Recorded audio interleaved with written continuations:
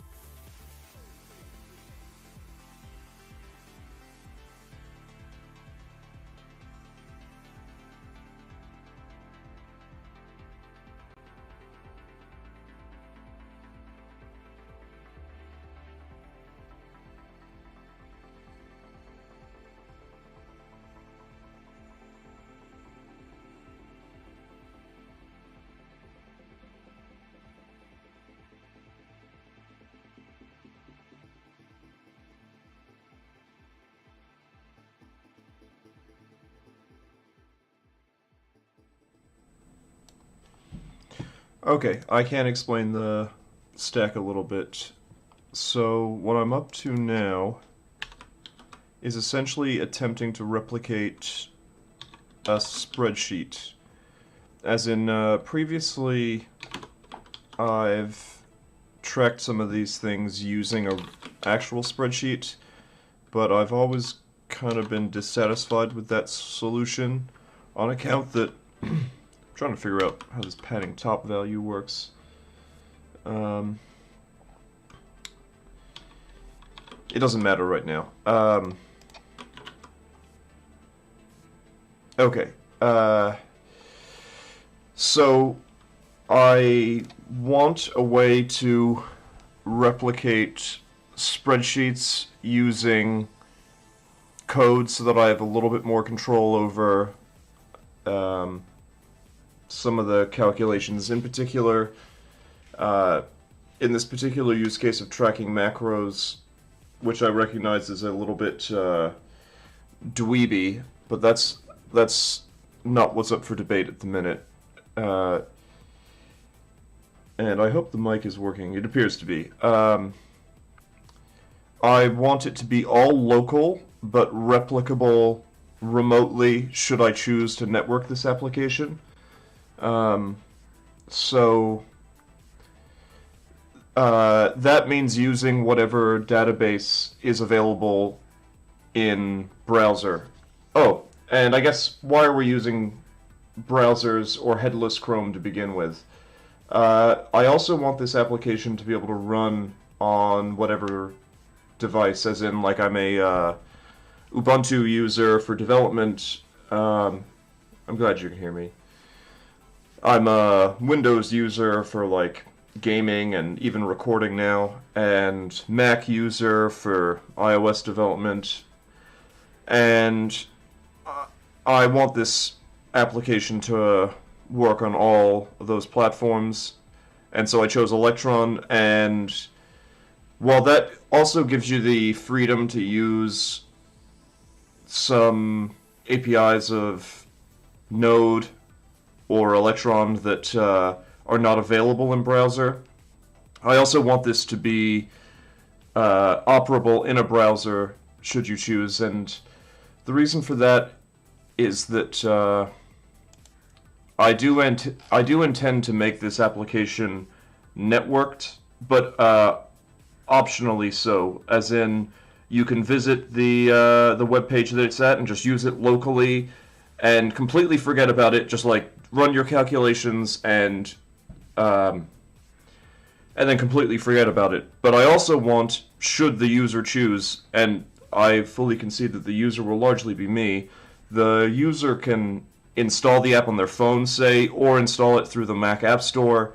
I have not made the backend yet, but the plan for the backend is it's not going to be a very heavy backend at all. It's actually just going to be PouchDB, along with like a simple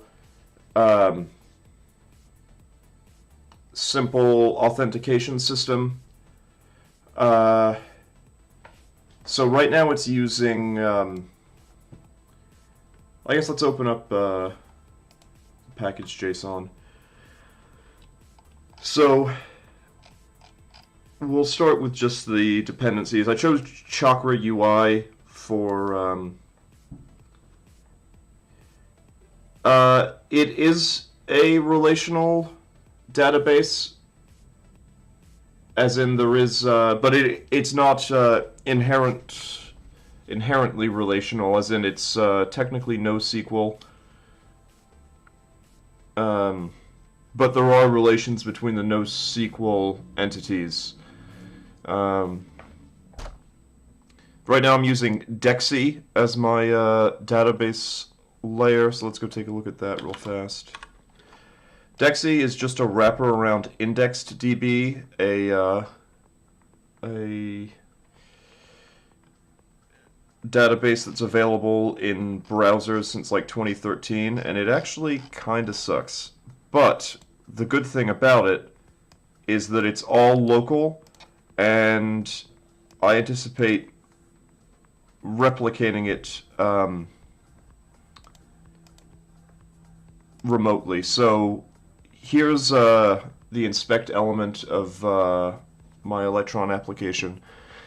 And there are two tables, the item table and the item in item table.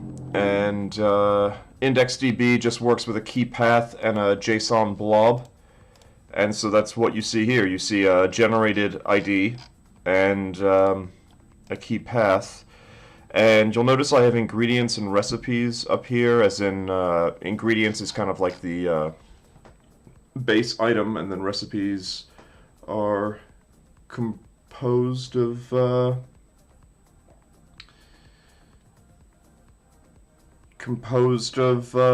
items. They're items which have other items as their sort of constituents, but they're both the same thing in the database. They're both items, they just have a different type. So there's type recipe and type ingredient. And it is stored in the database as JSON. It is typed on the way in and the way out. And this has actually caused some issues. I'm defining my item schemas using yup, and I find it somewhat interesting that I use the same schema to validate forms as I do to generate the interface for the database, which gives me some strong typing, but there have been issues related to numbers. So like you can see here, when I'm constructing it, I'm making sure that I make a number out of whatever's in there, because it appears like sometimes it stores numbers as strings and vice versa. So if we go to ingredients here and we hit plus, it comes up with a form. And the way this form is validated and created is actually from this yup schema, and this gives me some guarantees. So let's go to put item. So I'm using Dexy here to create a database. So that's my singleton, and then here are my tables: item table and item in item table. Table is typed using. Do you have to cast those numbers strings to something else? No. If I just initialize it with number, it converts, but I actually haven't gotten the bug where it types those things as strings in a while. I'm not entirely sure what brings it up. So, I mean, that's just something I'm more... that's actually a good question. I don't know. This is just like insurance, basically, like please be a number. Because... let's take a look at put item. So, I mean, this must be where it happens. The thing is, Dexy and IndexedDB and JavaScript are dumb in the sense that if this thing happens to be a string, it's like, okay, you want it to be a string, and puts a string in the database. But I've actually said, oh, whoopsies, I've said that price cents is a number, and I get that in the actual class of it by inferring the type of the schema. So this item interface, I guess it doesn't show, but this item interface, because it extends the inferred type of the schema, does include say price cents as a number. So I don't know, but it seems like at runtime it can actually be a string, and if that's true, then it will store as a string in the database, and then at runtime later. I have used Python as a backend, and I have to concede that I think Python for a backend, at least given the fact that it's competing with TypeScript to be the sort of one language for both front-end and back-end, is probably a mistake. I I think Python is not as good as TypeScript for full stack web development. I think Python is best in sort of the research machine learning context, and even then, I have some serious misgivings about Python. I think it's also great for like personal scripts, but I know it's somewhat controversial, but I know.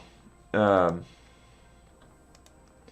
and Django is tremendous, and there are many excellent code bases. But I think if you're picking a new language for a new backend, Python is probably a mistake, in my opinion. In any case, I'm going to be.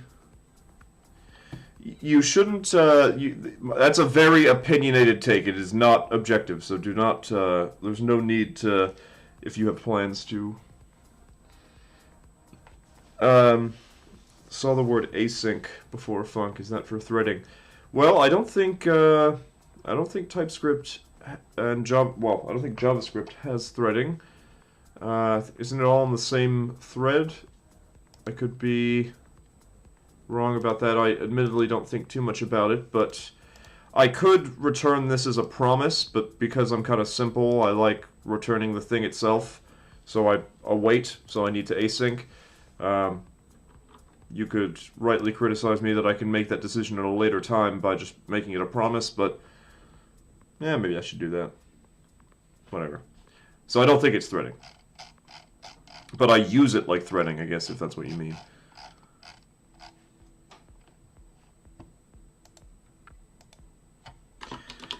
And what I'm up to now is I recently converted from this interesting but ultimately not very good React data table component to just using pure Chakra. It is actually kind of cool, this this component, but the thing is I need a little bit more control than it was granting me. Let's see if it has an example. Let's go kitchen sink.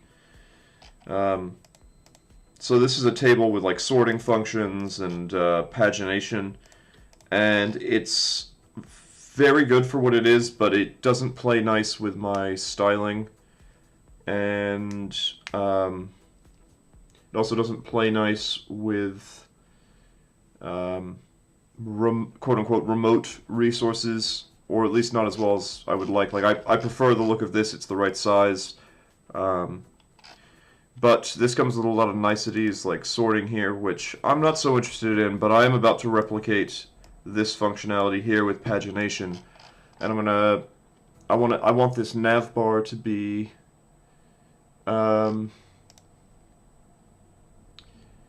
it is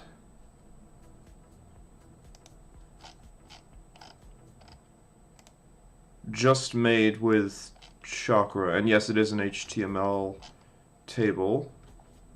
And this actually isn't an HTML table. This is using Flexbox under the hood, which was one of the problems with it for me, because like for instance, this thing here is 2 lines.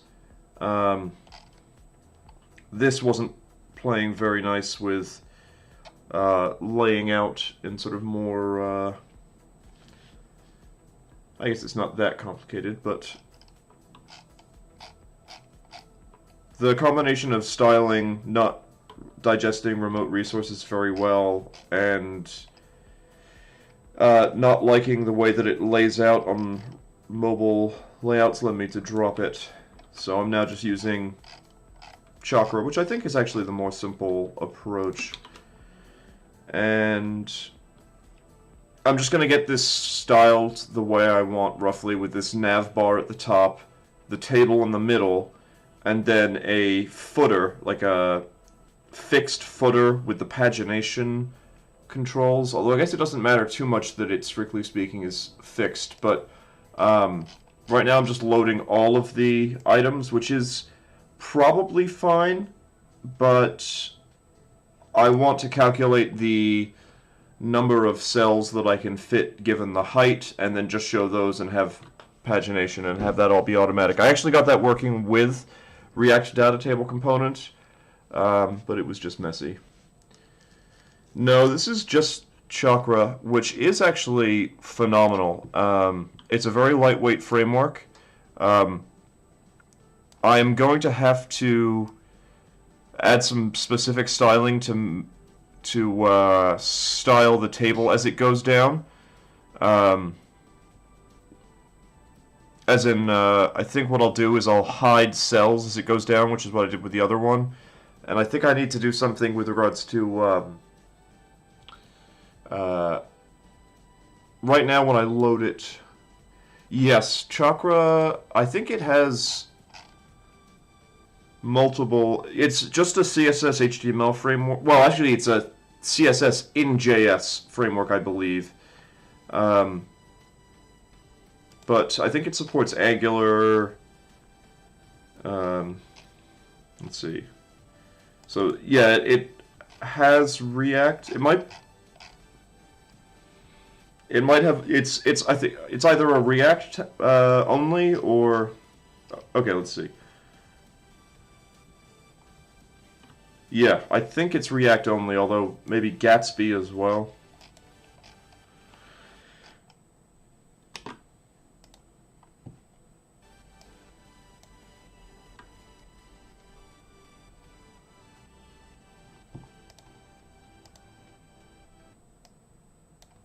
I'm going to convert the data layer from Dexy to, what is it called? RxDB, I believe.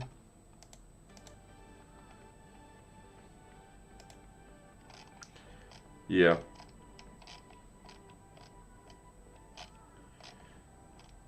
So what'll be cool about this when I get to the step is that I'll just... I think it supports PouchDB, which is a version, like a sort of standard that I think CouchDB is the spec. I'm not sure what the relationship is, but it doesn't matter. I'll use whichever one. The idea behind this is that I can have all my data locally first, and then just hook it up to the CouchDB endpoint with some basic authentication, and then I'll get replication from that. It is a very annoying website. I don't know if you can hear, but it's got like heartbeats right now. Yeah, I'm going to turn this off.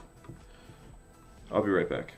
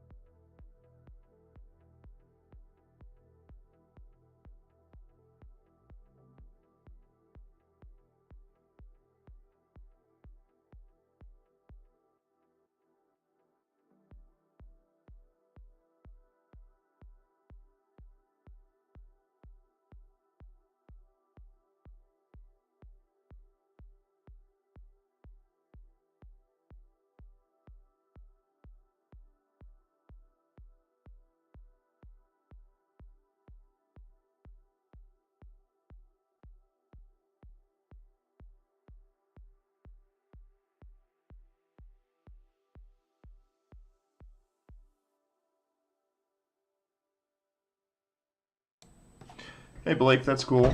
I am in much the same boat. I guess technically I might consider myself a back-end developer and that I've done some back-ends professionally, but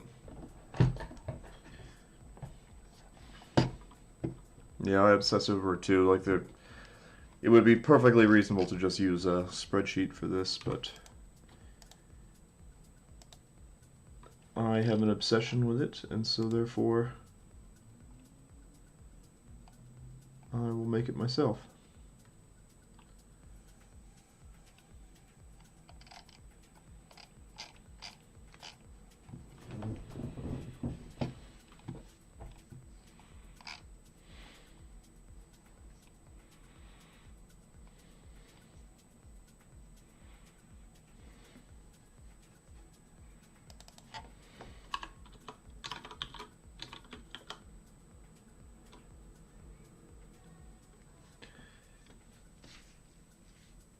That's a good question, Greg. I'm not sure. I don't want to make it too complicated.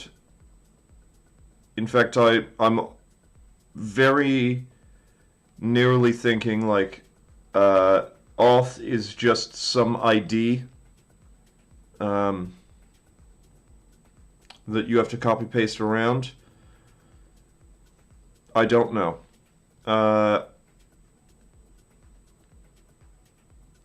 Maybe the simplest approach would be to just use some auth framework like Firebase, but I kind of don't want to have to invoke, like, I don't want the user to have to put in their email particularly, but I haven't got to that point yet, honestly.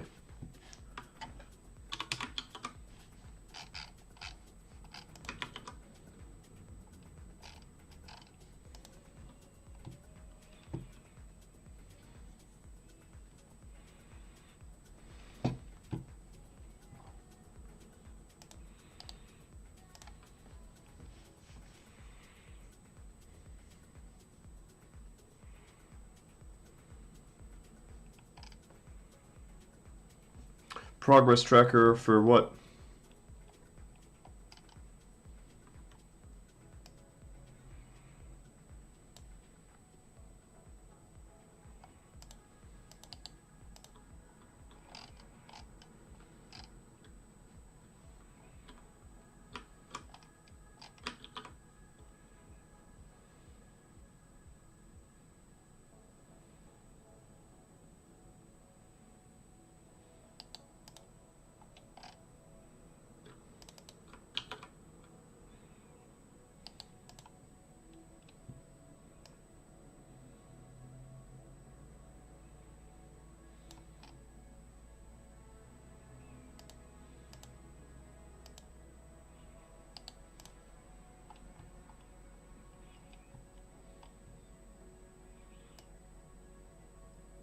That's cool.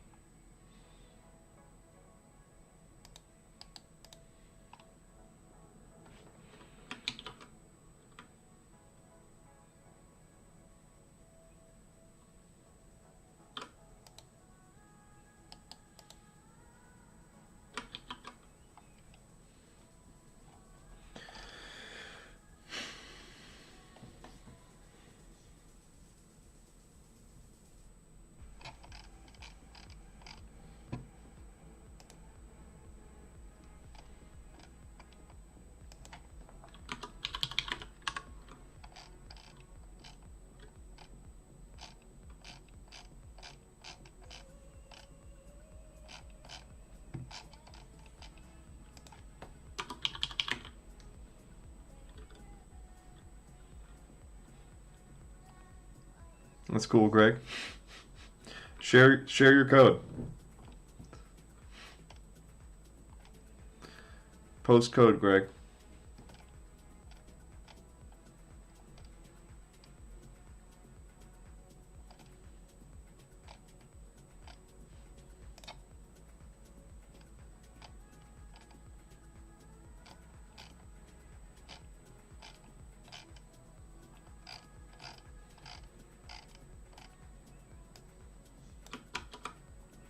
Greg, how much code have you written today?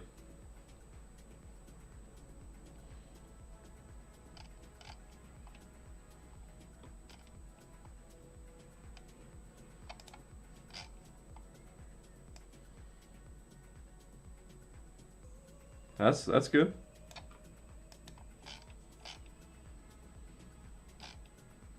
You did a spike.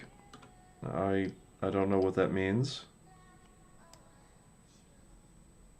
Is that like a deep dive?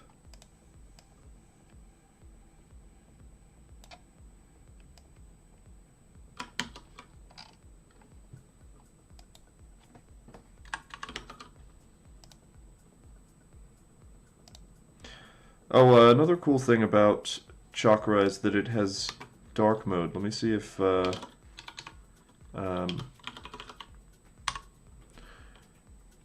toggling it in... I know toggling it on my Mac works. Let's see if... I think I have permanently set to dark here. Let's see. If I refresh, though... Oh, no, it doesn't work. That's interesting. It works on my Mac. I'm not sure what to make of that exactly. I wonder if I restart the app if it works. I think it might even work in browser as well. Yeah, so here's it in light mode. So I guess the Electron implementation doesn't update with the system on Ubuntu, but it does on Mac, interestingly. So yes, it does know, in the browser it does know if it's in dark mode and it refreshes. Although, for the sake of my eyes, I'm going to keep it on dark. And so that's why I'm perseverating over the color of my navbar right now. Because I need it to be the Chakra dark color when the system is in dark mode, and some light color.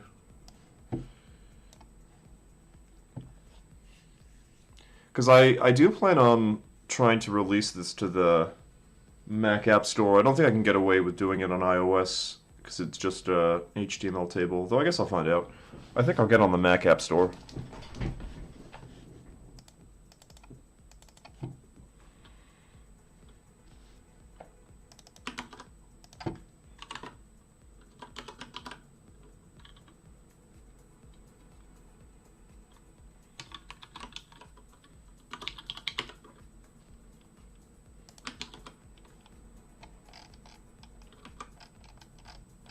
Interesting. So that has, I think, worked, but what the hell is going on here? I guess I'll make it something ridiculous. Oh,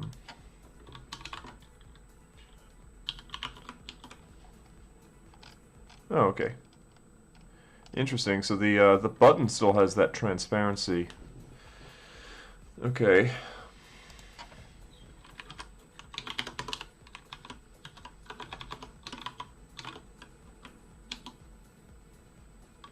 Okay.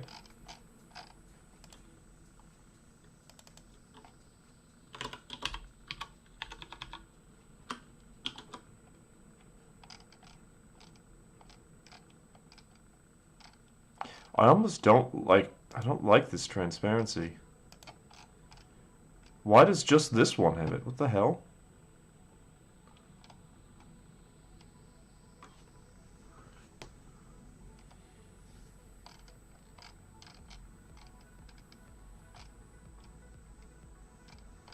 That's so weird.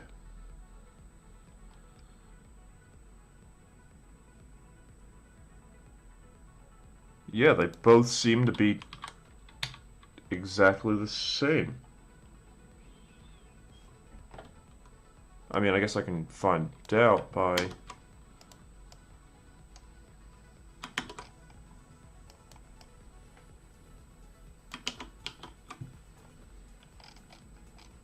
Yeah. Truly weird. Thanks, Blake. Thanks for tuning in.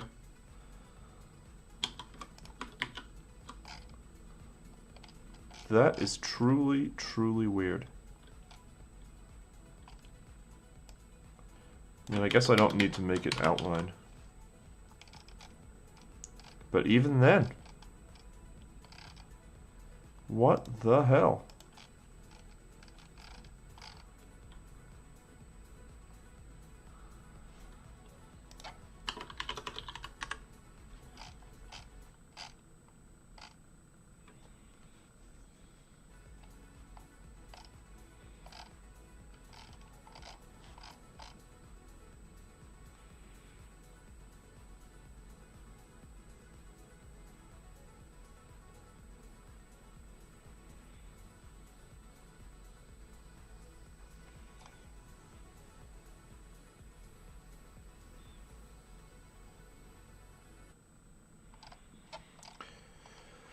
I guess I'll ignore it for now. I do find it really weird.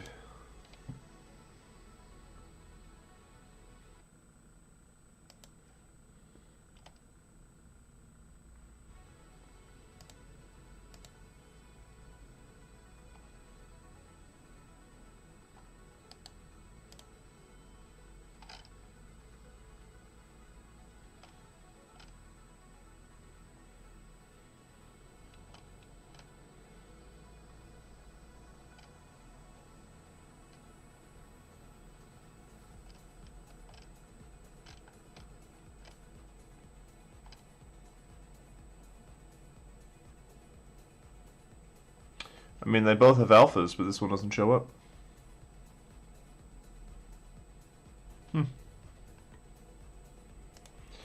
Guess I don't care for now. I think this was all a waste of time because yeah.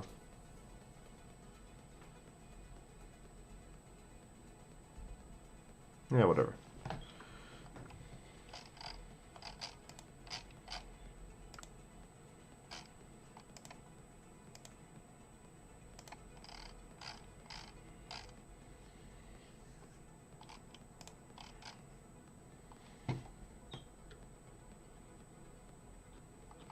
No, I mean, I don't care. They're both unstyled from Chakra, but I mean, just notice how this one has alpha, but this one doesn't for whatever reason. And they're both like exactly the same.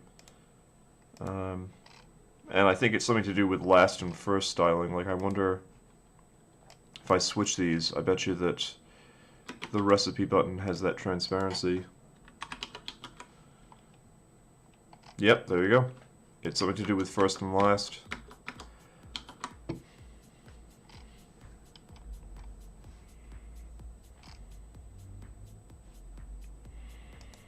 But it actually doesn't matter, I realize now, because I guess it's a decent stopgap, but I don't anticipate there being more cells visible to be able to make it scroll, but I guess it's a good defense just in case.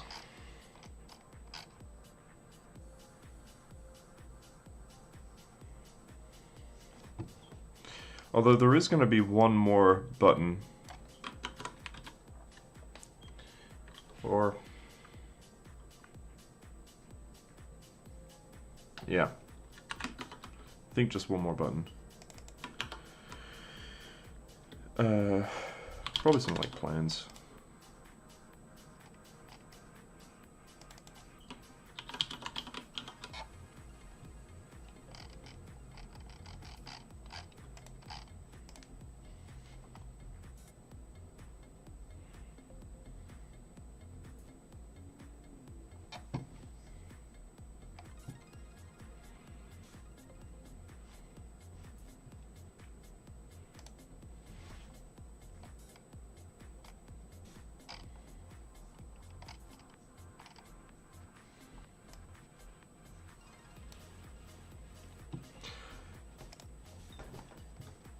Well, the source code is freely available. I use this at present, but given that... yeah, totally. In fact, I have a link where you can just use it right now. I think it's... yeah, let's see. So you see how I visited it in a browser and it just has, it has persisted my data here? That's because it's all a local database. Having said that, so yeah, you're free to try it out. There are some bugs right now that I'm working on with regards to, I think if I update, it currently doesn't update, like if you change any of these. No, it uses IndexedDB, so if you go to the application tab and go to IndexedDB, it's a browser API. I will likely host on AWS, although I don't have anything right now. Right now it's all local. Oh, how is the app there? It's called Versal.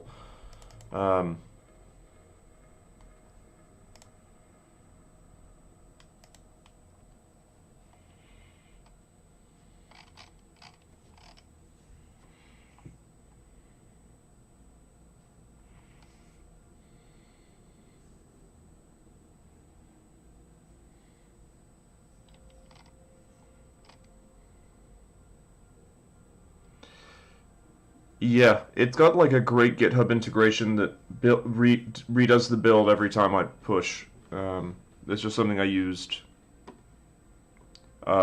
really for development purposes. I don't anticipate launching with it, but it is really good.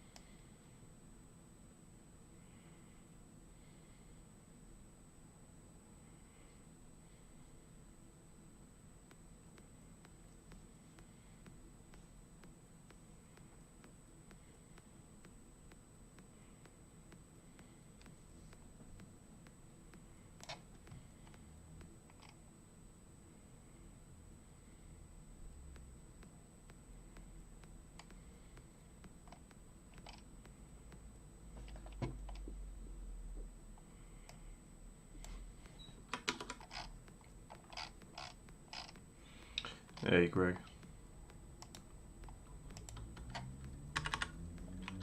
I was gonna say, you don't have to pretend like your internet went down to me. I'm not your employer.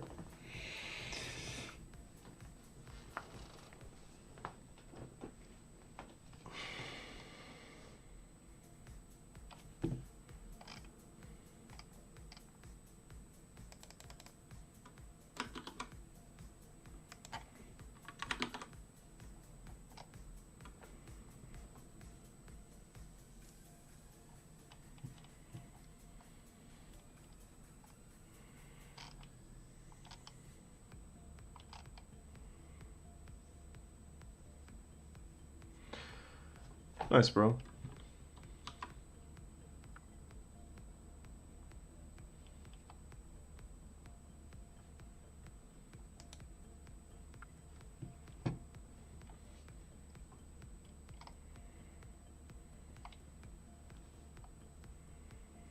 You should stream your work too, bro. I'll tune in. You can also, you do have, you are a member of the Discord that I'm hanging out in. So if you do wanna, you can also tune in there, and then you'll be on stream. So just as a warning, I think you're in here. Let's see. Um,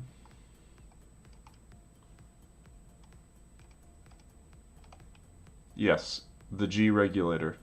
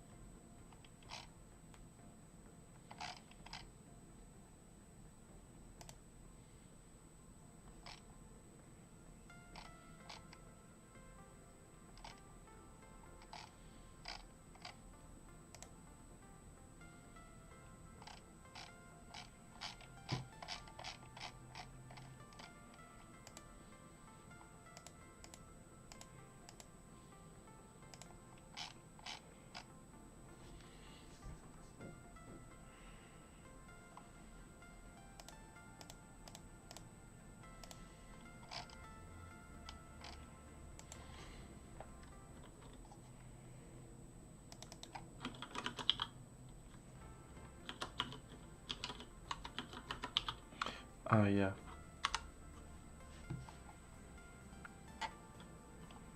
This is where I stole my pagination from.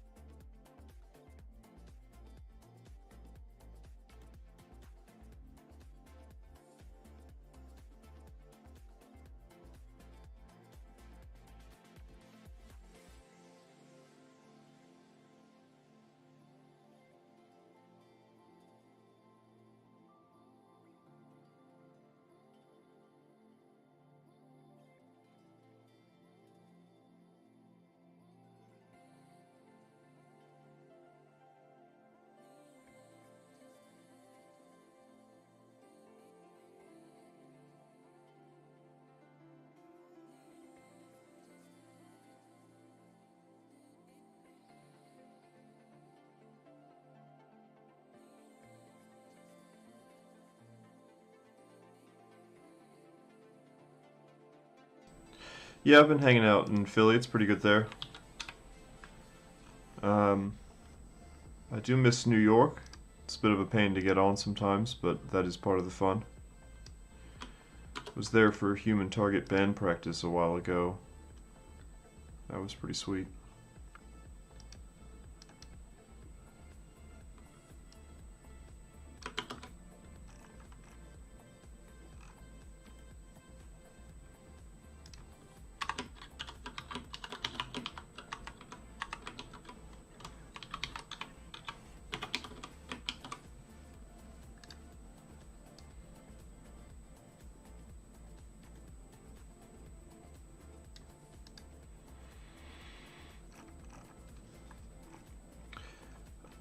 So we've usually used the place that we've been to, Battalion, but there's a place across the road called Pirate. I believe it's a European company, and they are much cheaper. Not as good, but still pretty. I mean, still comes with a drum kit, still comes with a PA system. But Battalion is better.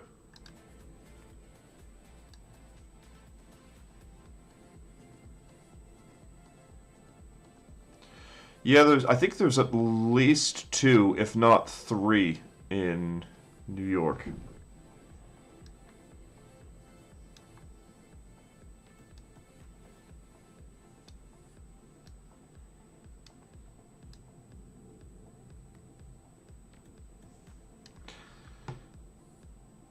What the hell am I doing?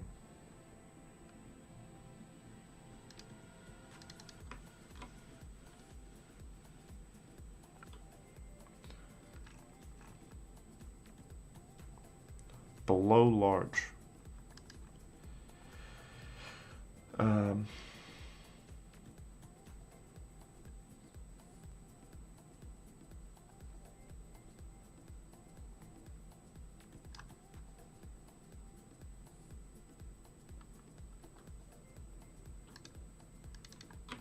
This is very confusing. Let me change these all to show and above because I think that's more intuitive for me.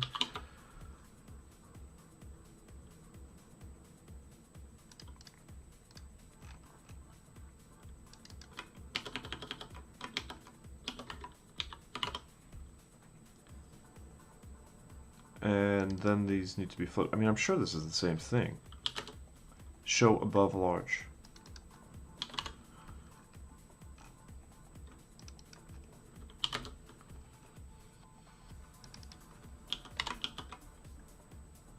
Okay, no, that is better.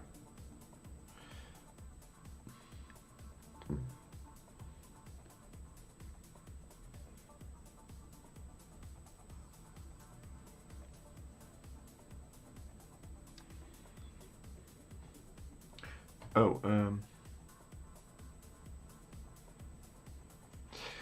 yeah, if you go to any of these URLs, as in if you remove the space, it tends to be shady, shady stuff. But you probably shouldn't.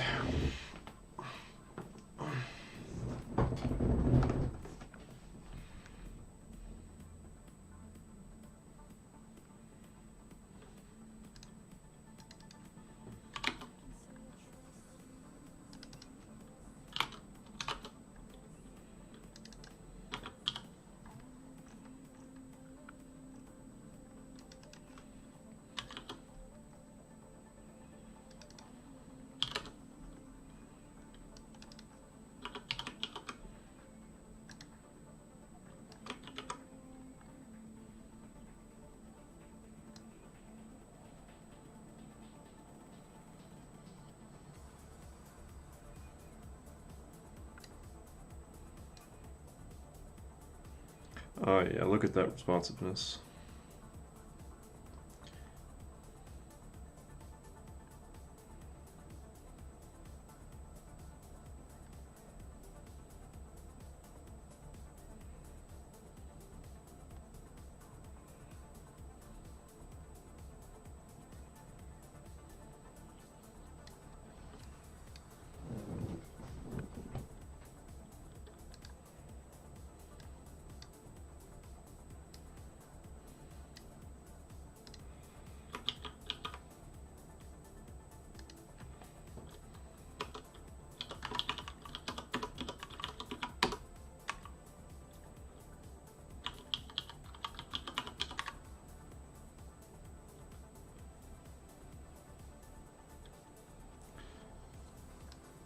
It's nice of Blake to say.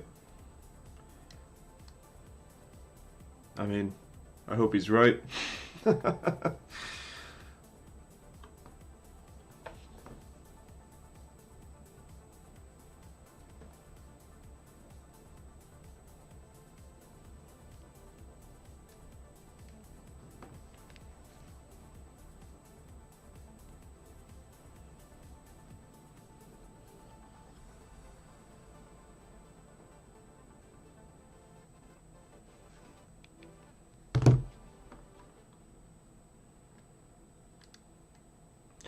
I feel bad though. I trashed Python.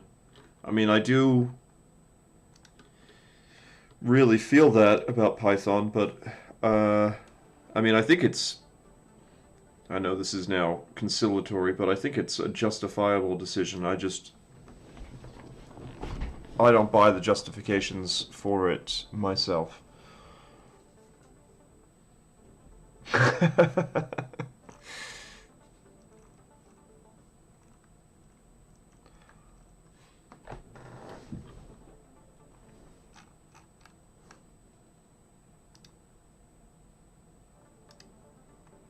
In fairness, I haven't given it like a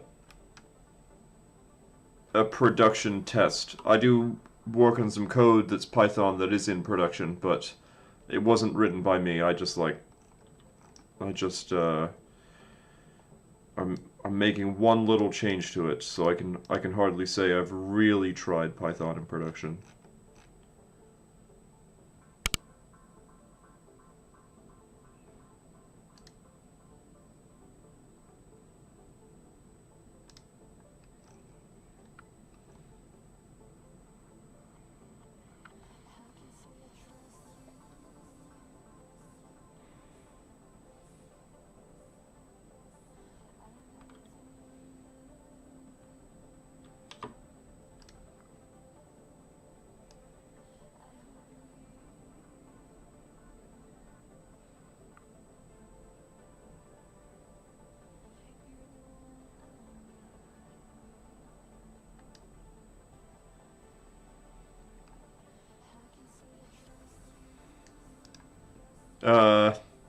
You talking about him or me?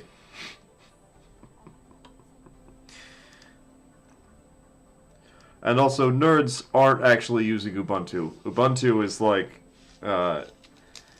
baby's first Linux distribution.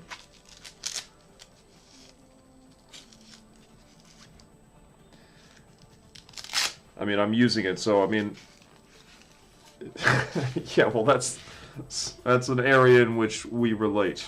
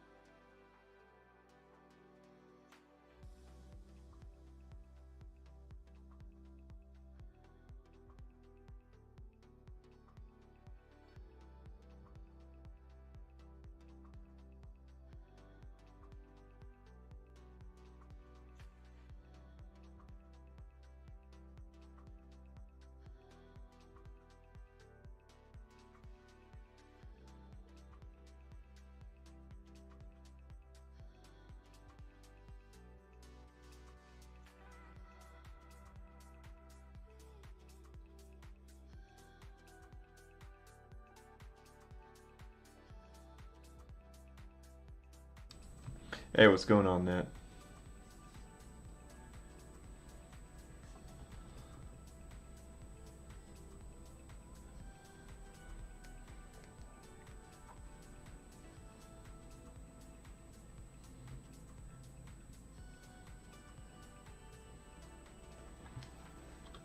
Let's see if we can get search to work.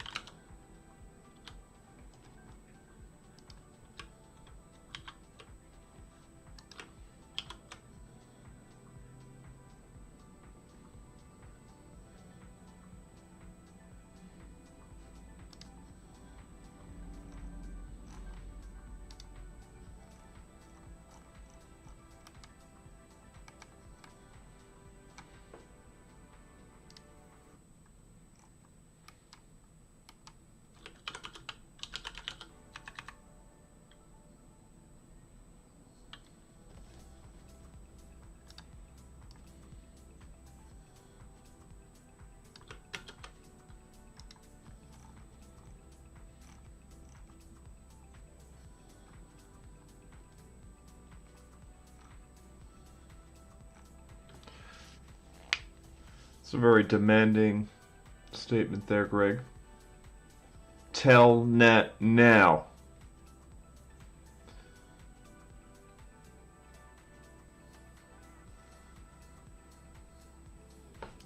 I don't know. Is Nat? I don't even think. I wouldn't say Nat is interested.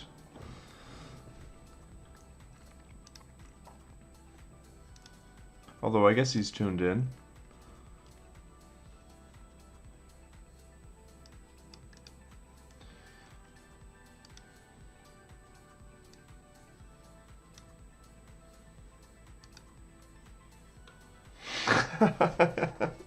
Thanks for saying that, Nat. So this is basically like a spreadsheet replacement in a React app in Electron, which is like a packages up the Chrome. I think they call it a runtime in a headless way. So this here is a list of items from a local database, and well, you can see that the resemblance to a spreadsheet is remarkable. The difference being that instead of like editing a cell, which actually is totally possible with, you know, I've got an input here, and I may very well make this each cell editable. It doesn't really matter. You can hit this little edit button and you can edit your values. It's the same form as if I hit this plus button, I can add a new ingredient. Also kind of a cool thing. Obviously you can see this page isn't as well done, but if we go to say like chicken sandwich here, you can see that there's a chicken sandwich is obviously composed of ingredients, and you can like add a new ingredient, and you can say, okay, actually let's make it with, say, cheese, and you can put in the number of servings, and you can see how here it's updating at the bottom. I don't know if it's Chrome V8. It's whatever the latest with Electron is.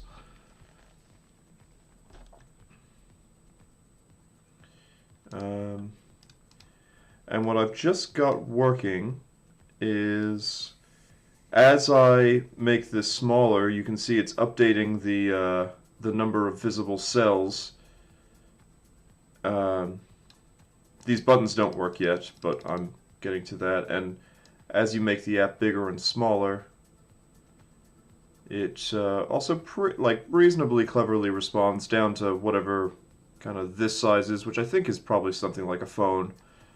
I would like to try when this is done to submit it to app stores and see if they accept it, because it does work in Safari and Firefox as well, and Chrome obviously. So yeah, it's a spreadsheet replacement with a sort of local database provided by IndexedDB. It's a web API, just a simple NoSQL database. And if this goes well, I might create other little apps like this. It's been quite a nice environment to work in, and theoretically, I can get replication through like an off-the-shelf backend. I don't know how I'm going to do authentication yet, if at all, but that could be something to potentially do. Right now, what I'm focused on is getting pagination working correctly. It's like, I think something has gone wrong here. Yeah, it does. It can run on really anything. Like, here it is running in, like, straight up Chrome. Like, at a URL. And it's not the latest version because I haven't pushed this yet, but it runs in straight up Chrome. This is a progressive web app. It's a Chrome app even. I think if I install this thing here, so yeah, it runs basically. Well, I say everywhere, but you need a browser, and that browser can be headless or it can be straight up browser. And if you are on iOS, you can install it as a like a progressive web app. And I haven't tried Android. I do have an Android phone now. Let's see, it's a Pixel something. I might try installing it on that later.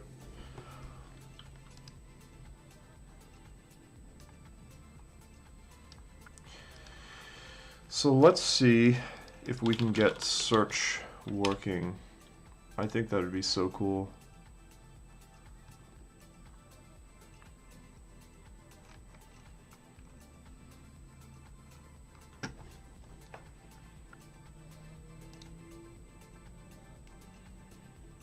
I think I have to use this.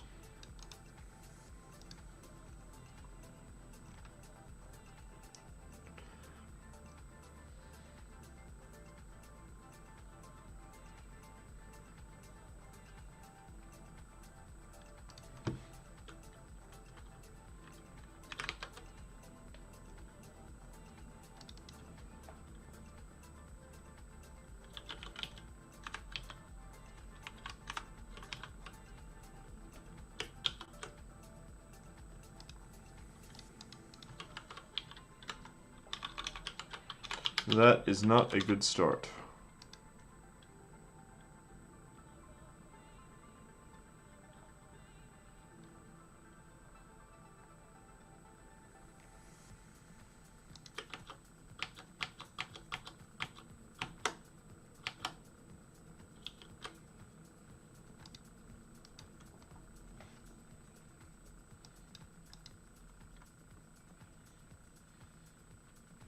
Why not Kotlin?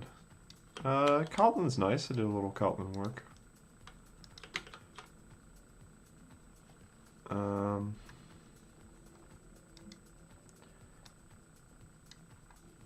But it's just native, and you have to rely on the Java runtime.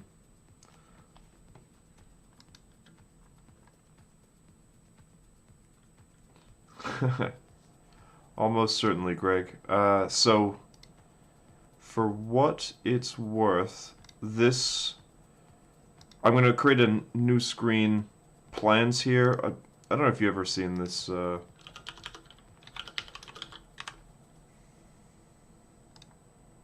If you put it, so I'm going to replicate this this app next. So I'll put it in my stats.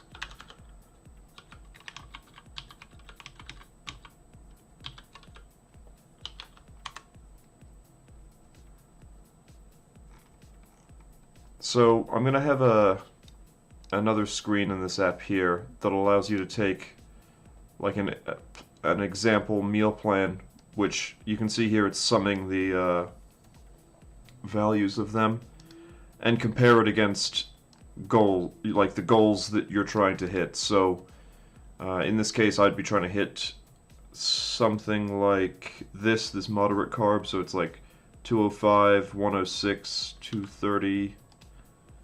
So let's see, am I close? So about 100 grams of fat, that's right. I'm a little bit lower on carb then, but I'm right on protein.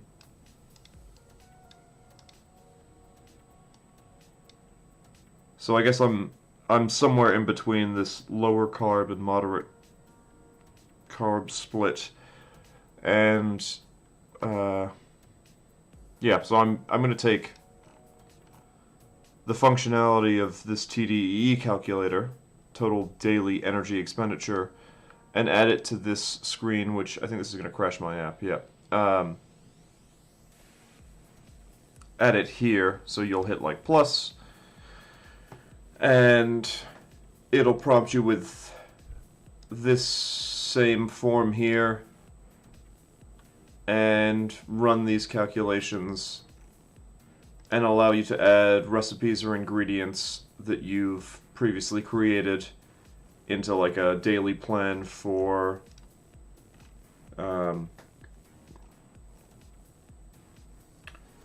these parameters. And I guess another cool thing about it is, you know, you might say like, okay, I work out 2 days a week, so you could have like a heavy exercise one and then like a light exercise one, something like that. I don't know. It's mostly an excuse to try a new UI framework. And Electron and all that. Although I have legitimately used this.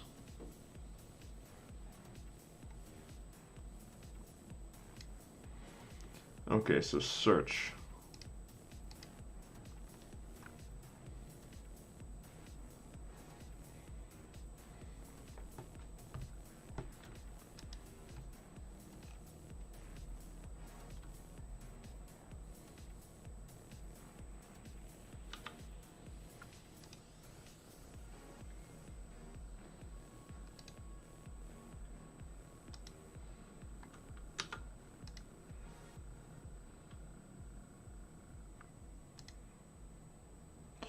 The weird thing is that this actually works.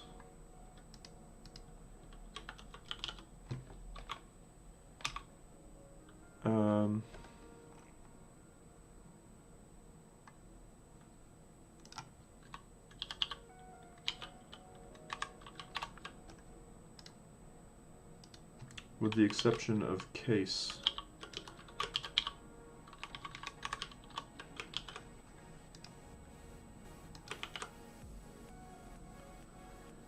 Query is not defined.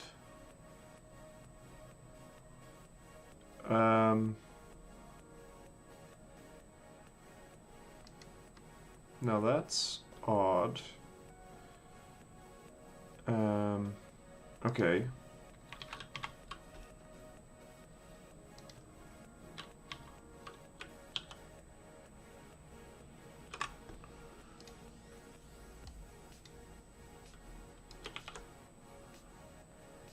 That is very odd. Oh. Query is defined there. I just messed up. It is not defined here.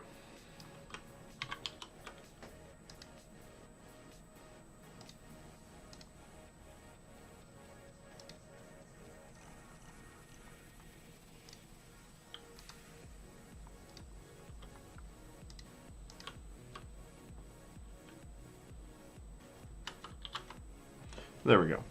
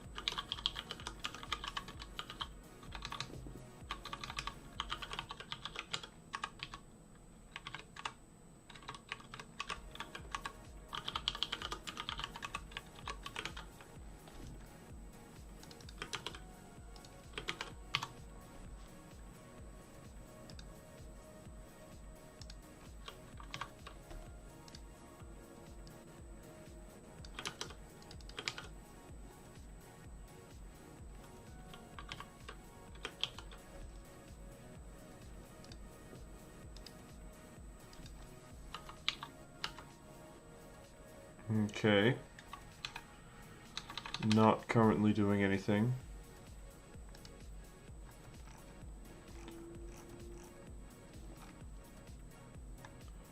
But that's because I'm doing nothing with the input.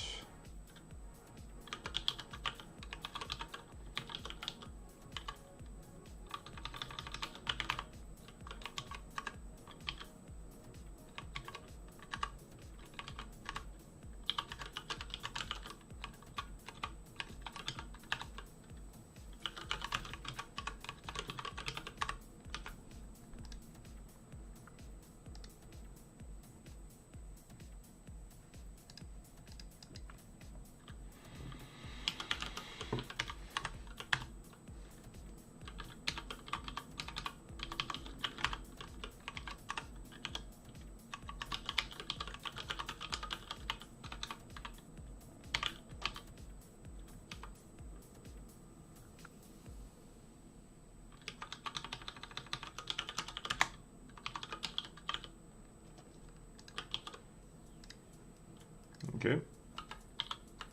Hey, it works.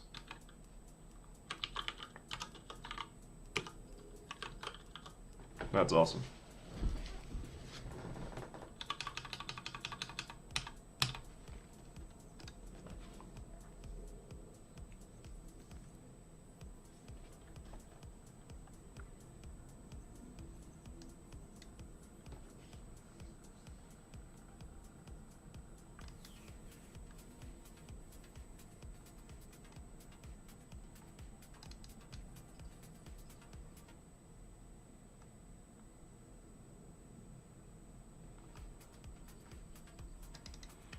Okay, now to make these buttons work.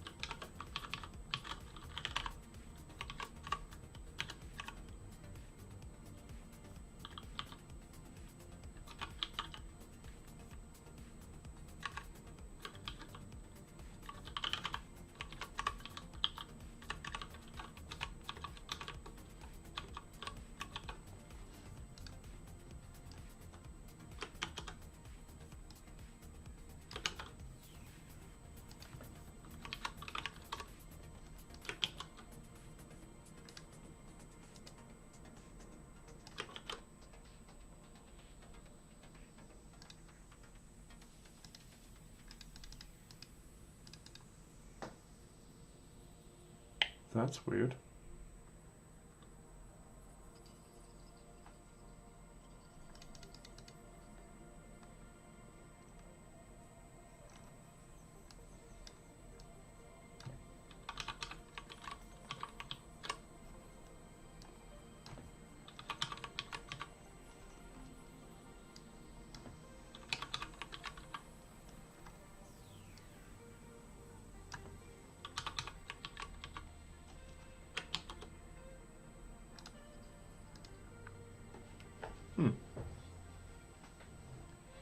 Oh, I think I'm not doing anything with it in database. Yep.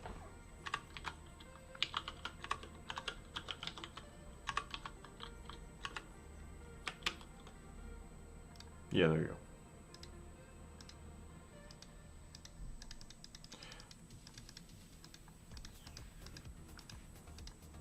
Cool. It's fast too. Oh, it's just jumping by one, right? Yes, that is correct.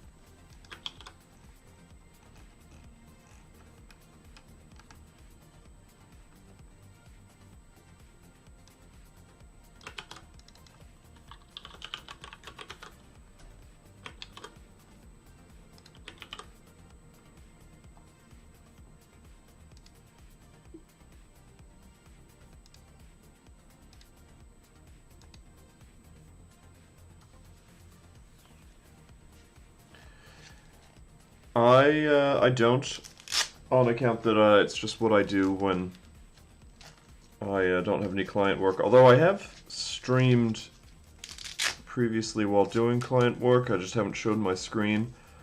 But I don't think there's really any point in that. Other than perhaps showing my clients, I guess, that I'm in the captain's chair. This pagination is pretty nice. I mean, I don't like how it jumps around in size. I might set... I like how fast it is, though.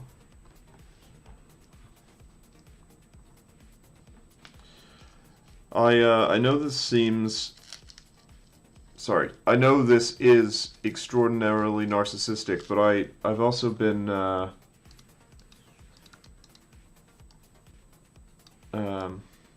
I've another channel. Let's see.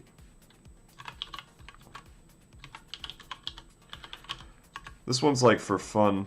Oh, I don't know if you have to do channel first. How does one keep? You'll just have to ask me, I guess. I don't know, Greg.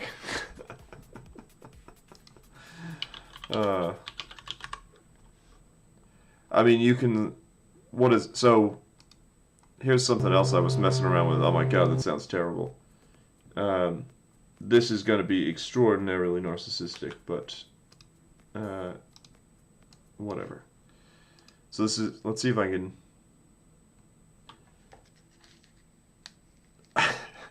I do actually have a condenser mic. It's actually right there. I'm currently not using it, though. It probably sounds horrible, but... I was working on this riff. And actually, the condenser mic might work for this use case. Let's see. Let's see if we get the riff.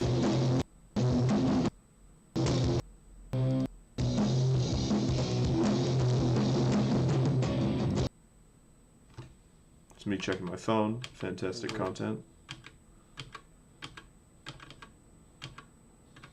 Okay. Okay, now to record the same guitar riff 50 times. That is correct.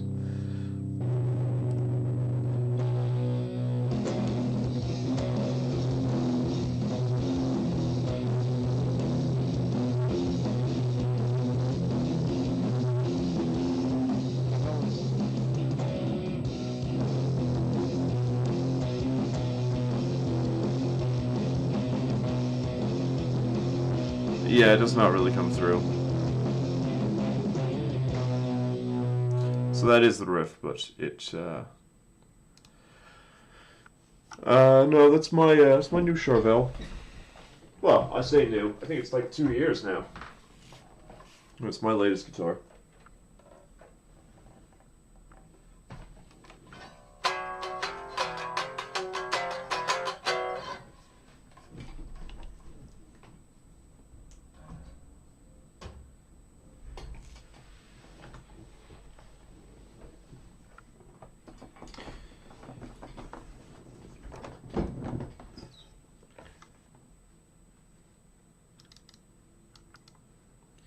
Did I get it after GDX?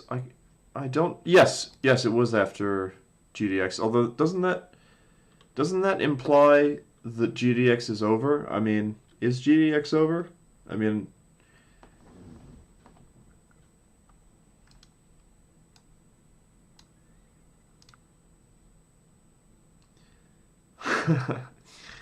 Joe has a new. Oh, where's my music?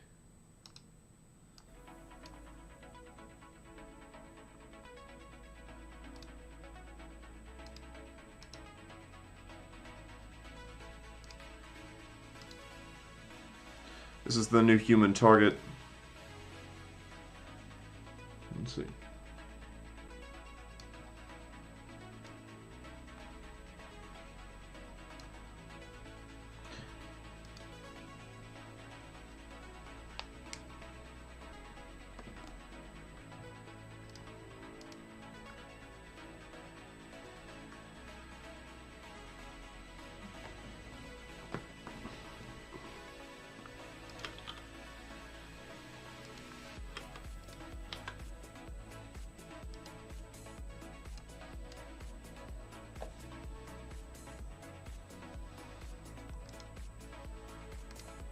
Okay, so search works.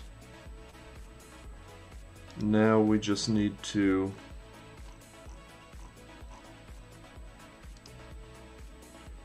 make it so these buttons are enabled at the right time.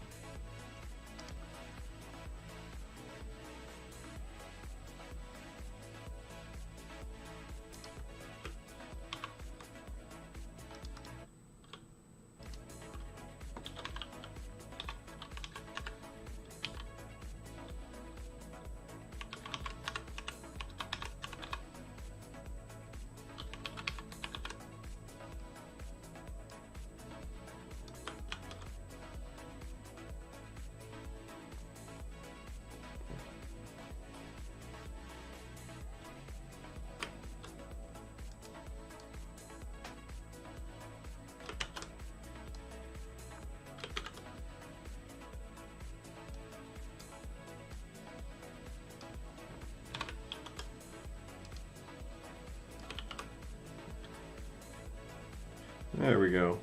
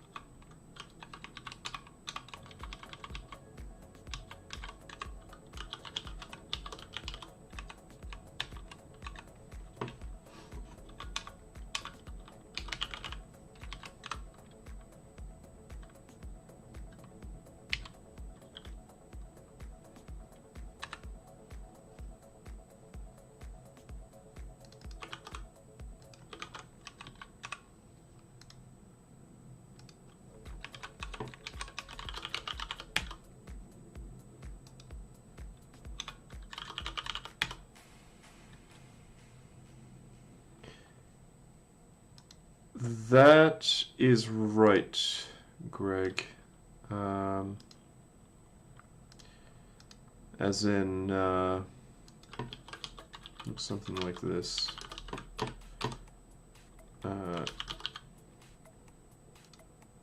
Oh, that's recursive. That's not good.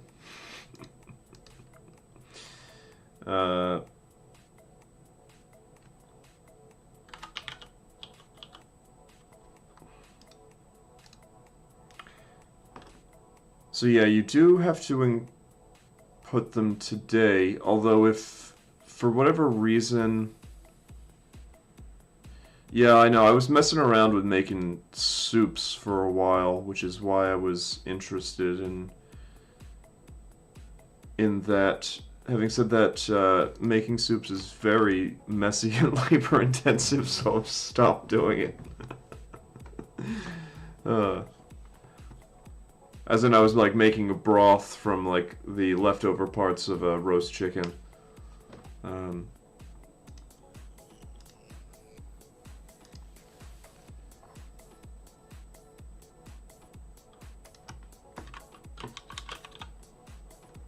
And I guess it can be 0 by default.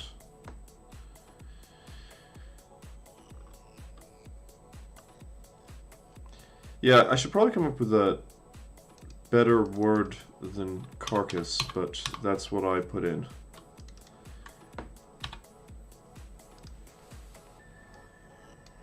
As in, like, yeah, so if you know the weight of that, you can figure out the nutrition of the stuff that you cut off from it. I know it's not a very pleasant way of thinking about it, but... Oh, I guess that's one thing about the app, is that it supports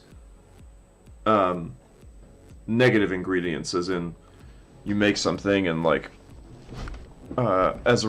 say you take off the crust of bread, something people do. I don't do it, but you can, like, have a slice of bread, and then that's a contrived use case. But there are cases where, as a result of making something, like you filter something out or something, you cut something off, and it supports negative ingredients. And yes, you could make your smoothie. So, say it's like protein powder, like 2 servings,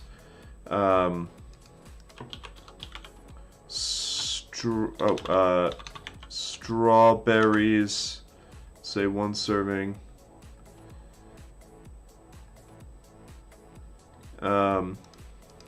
yogurt, something like this. And you can see it's calculating at the bottom here. So I know this is not exactly your smoothie, but 2 scoops of protein powder, a serving of strawberries, some yogurt, and I guess I actually did put in water because it's kind of useful, but I guess we'll just say milk for sake of argument. And you can see it's like, okay, well, if you were to make this, it would be $5.46. It would have 386 calories, 33 carbs, and 62 grams of protein. So that's an example, and the idea is that you then make this, like, say, morning shake or something like that. And right now, I'm not even going to be, let's see, what did I do? Let's just quickly fix that. Because this is now page. I don't think it's being used at present, so it shouldn't cause any problems. So I'm going to create the screen plans, as I said, that takes TDEE inputs. I'm just going to get rid of this chicken carcass because I don't like looking at that word. I know it's vain. Although this is how I calculated the nutrition of a chicken carcass. It's the amount of yield from your whole chicken minus, is this correct? This doesn't seem right. So this is, take the whole chicken and subtract from it, I guess I just use breast here, although that is not strictly correct, because there are other parts, obviously, but that's saying that what's left, well, it actually is reasonably useful, because, like, let's say you're trying to figure out whether it's economical to just get like a pre-cut chicken versus a whole packaged one. You know that in this, if these numbers are right, you know that when you throw away this thing, you've paid $5 for, like, it's $5 worth in value, and so that's like a pound of chicken in some, for some prepackaged pieces. I know that's highly obsessive, but such is life, I guess. But I'm not using it for anything right now, so we might as well clean this up. I believe this could even cause a bug in the app, because I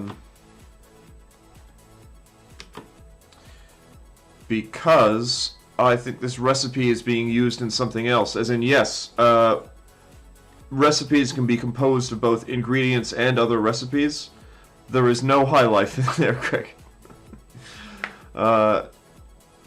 So let's delete it. I think it might cause a stink. Oh, it's currently not refreshing, so let's just refresh. Yeah, there you go. So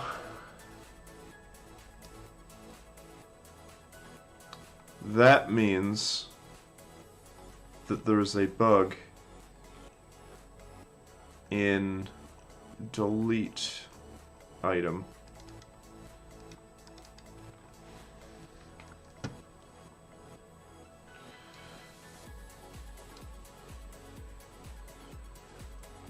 I guess it has to be both destination and source.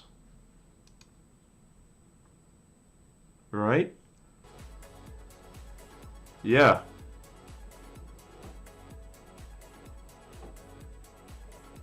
Oh, I don't know.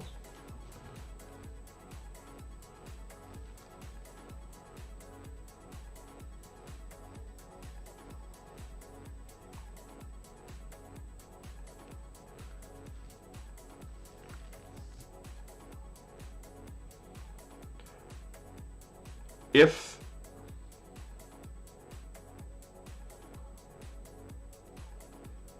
that is true, Greg, but let me... Yes, I have broken it because if, well, okay, let's fix it.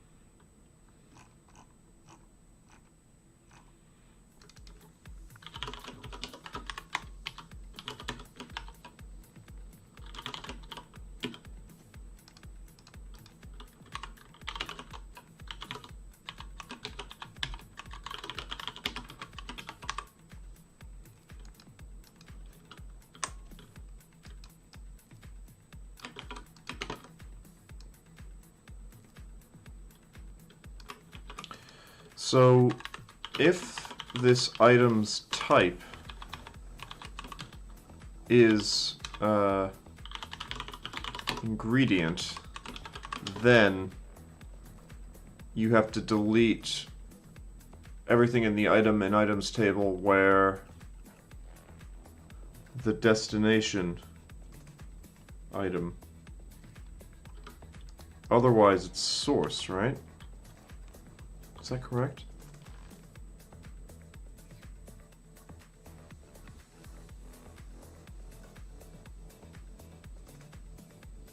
So the item in item table represents items that are in other items for recipes. And destination, so the source is where those things come from.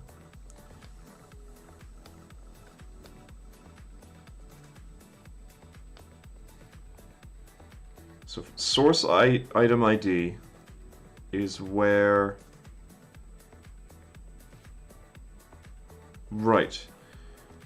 So if it's an ingredient, you have to delete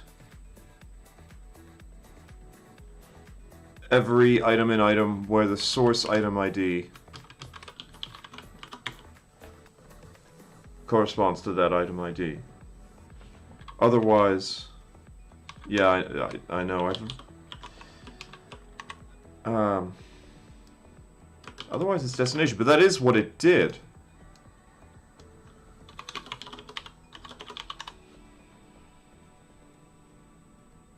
Because otherwise it's a recipe, then you delete all items in items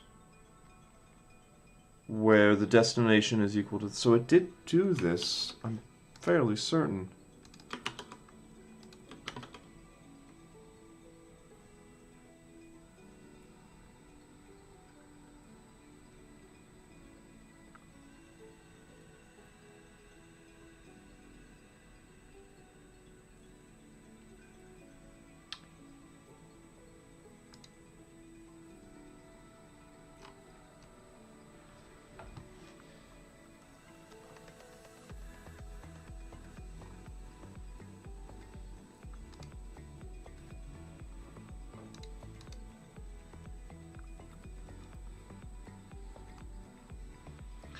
Oh, this is where things get quite tricky indeed.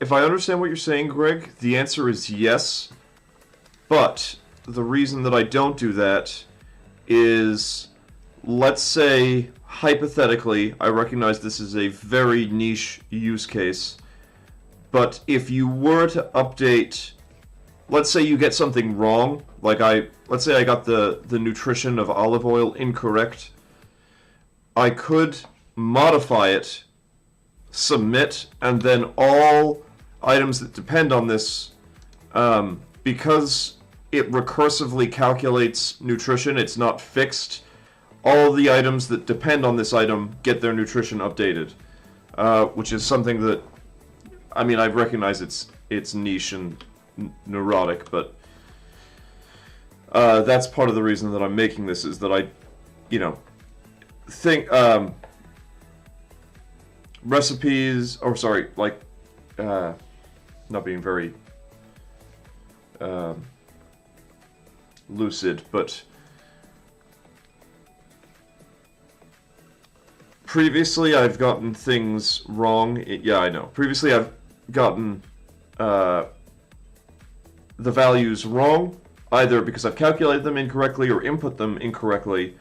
And with this method, if I update either of them, as in, if I update either the value of any of these, or so recipes can also compose other recipes, right? So you can say, in the case of your shake, maybe you, what would be a good example? Maybe you make a fruit medley out of, and you have that separately. You could create your fruit medley, and then let's say you change the recipe of the fruit medley that is in your shake.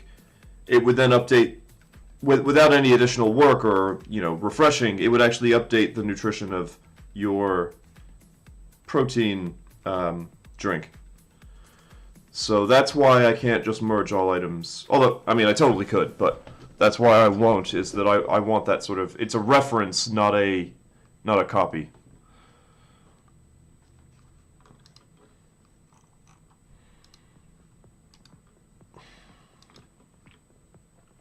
But I have gotten myself into deep trouble with this now, because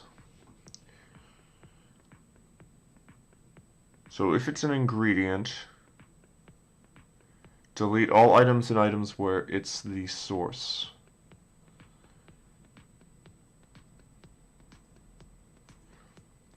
Yeah, me too, probably. Thanks for hanging out, though. You can also, if you wanted to just chat, I mean, I'm in the repo is in public. It's in the description of this video, I think, although I haven't checked.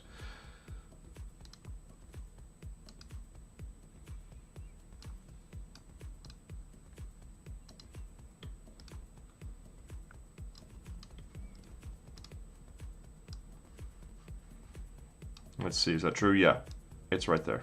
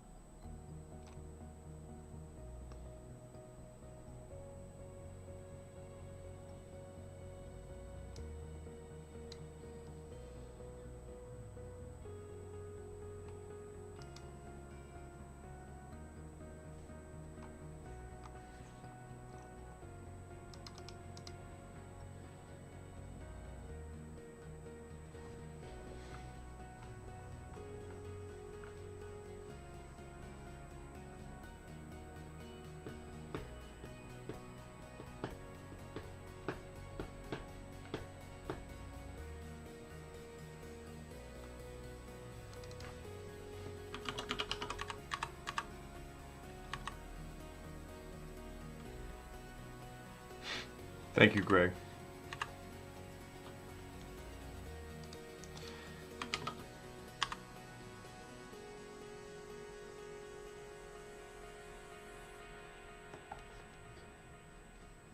Peace.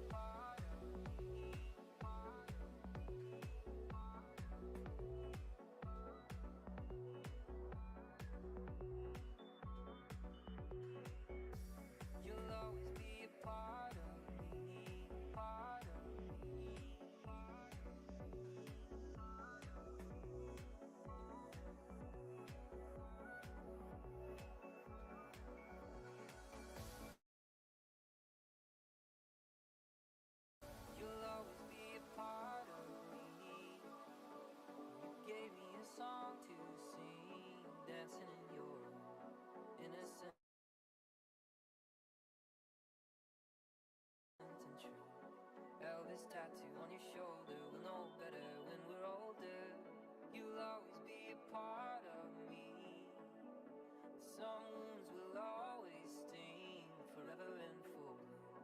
Barely 22. Summer days are growing colder. We'll know better when we're older. When we're older. When we're older. When we're older.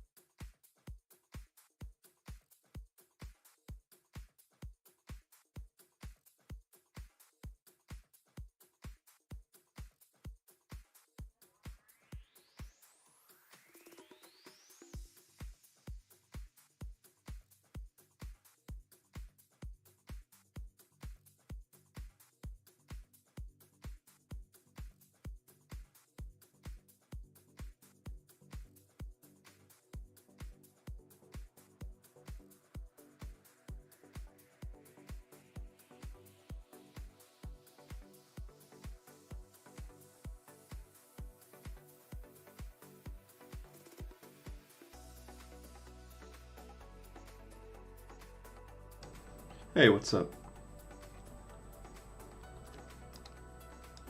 Things are actually going pretty well in here.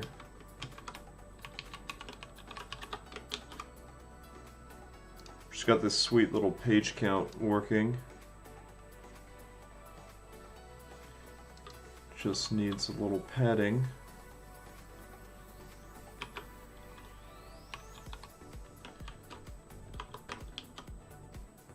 There we go. So I've got this looking the way I want it to. I'm going to apply it to recipes next, but the basic gist is that it responds really nicely. So as it gets bigger, now we see price. Bigger still, we see a couple more rows, and if you keep going, you'll see them all.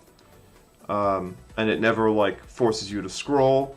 And now you can also hit this next button to go to page 2, page 3, page 4.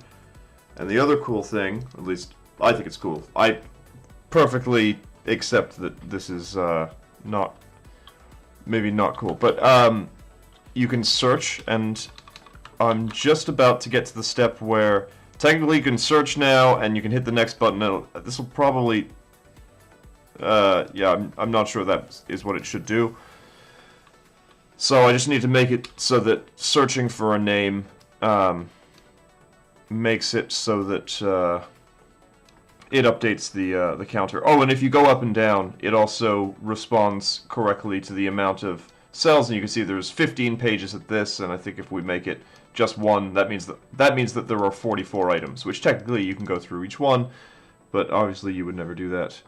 But you could, and it does work. And now we get to 4 and 5 and 6,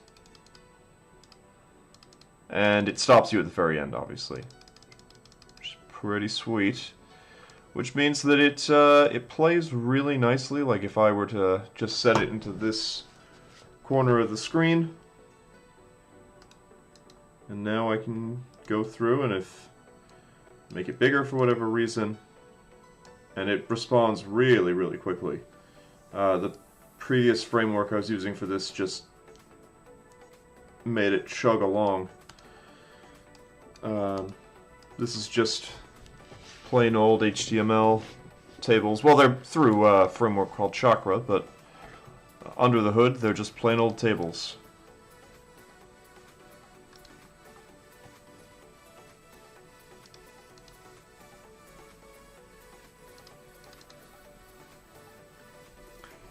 Now, oh yes, so if search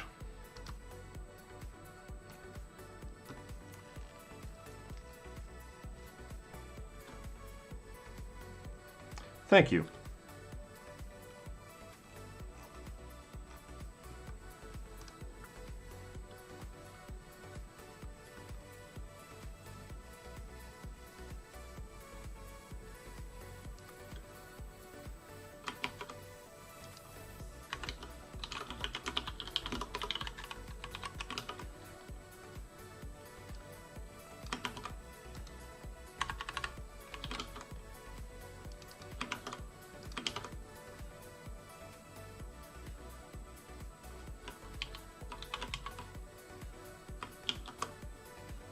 So now, if I were to search for... Yep, it updates the page. That's so sweet. That is really cool.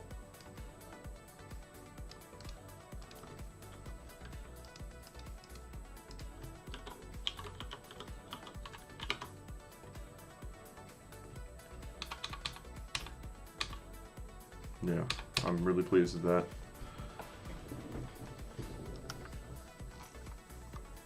Okay, I think this page is done.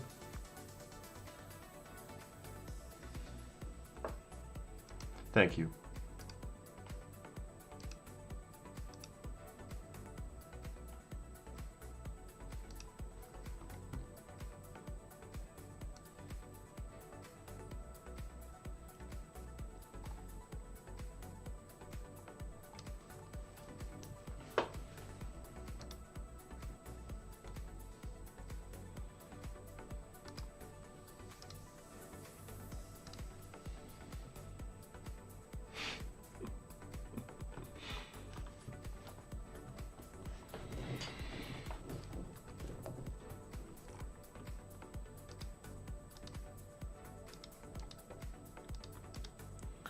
So the one thing that's bugging me slightly is when I go to different pages, these are different sizes. What is actually causing that? If it's this cell, I'm going to set its size explicitly.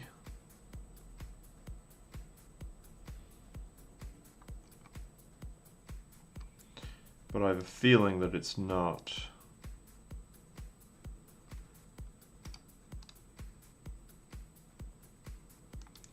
So it's 144.5.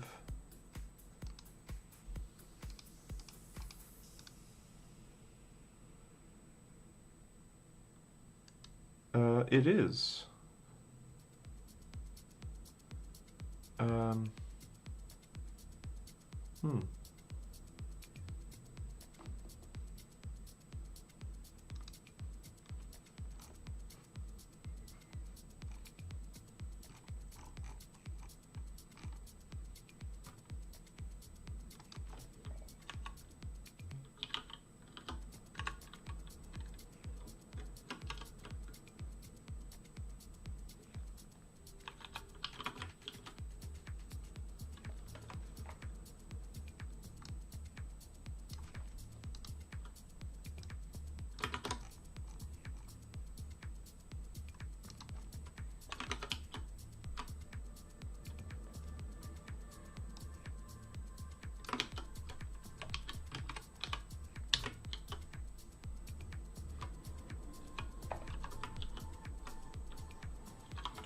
Well, this isn't doing anything.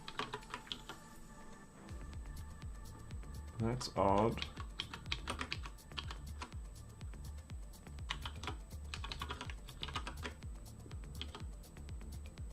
Okay, that does something.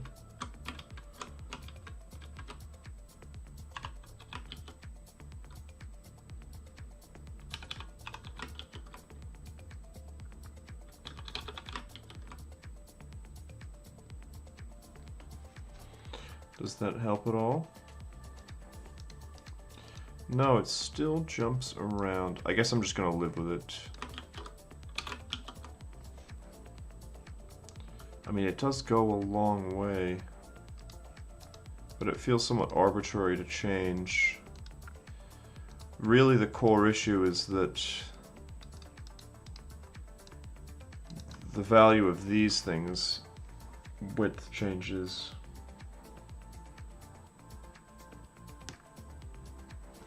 I'm going to leave that. That's fine.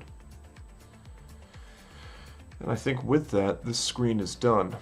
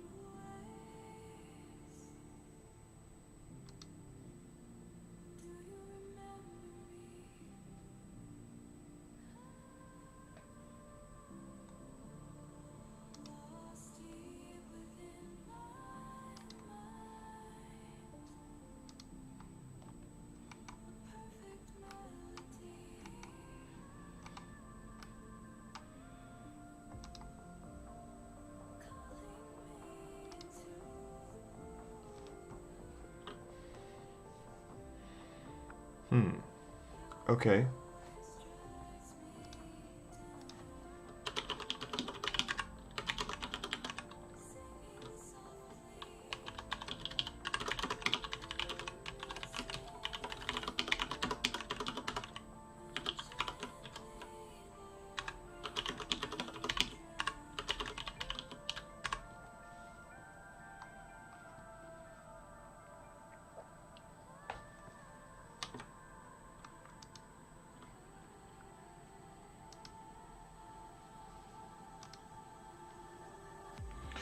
And with that, I think I'm going to take a break to grab some dinner. All of this looking at food has made me hungry. So I shall be right back. The music will stay on though. So I will see you soon.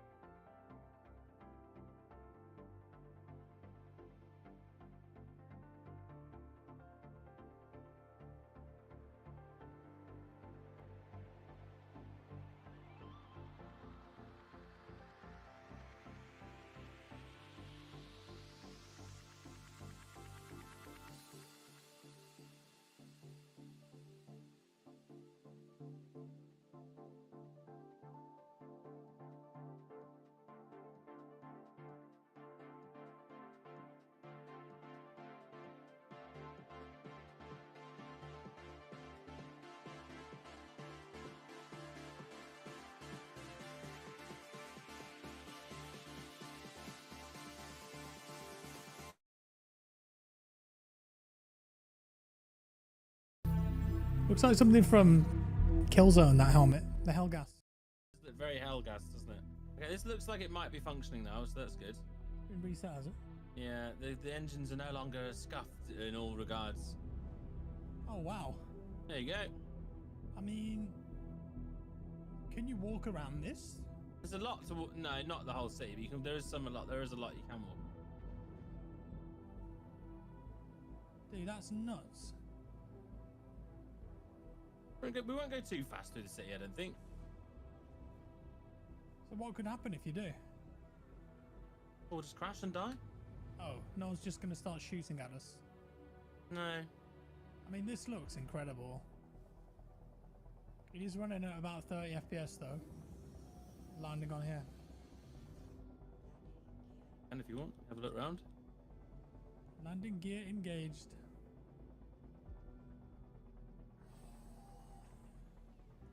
I think is this illegal? I think it's fine to park here, isn't it? Open the ramp.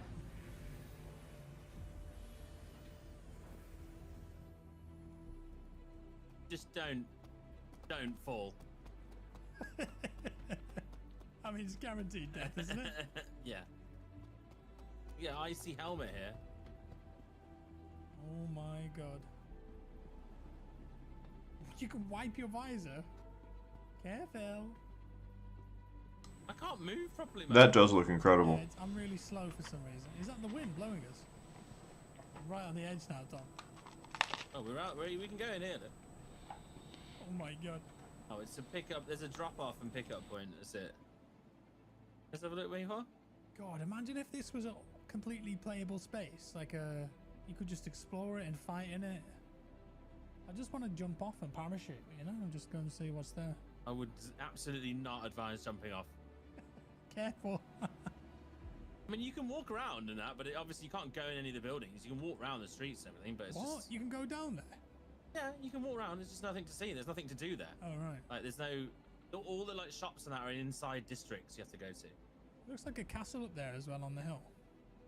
Yeah, there's some places. Cool. All right. I want to go to the port and go on the metro to the communal area to try and see if there's a gun shop for my ship. I'm going shopping, basically. We've come all this way, and we're going on a shopping trip. We're going to the mall. Pretty much. Minus 74 degrees C. Oh, yeah, you've gone all icy. Mm-hmm. Yeah, I mean, yeah, it's ice then.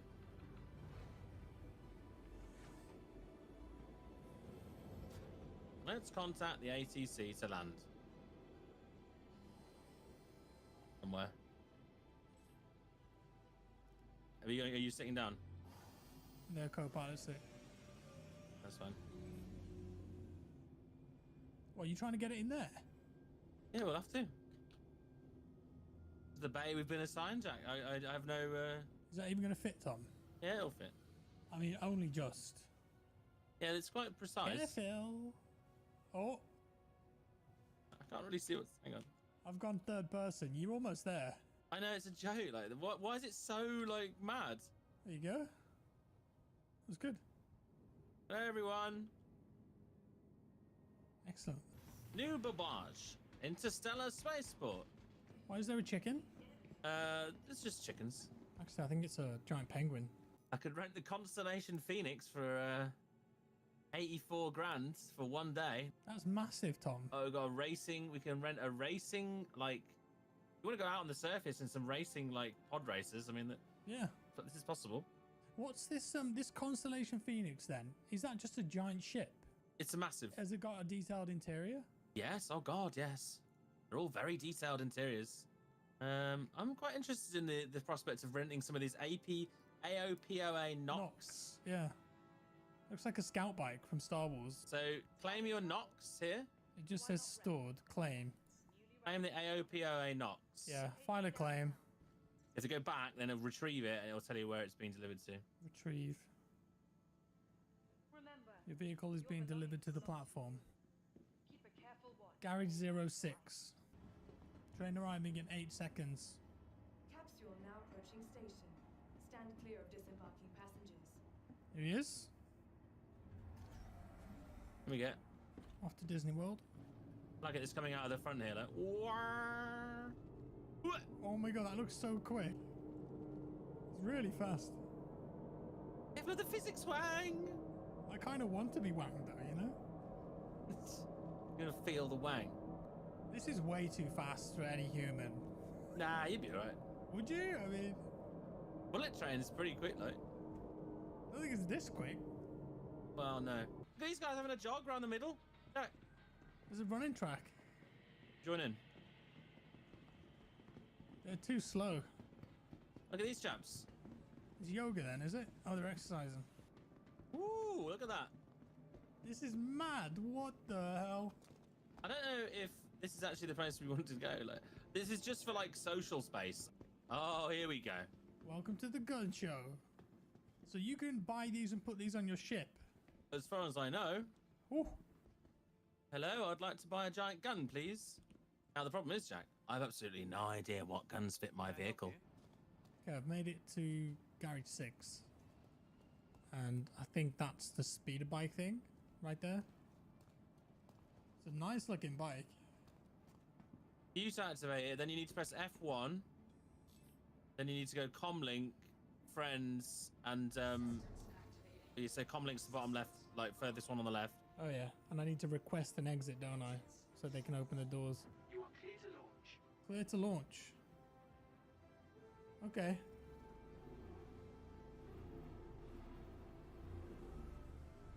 Hey. Hey, what's this in here, though? Oh, that's for some reason it gave me 2. I don't know why. Right, okay, we'll just ignore that. Press N to take the gears off, the landing gear off. Right, you ready for death? Yeah, ready. Oh my god. Can I go third person? X is brake, just remember that. Whoa! That was very close. Wait, does it have guns? Weapon system locked while in armistice zone. What, the blizzard? Don't really know where we can go. I mean, we could head towards the city. Follow me. I might have to be honest with you. It doesn't handle very well. It's something. Whoa! Whoa! Where are we going? Where's the city? I don't know. Let's go up this hill over here. Careful of the trees. There is a boost. What, shift? Yeah. Whoa! Oh no, Tom. This is not good. This is very not good. It's fine. It's a hover bike. It's fine. It's fine. Let's check the mission, see if there's something we can do here. Oh, shit. Tom, I'm flying. Look up. Please, no. Look up. Quite blizzardy. Tom, I'm flying again. I don't like it. You're right above me or something. Oh my god. Yeah, that's a dangerous game. It's quite difficult to control. Ah!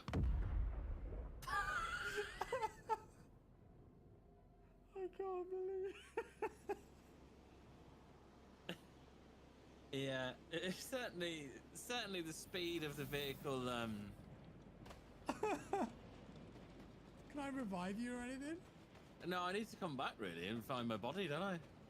Ah, you had a terrible accident. Yeah, you flew into a wall. And I tried to stop. We need to go back to the spaceport, really, don't we? If you want to do a mission. Travel to Microtech and locate the infiltrated 890 jump. What is that?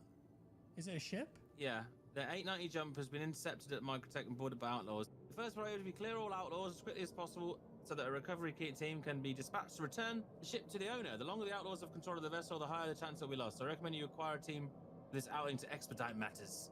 So someone's ship's been hijacked. Sounds like a clean sweep, that. Easy in, easy out. I'm not very trained for this, Jack. We'll just have to wing it like we always do. Doors are now closed. Well, careful, because we need to leave. Oh my god, that was close. Right, to the spaceport. You are cleared to launch. Are we going? We're off. Bye, new Babbage. Thanks for the bike ride that killed us both. Yeah, I really enjoyed that. Okay, that's the Origin 890. 8,000 meters away. There he is. Oh, something else next to him. Yep, shot fighter, Kazuki, engage. Oh, that's got cannons. Got a good sound to it.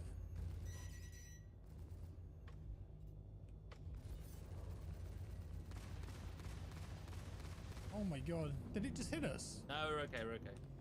We do need to hit him though. There's 2 ships.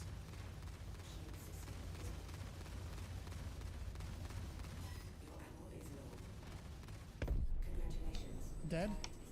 Nice. Give him the beans. Give him the 4 beans. I think they regen, right? Let's say yes. He dead? One of them's dead. Oh, whole data transmission, 3 minutes. Oh, there's glass in the way. Take him out. He's dead. How much ammo you got left? Absolutely railed me. Right. His gun is still firing. You hate? Are I you need done heals. it? Yeah, I need heals. Come in, come in. Stay system. I thought he was friendly. Look at that. That's lovely healing, that, isn't it? Thank you. This is a ship you can buy and like fly around. By the way, you'd ask for an interior. You can buy this one. Yeah, it's a luxury liner, isn't it? Cool. I don't actually know where we leave. Oh, this is a door, is it? I think we have to go down to the engineering deck. Okay. Some of the doors don't look very. They don't look like doors. Watch it, they could be out here. Oh, look, we can go down. I'm with you. Swimming pool in here, look. Oh my Lovely. god, that's awesome. Lovely stuff, that. Where are we right now? We're in the spa, right? So let's go to the hangar access. We've got the crew kitchen as well. Oh, it's a spiral elevator. Deadman there. So these are guys, the product the security looks like. It's gotta be this way. There's another dead guy here. Enemy down here. Alright, take him out. I'll come with you. There's 2 ways.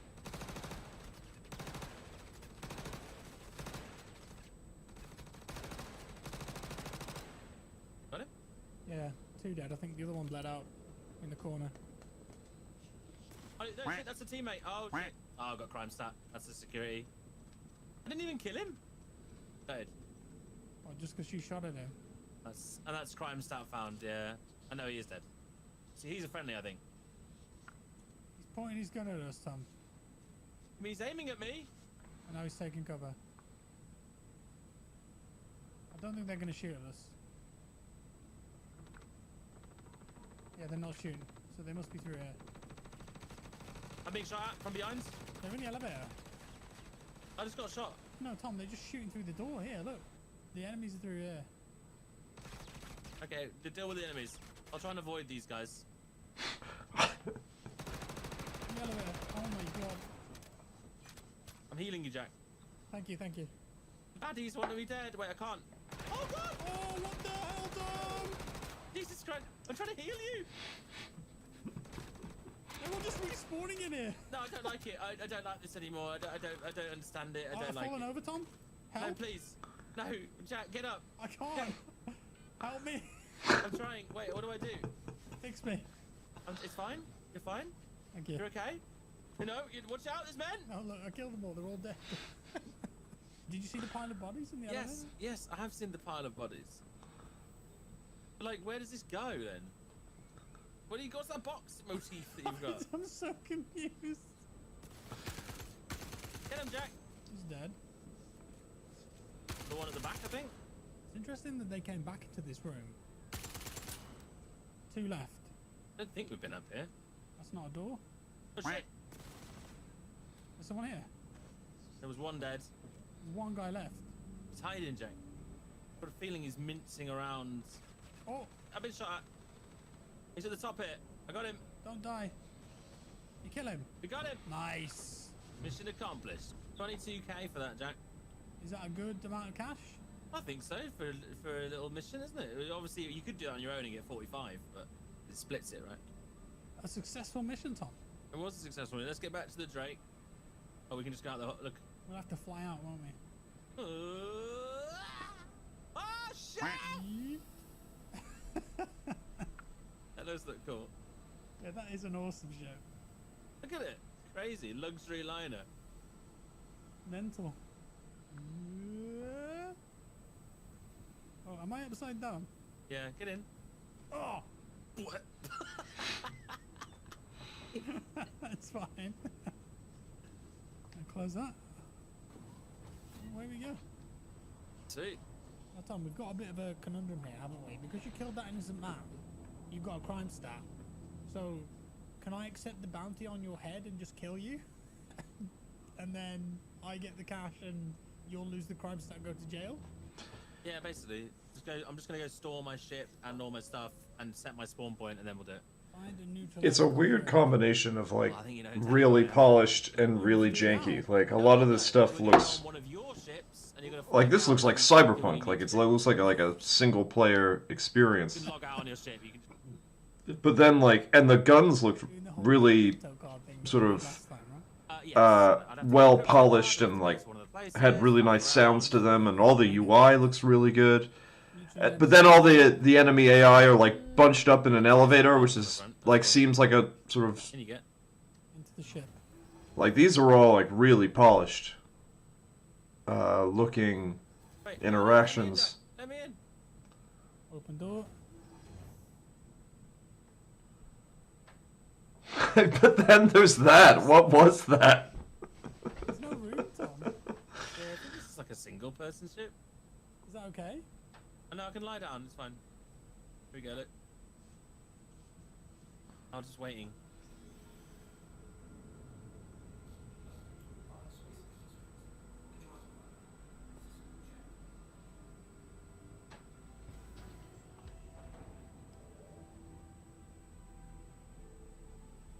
Where do you want to go?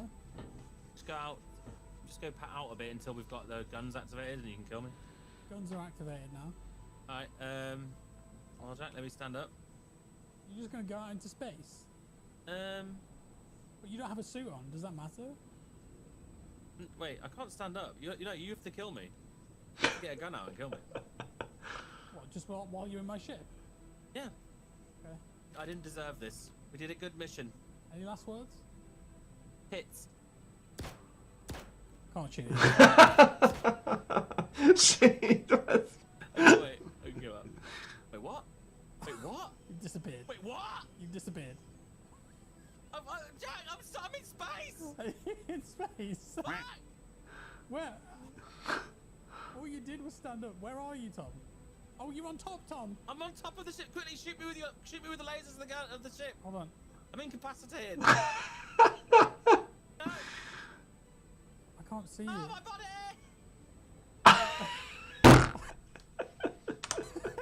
It's too fast. I can't see you, Tom. I'm Where have dead. you gone? I'm dead. So I didn't get the bounty then. No, because I killed myself. I tried to.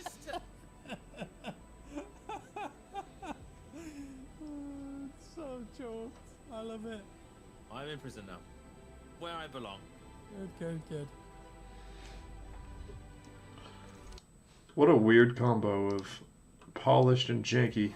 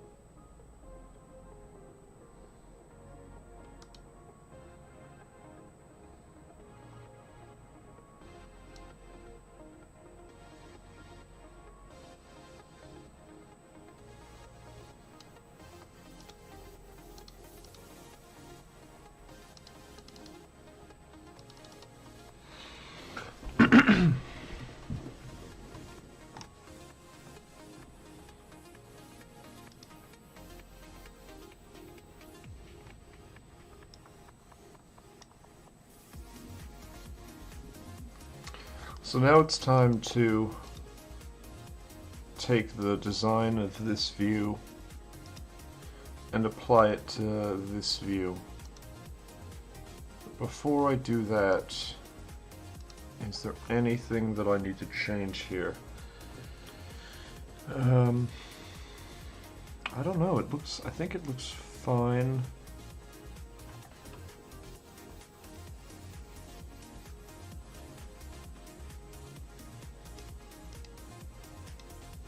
Oh, there is the matter,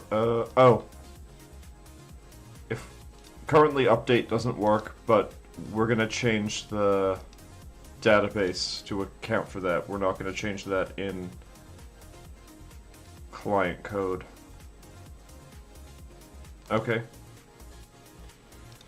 So then it is a matter of taking the progress from this view and applying it to the other one. Okay, shouldn't be too bad. So we'll need data count, progress pending, query parameters, that's fine.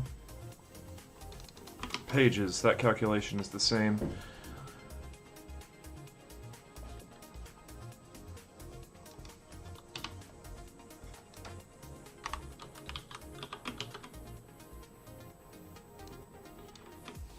This applies as well.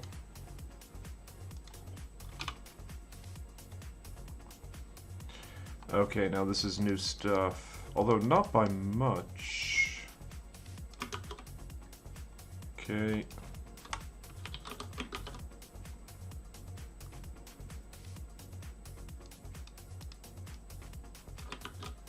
This applies as well. As does all of this stuff. Handle resize. Okay.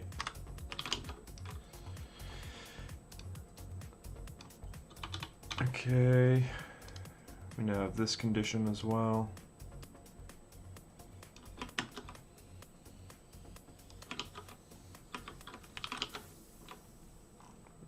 Okay. And then we have pagination at the bottom.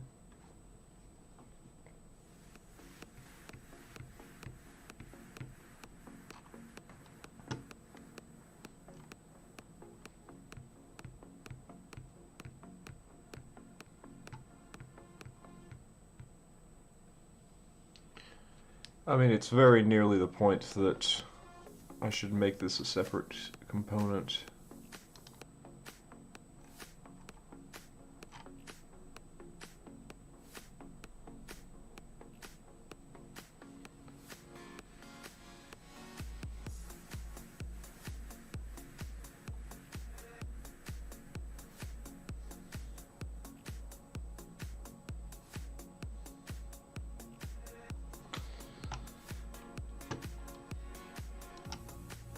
Okay. I can do that. The utility is probably marginal.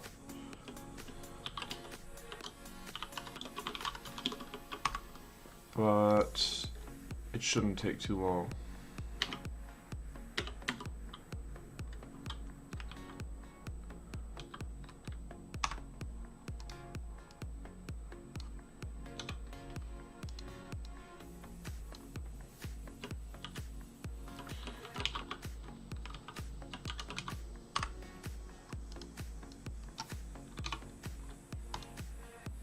Those templates are not very useful.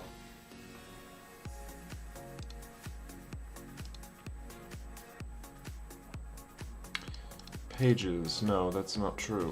Okay. Okay, that's all fine. Okay.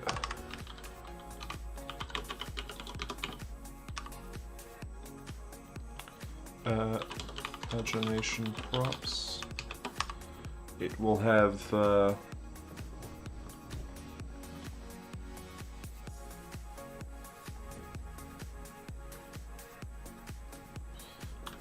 an onset page function.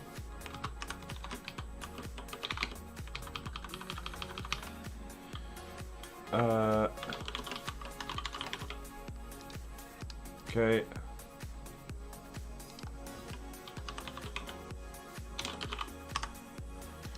And it will take a page. So now,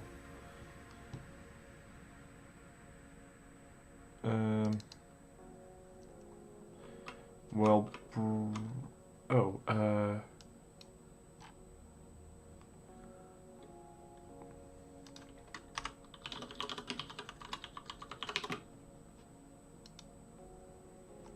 yeah, that seems fine.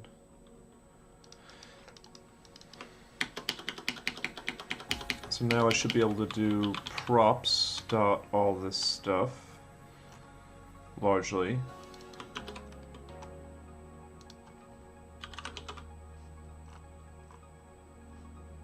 And okay, I need to add it for this.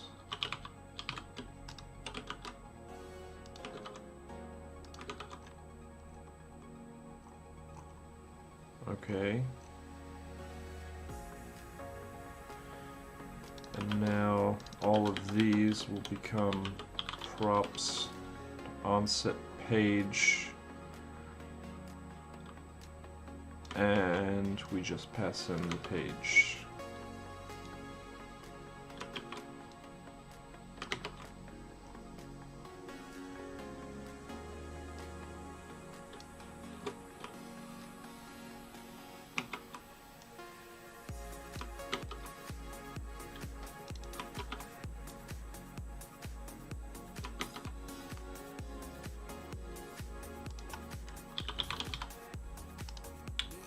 Okay, and that is our pagination component. And we can go into index. Now we use our pagination, and we need our onset page function, which will give us a page. And it also needs a page, which is, what the hell is it? Query parameters. And it needs pages. What the hell's wrong with this? What did I do wrong? Oh. Yep, okay. I think I just have pages, yep. Okay. Hell's wrong with this? Okay. That's extra. Okay. Set query parameters.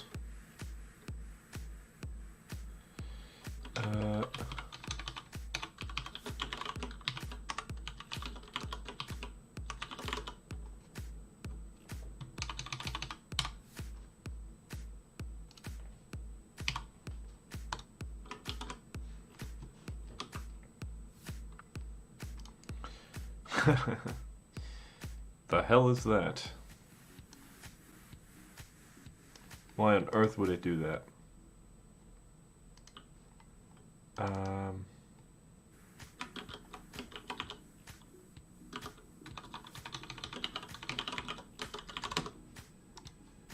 That is really weird. Okay. I don't know why Box does that, but I will accept it.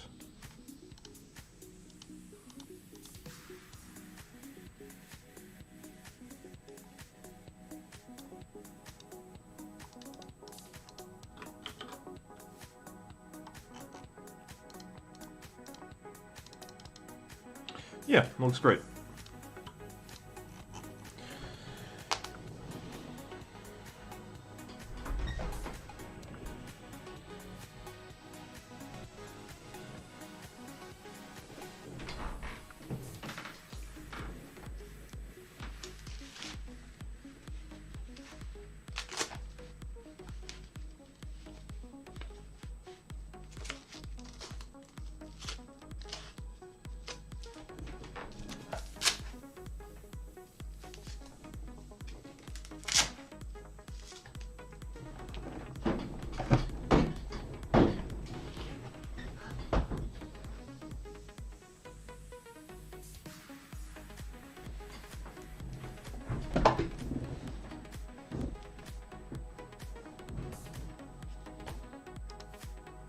Okay, let's use our pagination component on our other page.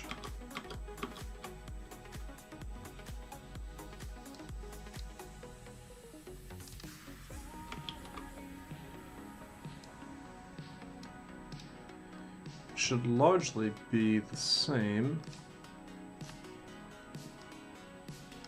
So it's after table.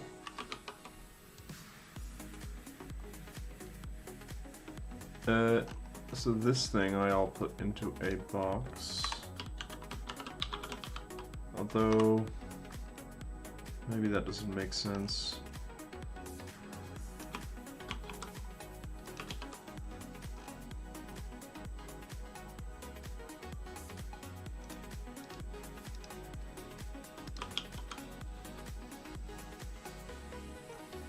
Okay. Is that really it? No. Pagination is not defined. Okay.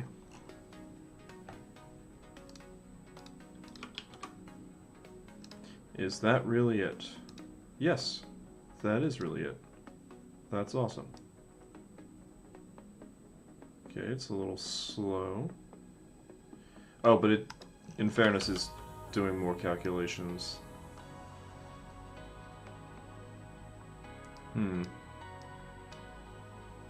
Does appear to be some bugs there, but I can tolerate those. Okay.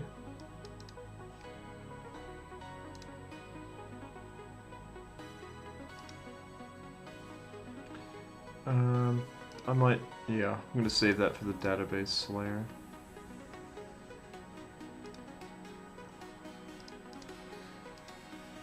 Okay, this is looking great. Do want to fix that, but not a priority, I guess.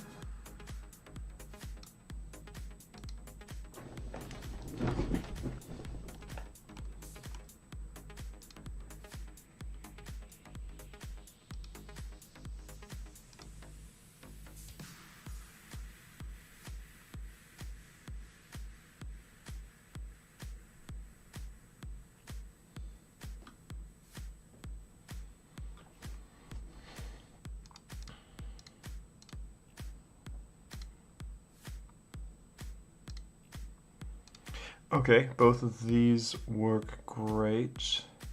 I'm gonna commit this. The hell is this? I didn't touch this, did I?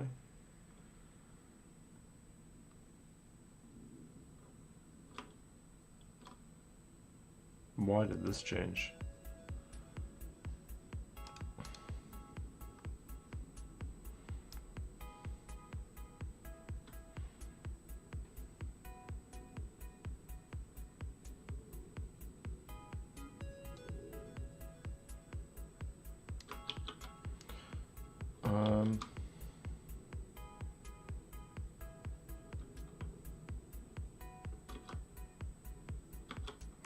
I don't know, but I'm not going to touch it. I guess.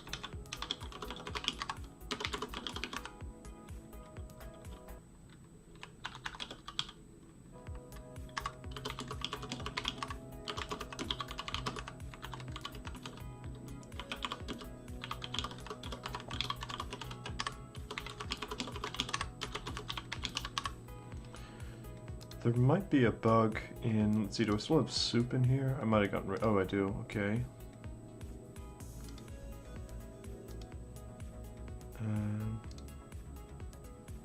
Yeah, here you go. This is the problem here. Although I guess it's not too much of a problem that these entities still exist with without, I guess it's source? It is source. So this is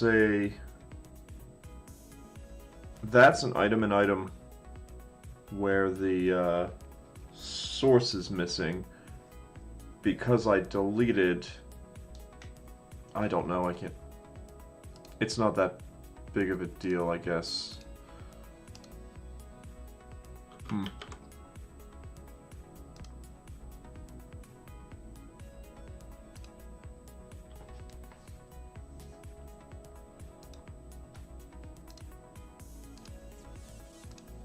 Lovely and snappy though.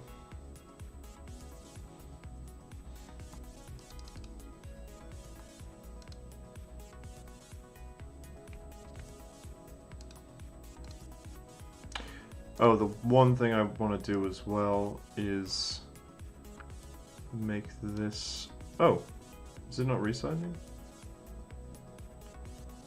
Oh. I must have missed something.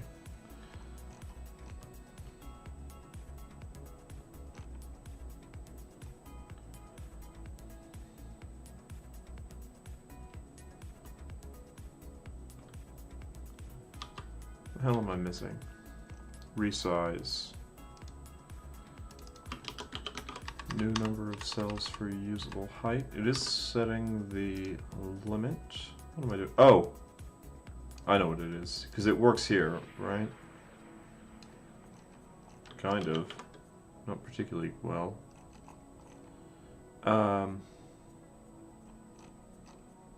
The hell is going on?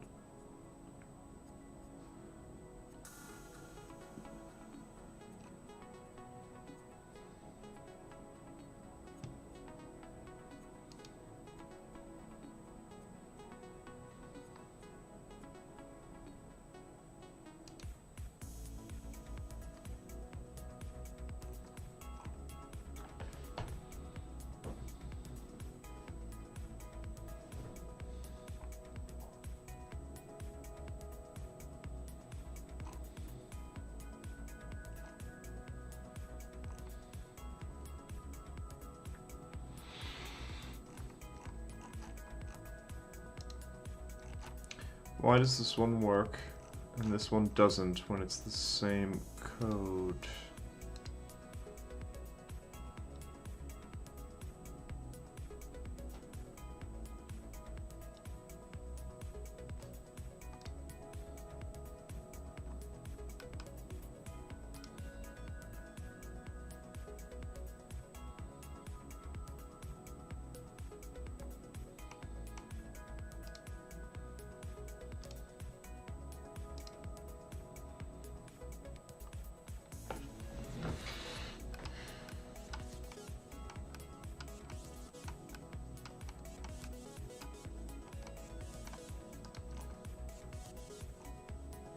The hell am I doing differently?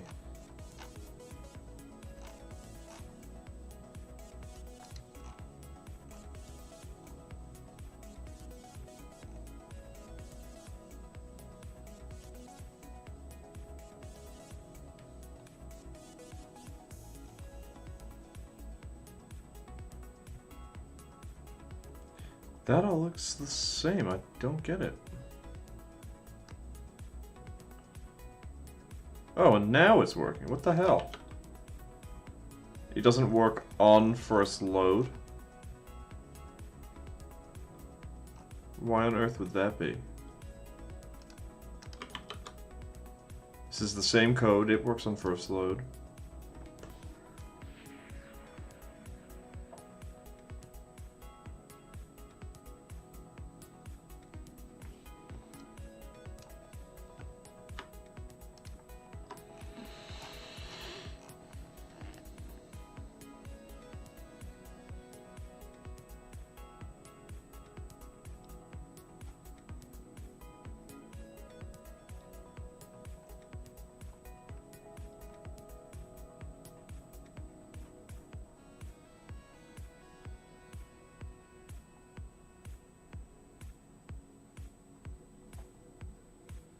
This is the only thing that's changed so far.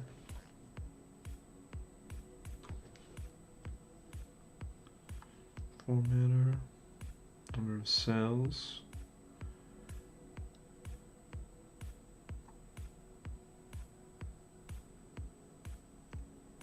Query data is the same. Handle resize obviously the same. Yeah, everything is exactly the same.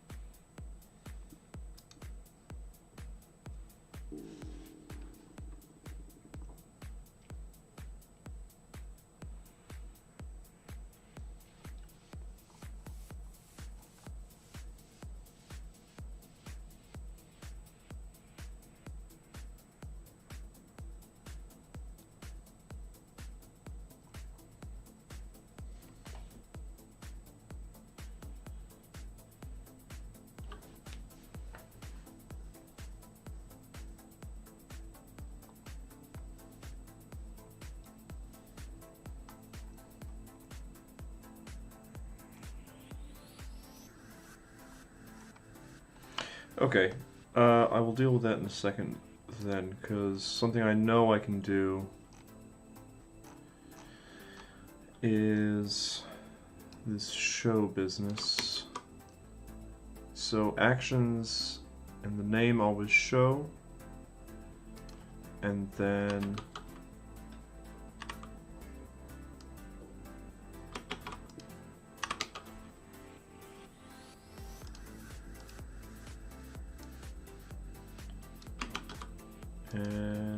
we'll put 2 in here, 1, 2, and then just 1 in here,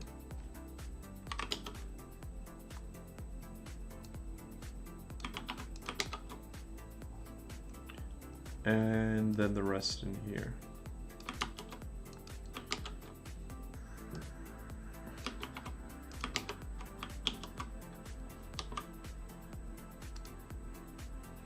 I mean, in fairness, I have long thought that I'm not correctly accounting. Oh, I got distracted.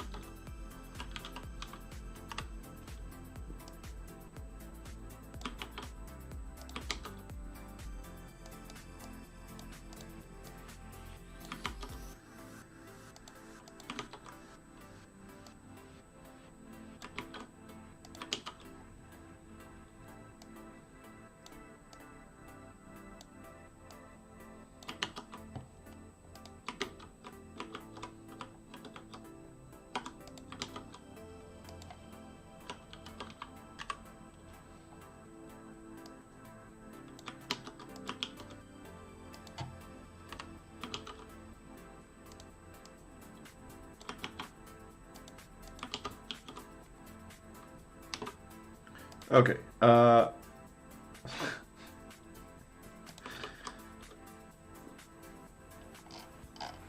What in the living hell is going on?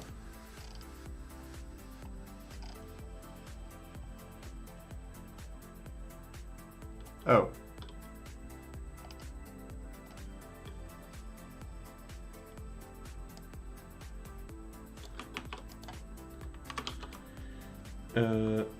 Okay. I think that means I have to shift these all over.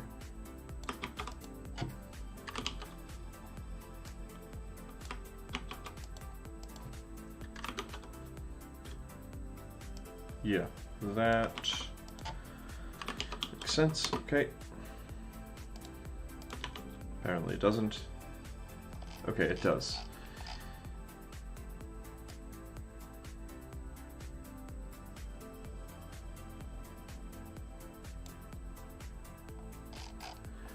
Now, why does it get it right on second resize?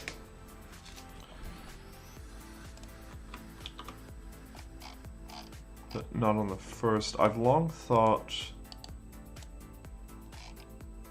that I'm not accounting for the size of the header.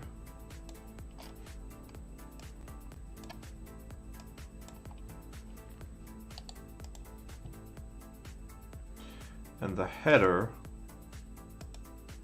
is 40 pixels big, so that would be minus 40, and I'm somewhat curious if that means that I don't need this minus 1, because that should be an exact number. Okay, this is ingredients. That does appear to be the case.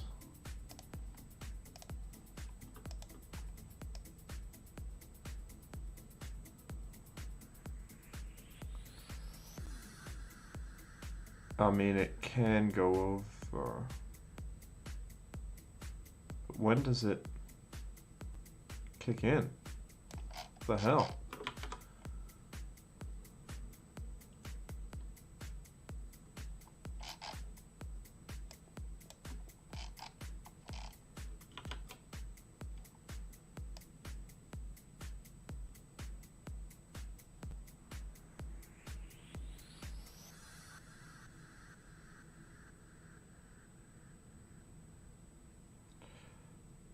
I mean, okay, so strictly, it appears like it does need to be minus 1. But this also seems right. But the new number of cells for usable height is... Oh. Well, maybe if I do floor.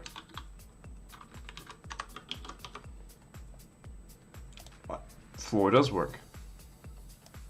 Because that, yep, that's right. Okay.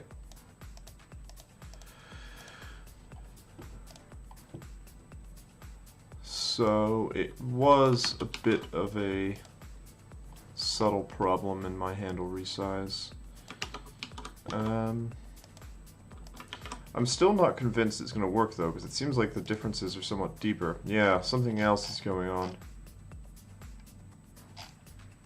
What is that about?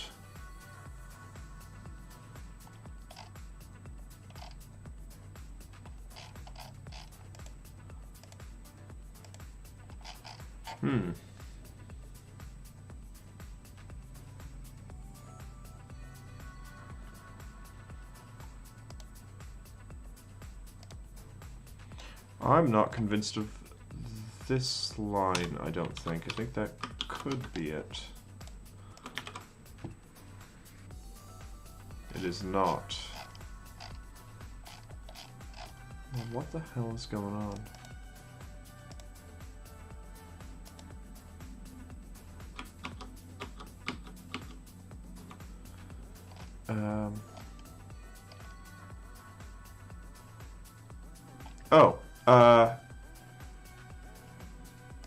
It must be this.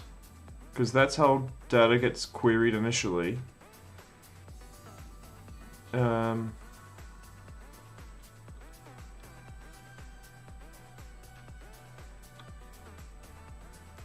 going to delete it, but I think I need something else to kick off the... Oh, it's still doing it. That's interesting.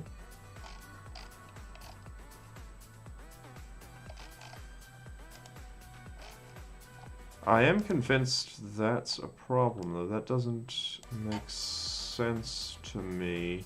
Oh! No, I bet you that's fine.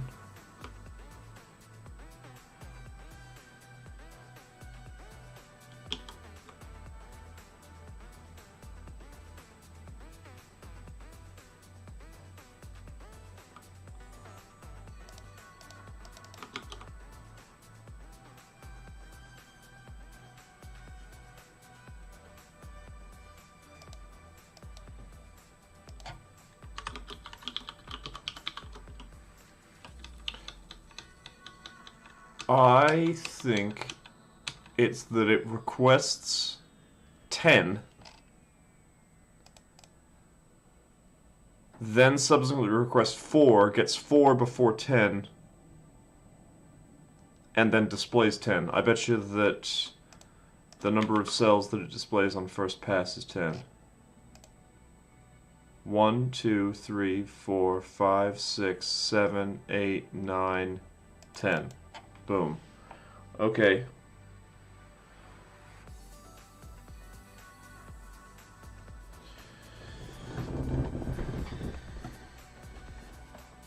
Well, I think if I make this 0, that query should execute immediately. It's not great, but that should work. It works okay. I mean, I guess I can make it 1. Yeah, that's smoother. It's not good that that's what it was, but I can tolerate it.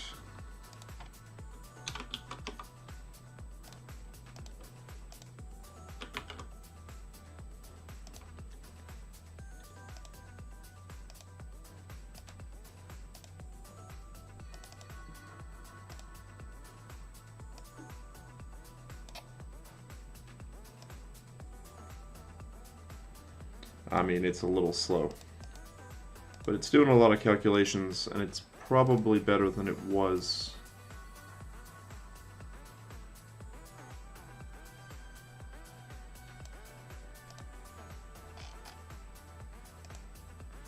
It really ain't so bad.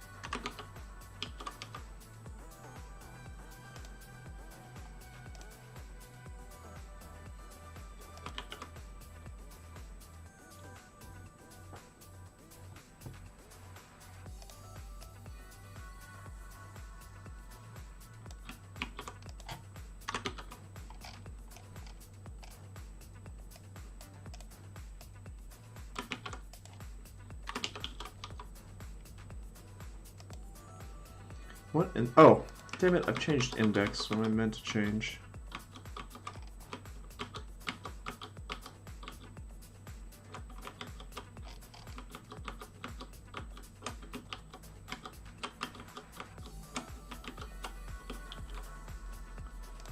Recipes, okay.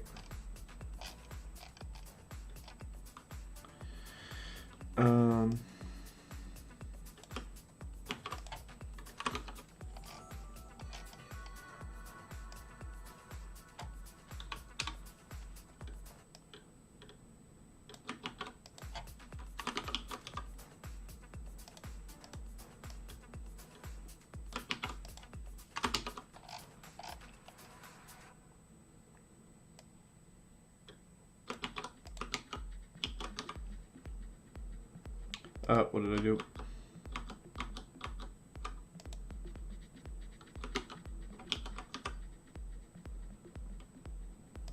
What the hell?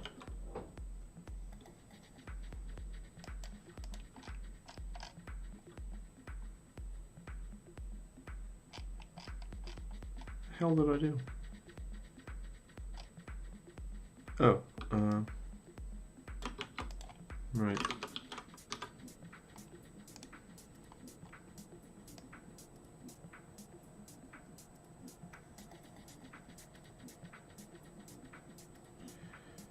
That I think I can tolerate. Oh, something's missing. What did I do?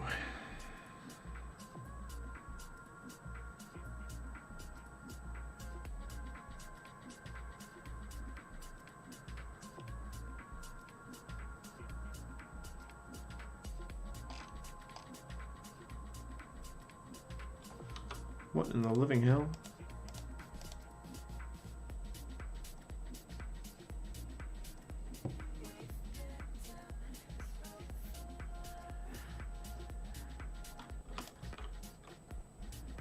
Okay.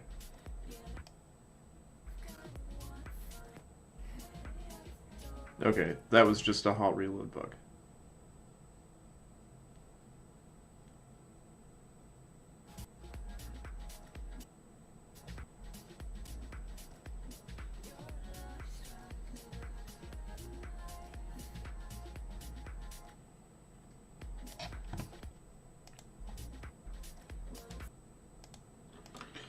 Okay, now pagination isn't working. Tremendous.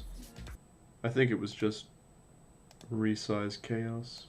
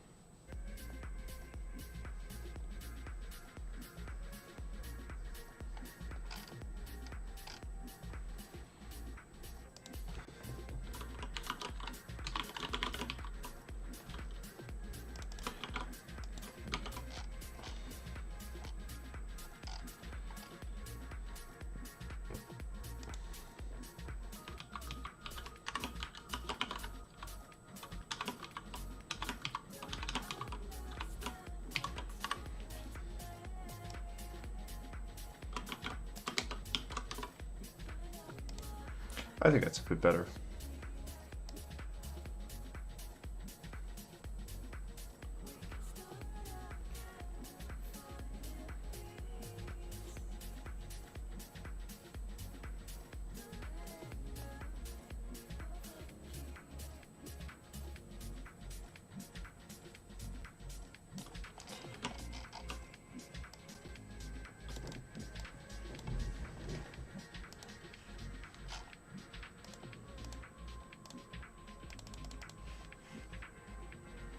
Okay. And I think that's that.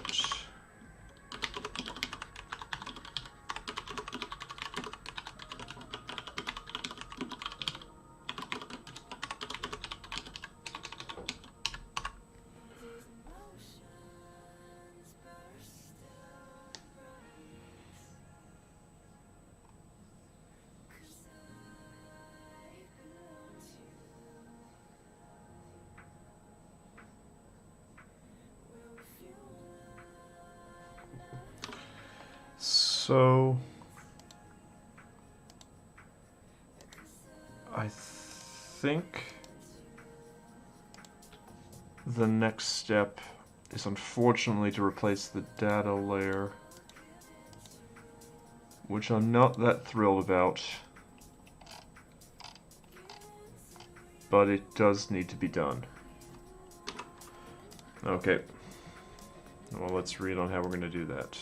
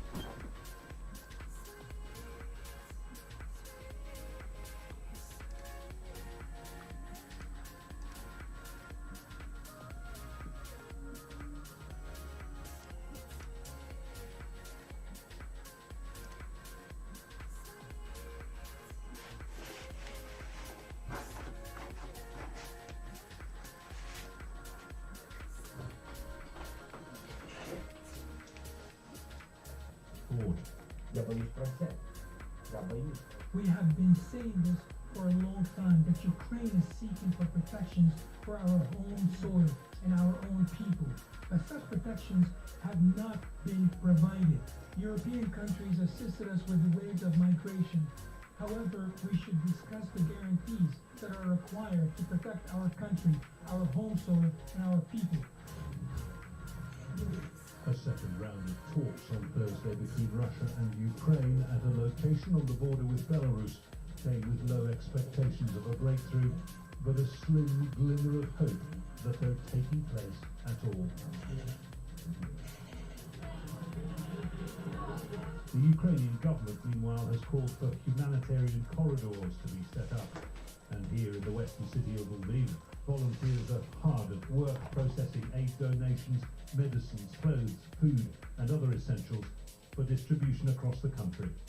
There is a humanitarian crisis erupting on multiple fronts, not just the internally displaced who've left everything behind in a scramble for safety across the country's borders, as more than 1 million have done since the invasion began, but also huge populations in urban centres, trapped, terrified, and desperate for help. Civilian morale will vary now in a population increasingly terrorised. There'll be desperation in some places, determination in others.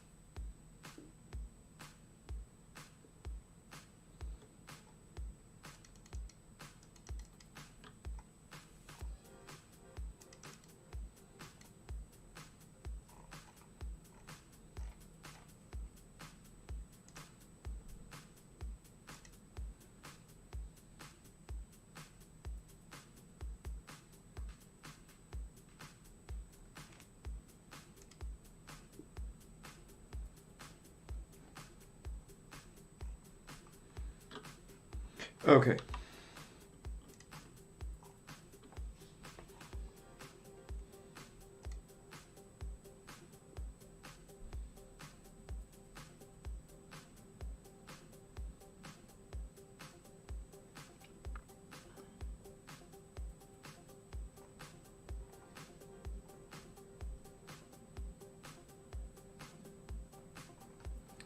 So I believe this is beta, yeah.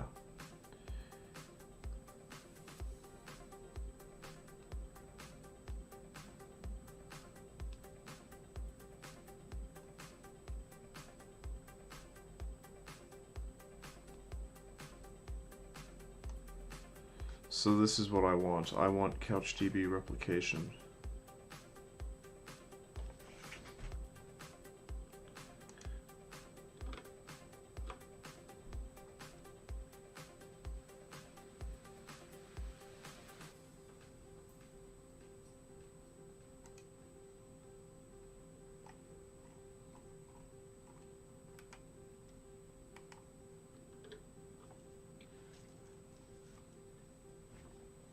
What's up, Paul?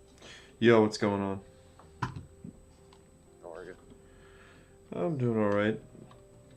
Just doing some coding. How's everything with you? Good, I just bought a crumb cake for $1. Nice, bro. Manager special? Hell yeah. 70% off. Yeah, dude, I know those manager specials. They're deals, dude, honestly. They really are. And honestly, it's like not even bad shit. Like the food that ShopRite sells is pretty good, honestly. I totally agree, dude. Like, their French bread is pretty unparalleled in terms of, like... What's up? What is? Their French bread. Oh, the bread. But in particular, the French loaf. If you get it fresh, I mean, it's very, very good. I was like shocked. I like randomly like had to buy dinner at work one night, and I was like, oh, let me just get like, you know, whatever. I'll get like these chicken tenders. They are fucking amazing. They taste like Hoagie Haven chicken fingers.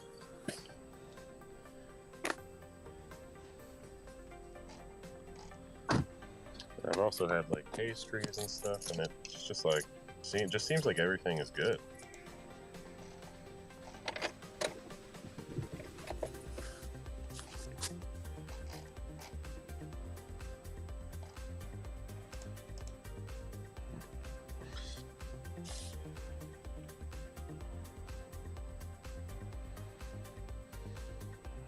How's your day been? Doing anything exciting?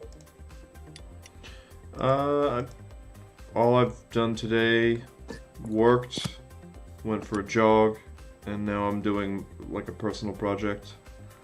Did you ever find out about Mike on Saturday? He's a maybe. Yes. That's known before you even ask. Yeah. You don't even have to ask him. You could just always mark Mike down as a maybe.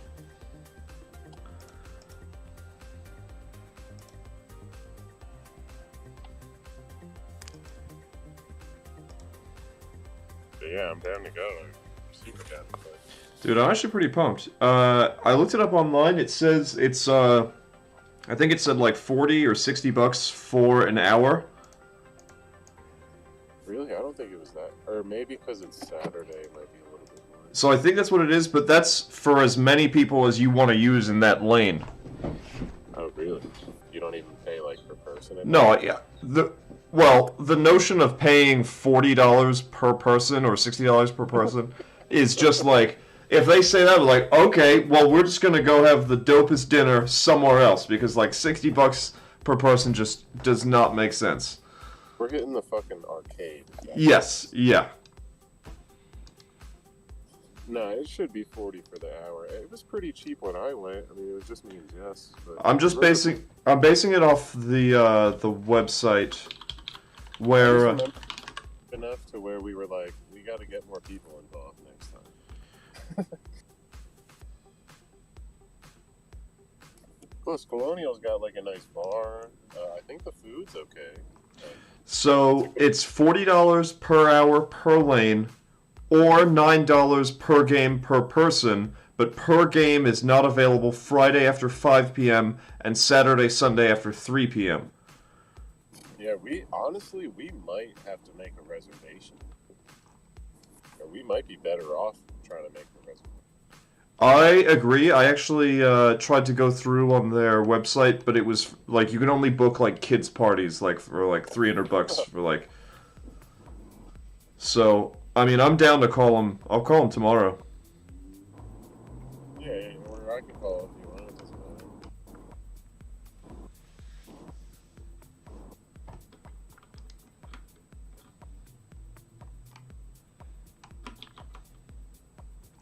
So you're on this Human Target new record, right? You're still in the band. Yeah. Just Dave that left. Yeah. Nice. Does that have a release date? No.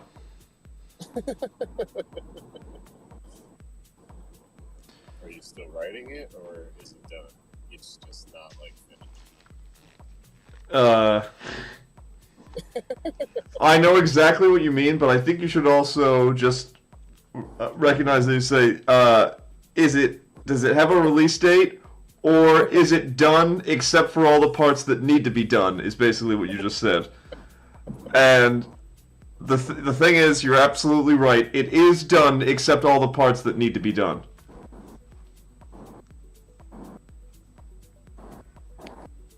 I don't know if it's me, but you keep... Might be me. I'm pretty sure it's you because you're cutting in and out. It's very possible. Alright, I'm just gonna go because I'm driving home, but I'm gonna be back around in a minute. Alright, sounds good.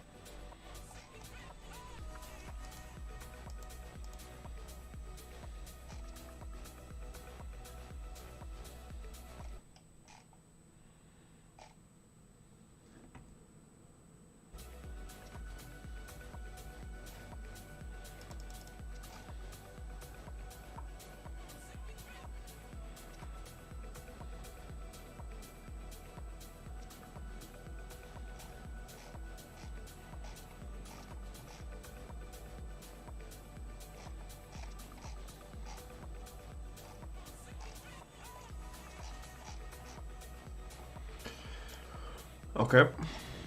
We're gonna use this.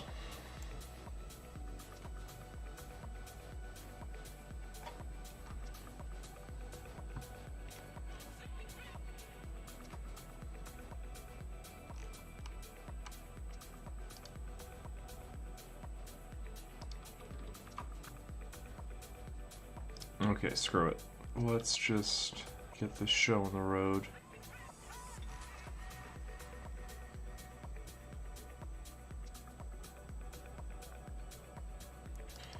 Okay.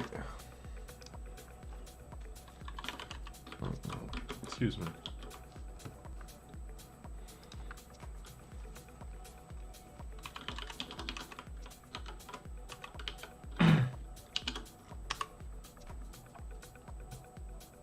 This is gonna break literally everything.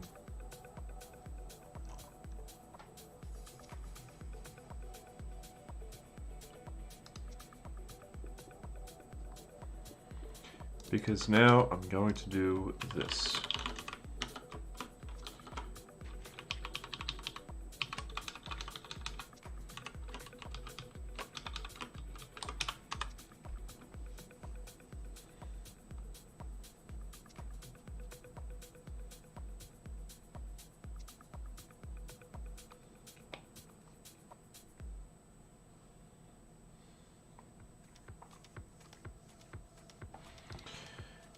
And data should no longer work because Dexy does not exist, but it hasn't realized that yet.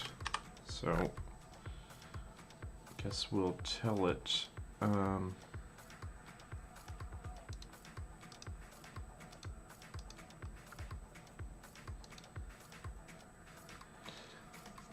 So why hasn't it figured it out yet? It's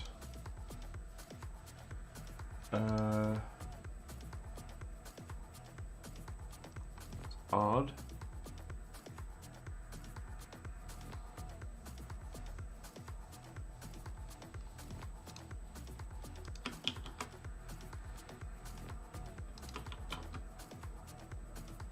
That's so weird. Where the hell is this coming from? Why is there a problem in here?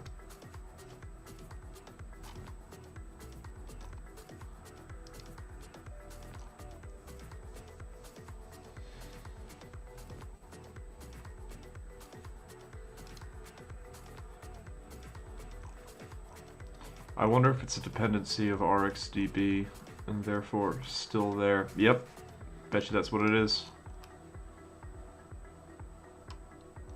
If that's true, that's kind of sloppy in my opinion. I don't know if it could have been avoided. Oh no, I mean...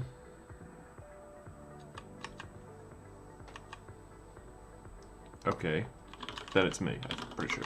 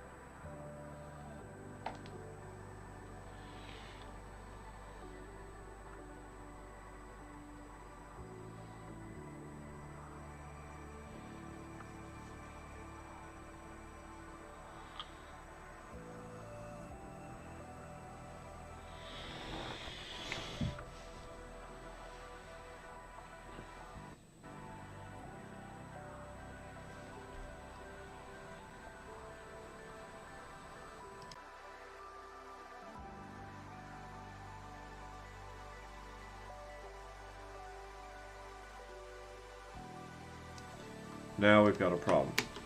So, nice. But also not nice.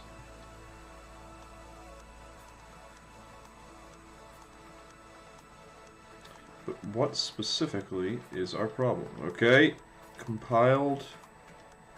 And it still runs. Unreal. I'm trying to get it to...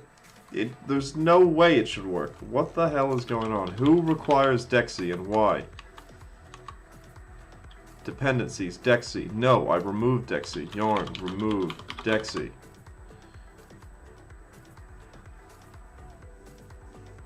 Why the hell is this here? Oh, okay, yeah. Now it is RxDB that requires Dexy, which I think could have been made a pure dependency.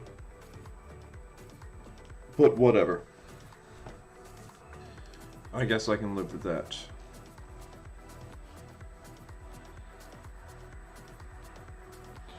I mean, I guess in order to really determine what Dexy has required of my application.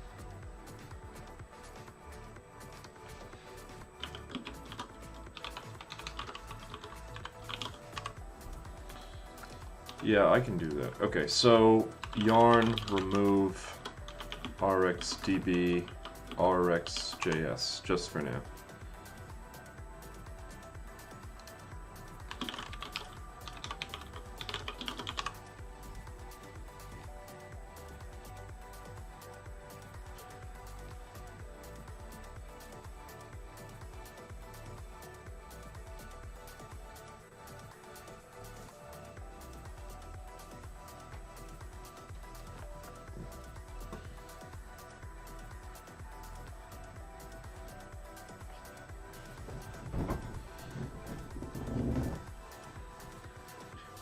There we go.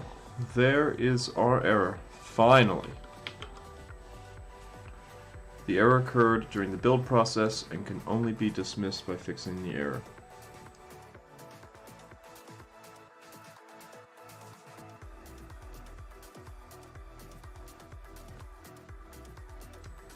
I guess it's time.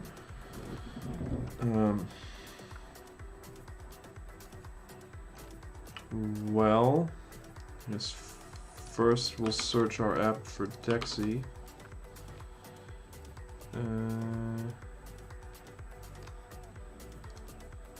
So it really ain't too bad. It's just this table.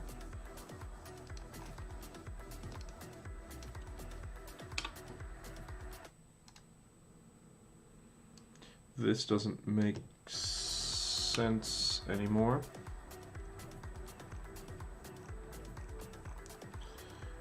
And these sort of algorithms, I guess, makes sense.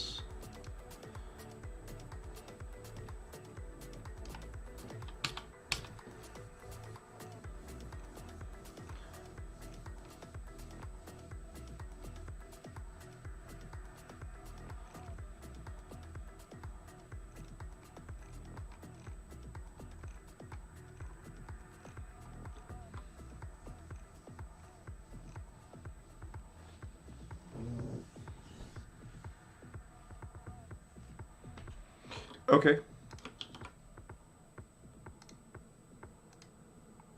So there's no longer any import of Dexy. Don't think. So it just doesn't work. Which is fine.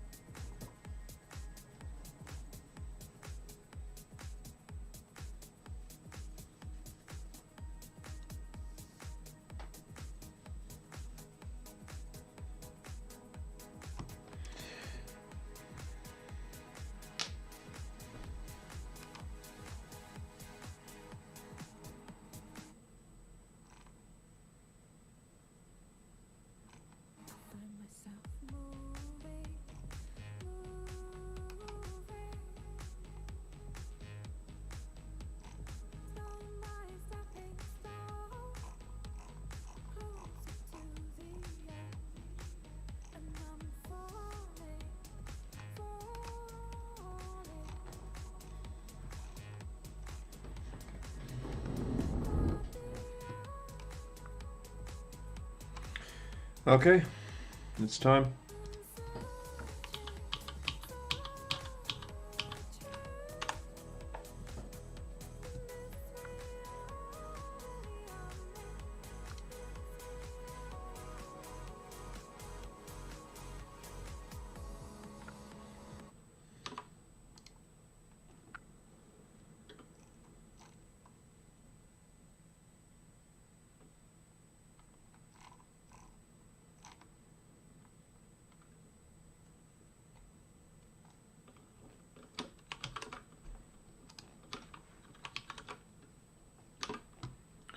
I think it's time for a music change.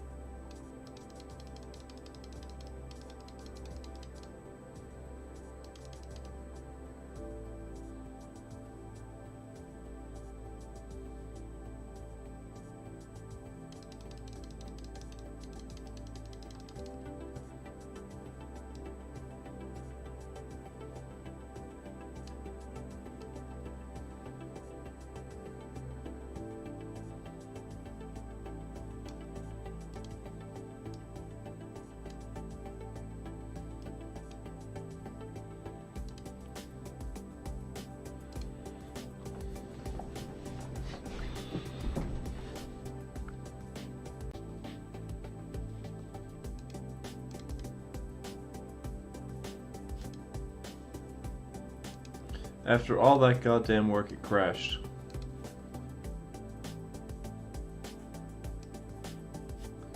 Those absolute bastards.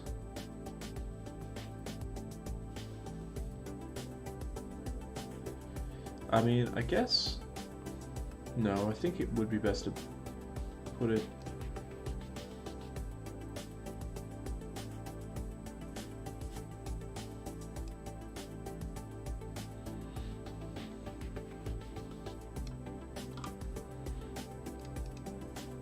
I'm gonna try one more time, but I guess it's going to crash. I don't know. What's this? What the hell is this?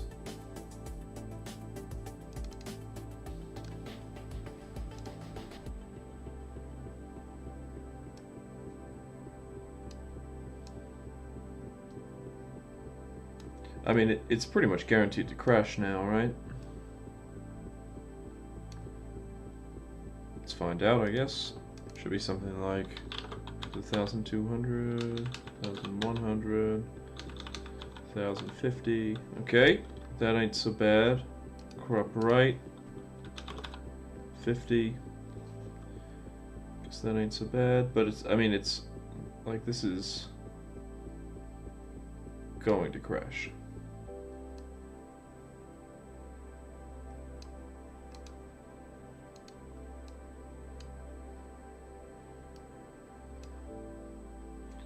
Alright, ready for it to crash. Here we go. Okay, it worked.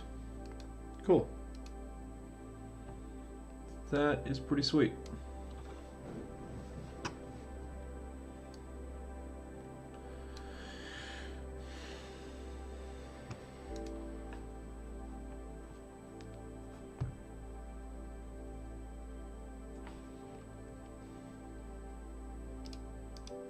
Alright, I'm now going to mess it up again. Let's see. Watch this. This guarantees messes it up. It does, yes.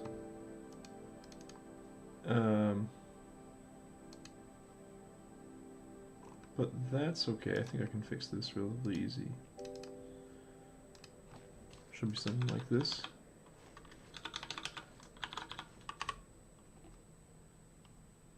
Really, that doesn't work.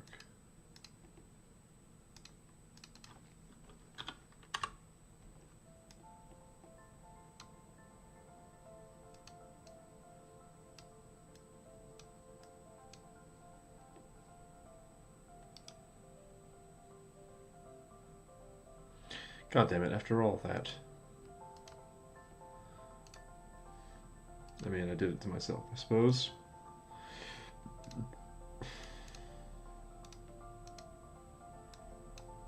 And no, it still doesn't...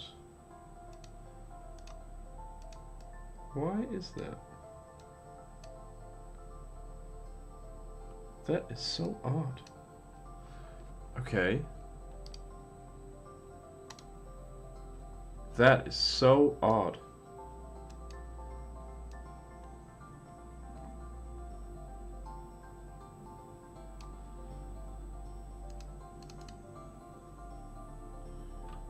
Yeah, that is very, very weird, but I guess I'll tolerate it.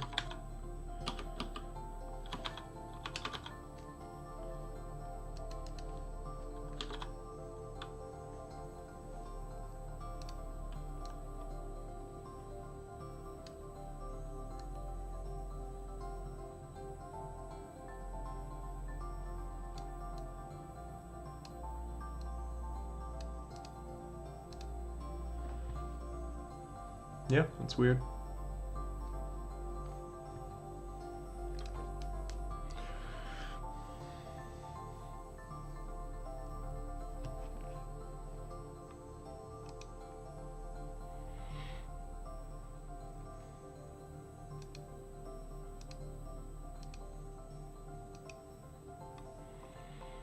Okay, so we want option B. So I guess that means we go into item.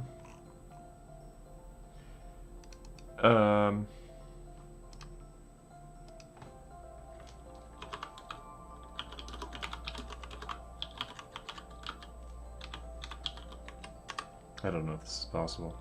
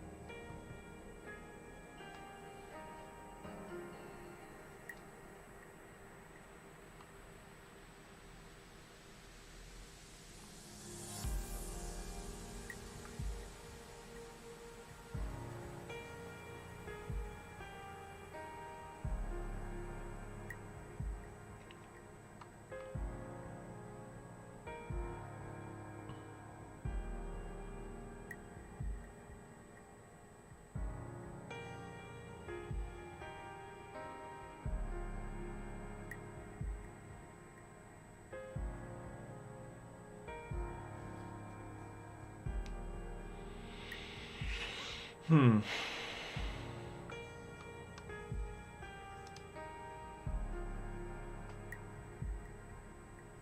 Okay.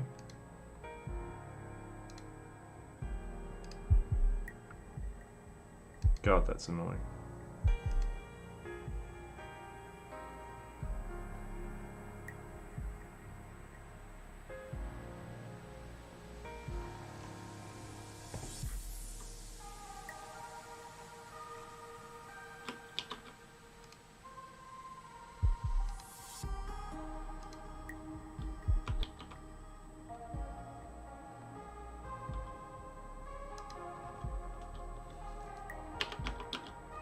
How did I lose it? Okay.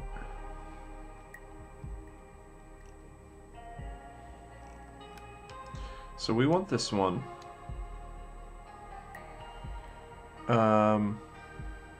But we're going to use it from here.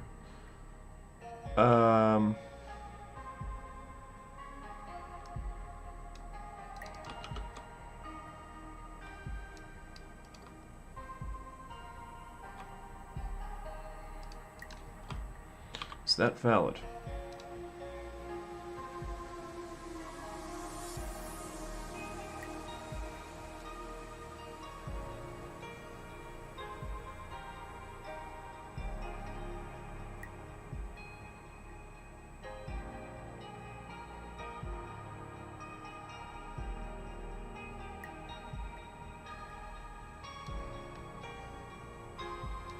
Oh, there we go. That is valid.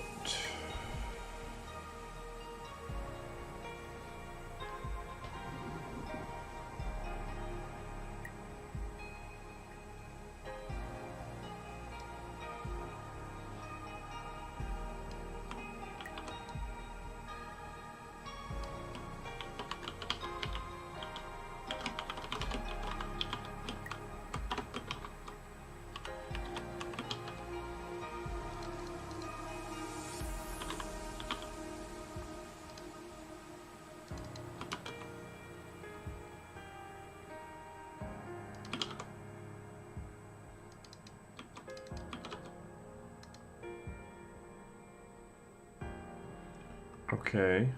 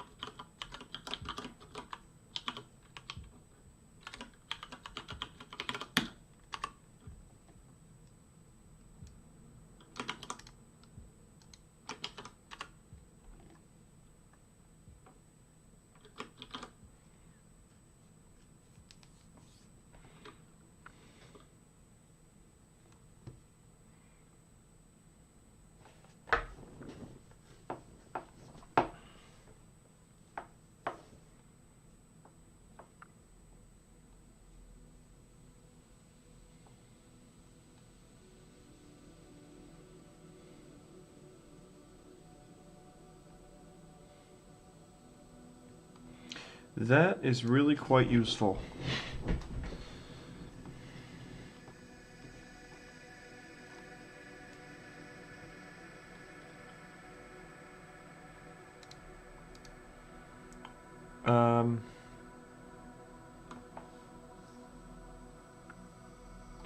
I will get back to this, I think. I think I'm going to remove this for now.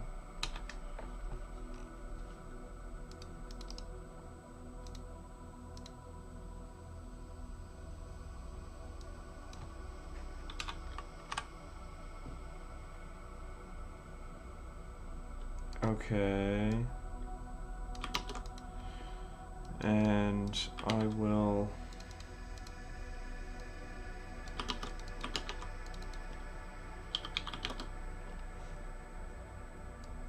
I don't know how this is going to go. But whatever. We can remove this if we have to.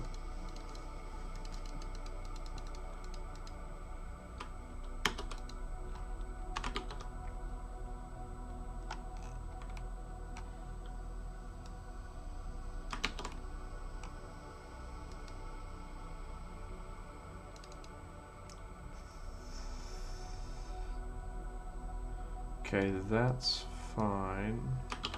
Not convinced we're going to need all this, but I guess we'll go for it.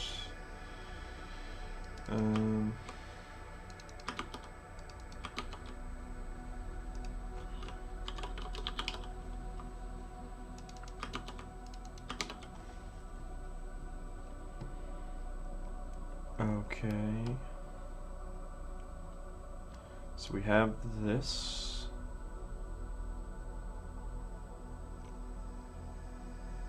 Have this.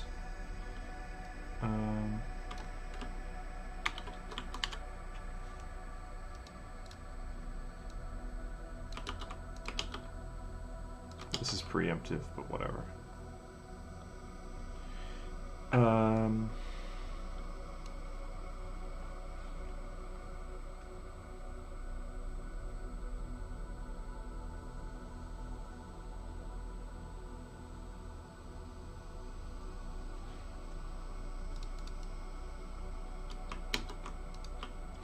I'm beginning not to get this.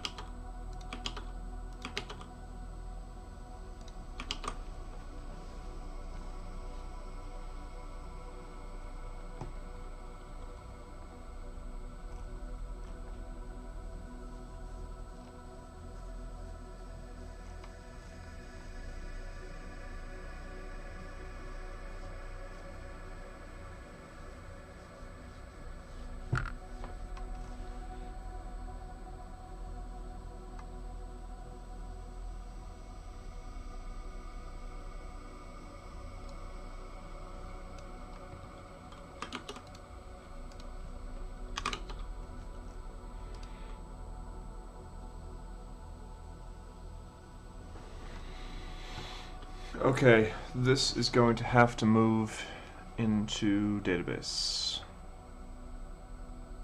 Right? Yep.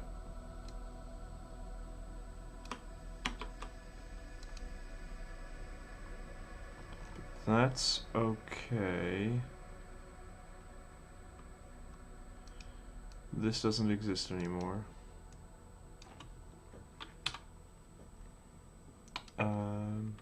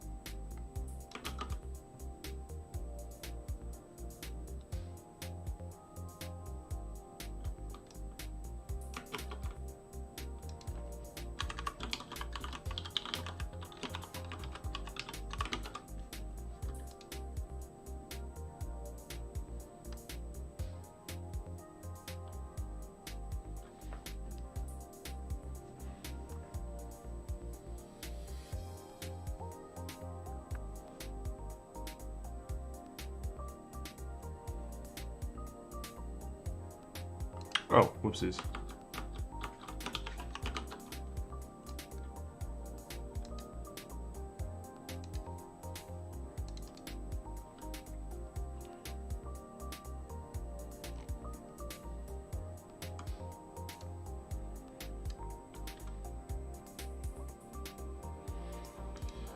It would be nice if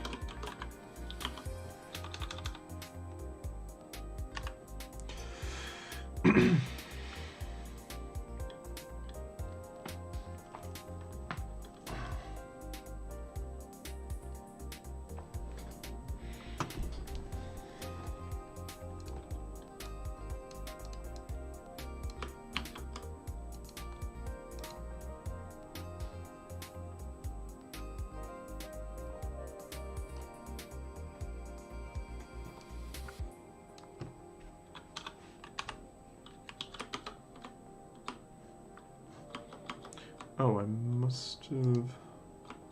Yeah, I did.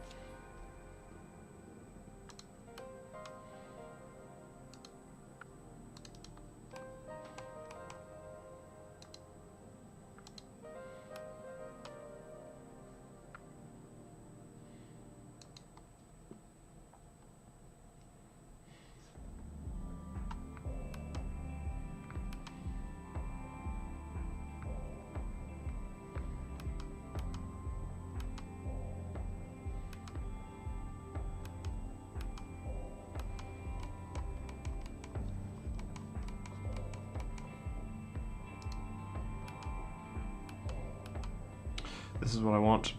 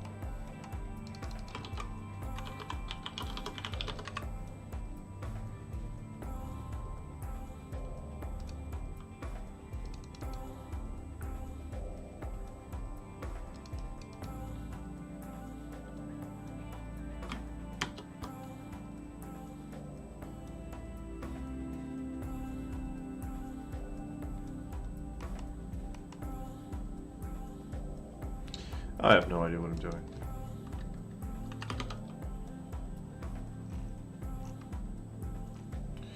But that makes the error go away, which can only be good. We will just temporarily comment out all of this hard work. I'm sure it'll be fine.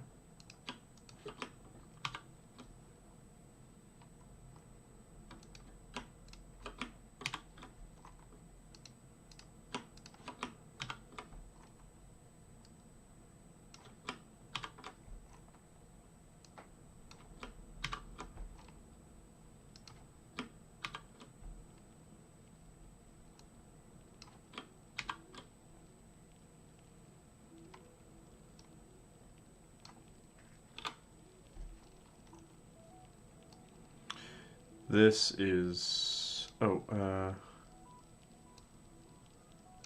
especially hard work. Yeah. Yo, what's going on?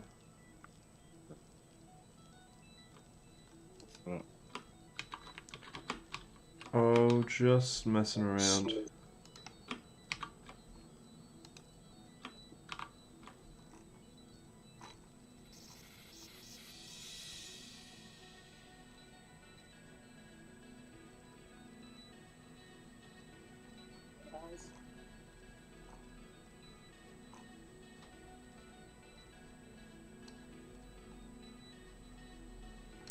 I might talk to myself a bit because I'm streaming and I'm gonna I guess I'm thinking I need to make it somewhat a stream of consciousness. That's fine. I don't mind.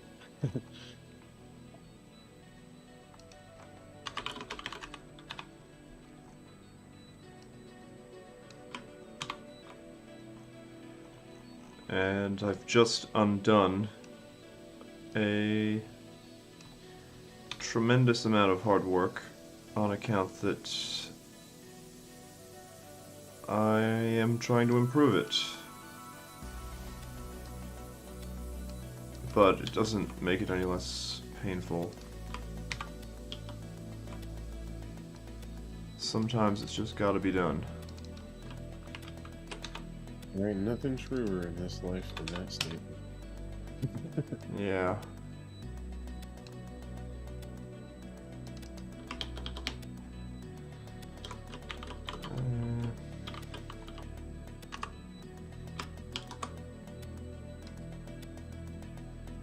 And the pain is still coming. Okay, nope, can't do that. Can I do this? Maybe.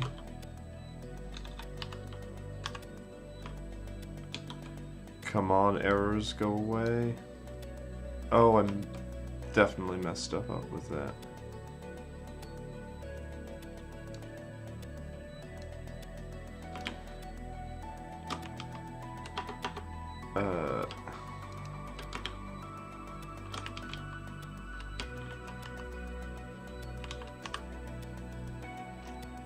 Okay.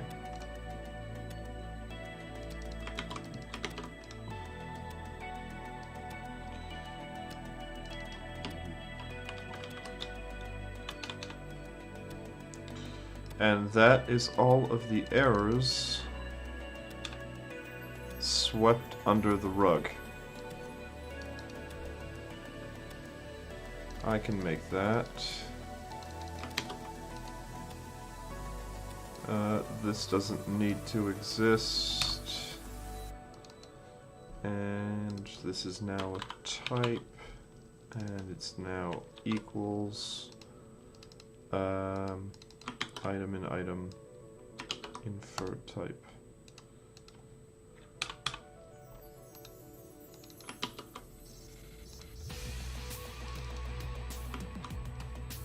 And this item inferred type. Okay. This exists.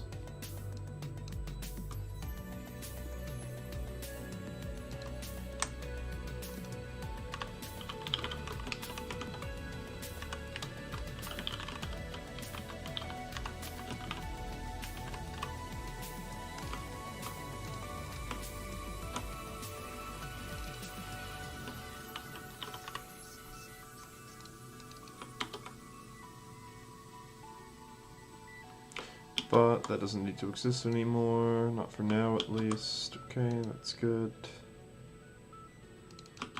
I misspelled this because I'm a dummy. It does too. Did I misspell it twice? I did.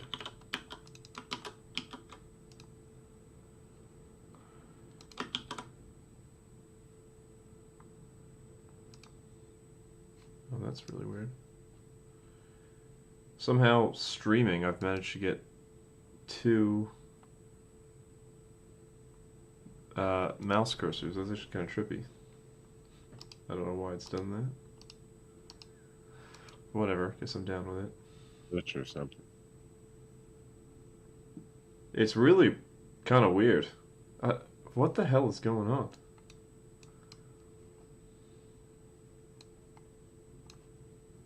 Yeah, it's given me two cursors somehow. And now there are very many cursors.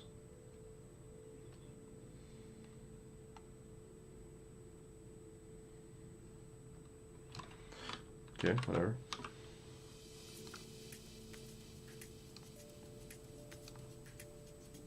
I want to see that one more time.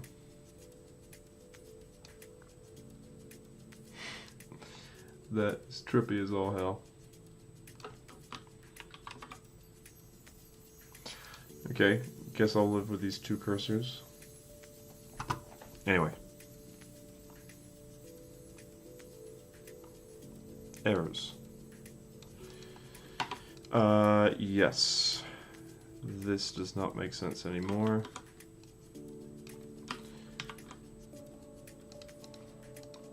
This is tragic. I mean, it was working, and because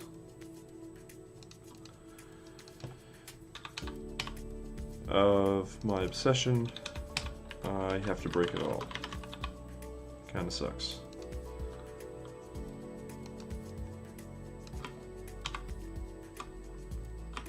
Okay. Problems swept under the rug.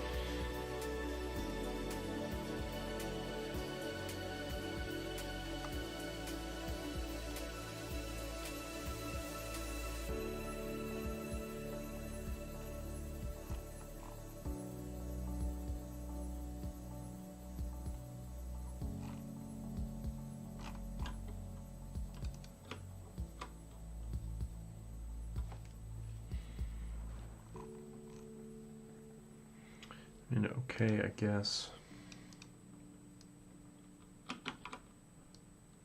Not exactly thrilled with that, but I can live with it.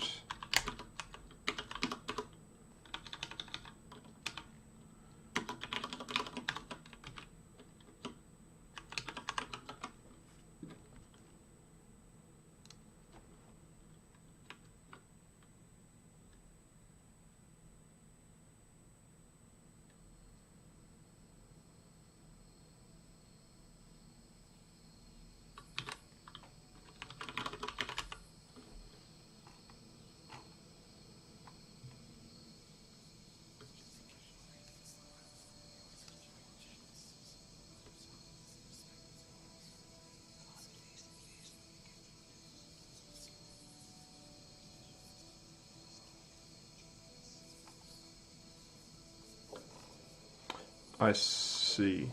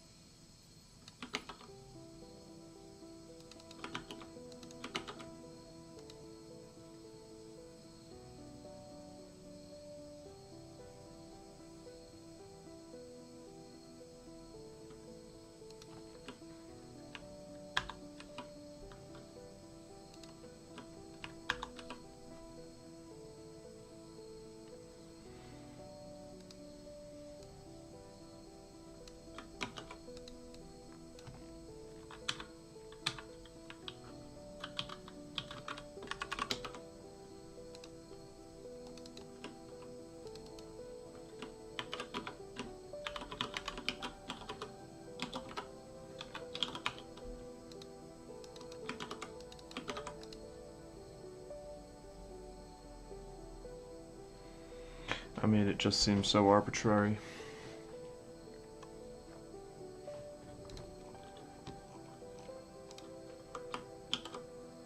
But whatever, I guess I'll live with it for now.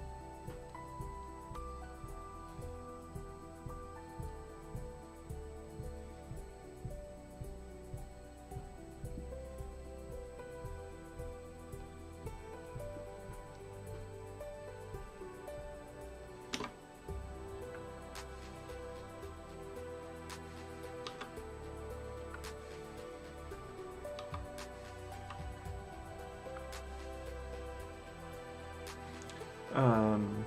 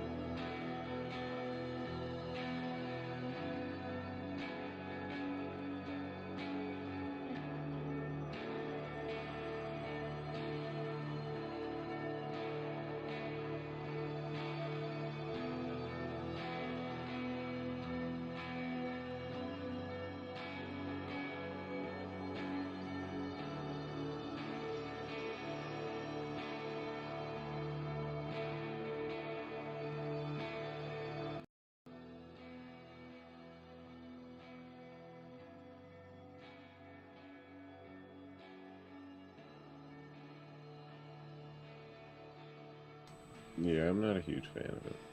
Yeah, it's 31. It's 30 degrees right now. I mean, like, yeah, that's actually pretty cold. I think the cutting out is on you. Because it's happening again. Okay, let me see what I can do about that. Might. Could be me. No, if it's happening now, I think it's me. It's weird. It's like you're good, and then you just cut out. Like it just drops. Test check 1 2. Test check 1 2. Check test 1. God, this is exhausting. Oh my god, I do hear that.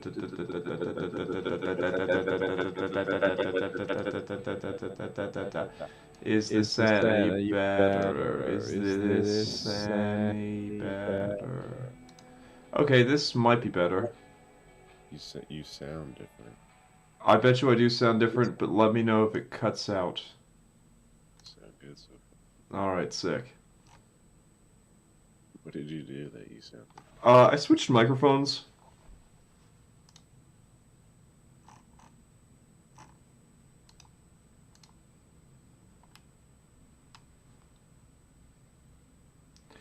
That must mean I'm cutting out on my stream as well. I don't know.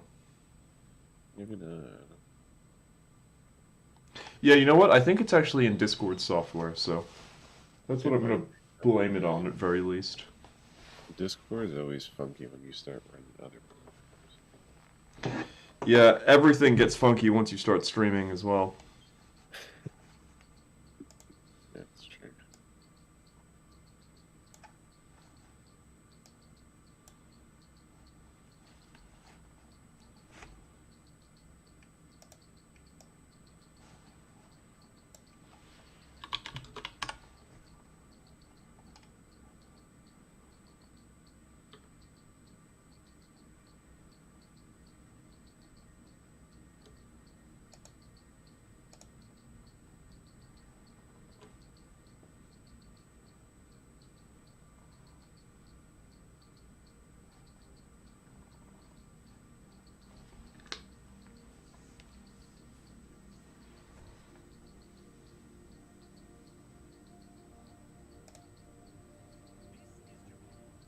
Largest economy in the world and potentially one of the most important countries for predicting what the future may look like for the next 10 years. Simon Kuznets, a Nobel laureate.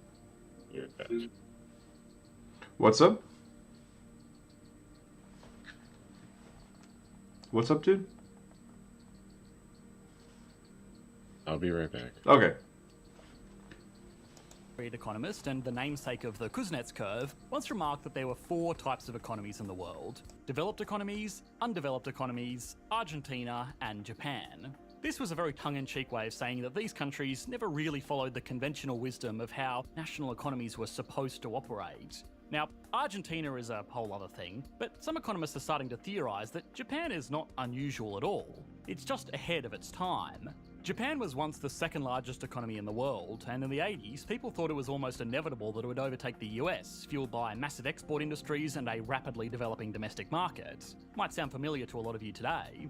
However, since its prime, the country has stagnated with no real growth been experienced for the past 3 decades. To combat this stagnation, the Japanese government has been the first in the world to roll out economic measures that were unprecedented at the time, but again, sound very familiar to us today. Quantitative easing, negative interest rates, and consistent deficit spending. Unfortunately, none of this has really worked, which is pushing some of the greatest economists in the world to have some interesting and potentially very concerning discussions. So, is there something unique about the economy of Japan which is causing this stagnation? Or is it finally time to admit that endless growth in a finite world is not sustainable for any economy? Finally, if Japan really is ahead of the curve, what can we learn about economic stagnation, inflation, and government intervention from the experiences of the country over the past 3 decades? Of course, once we've done all of that, we can put Japan, the 3rd largest economy in the world, on the Economics Explained national leaderboard.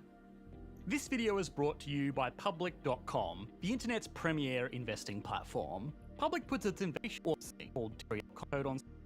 By this time, the country had fully recovered from the impacts of the Second World War and had rebuilt itself into an economic powerhouse that was rivaling the United States. It was building everything from cheap, reliable cars to state-of-the-art electronics. This was enabled by a new global push towards free trade, which meant that the resource-scarce island nation could focus on high-quality manufacturing while relying on other nations for raw materials, food, and anything else that would be difficult to produce within Japan itself.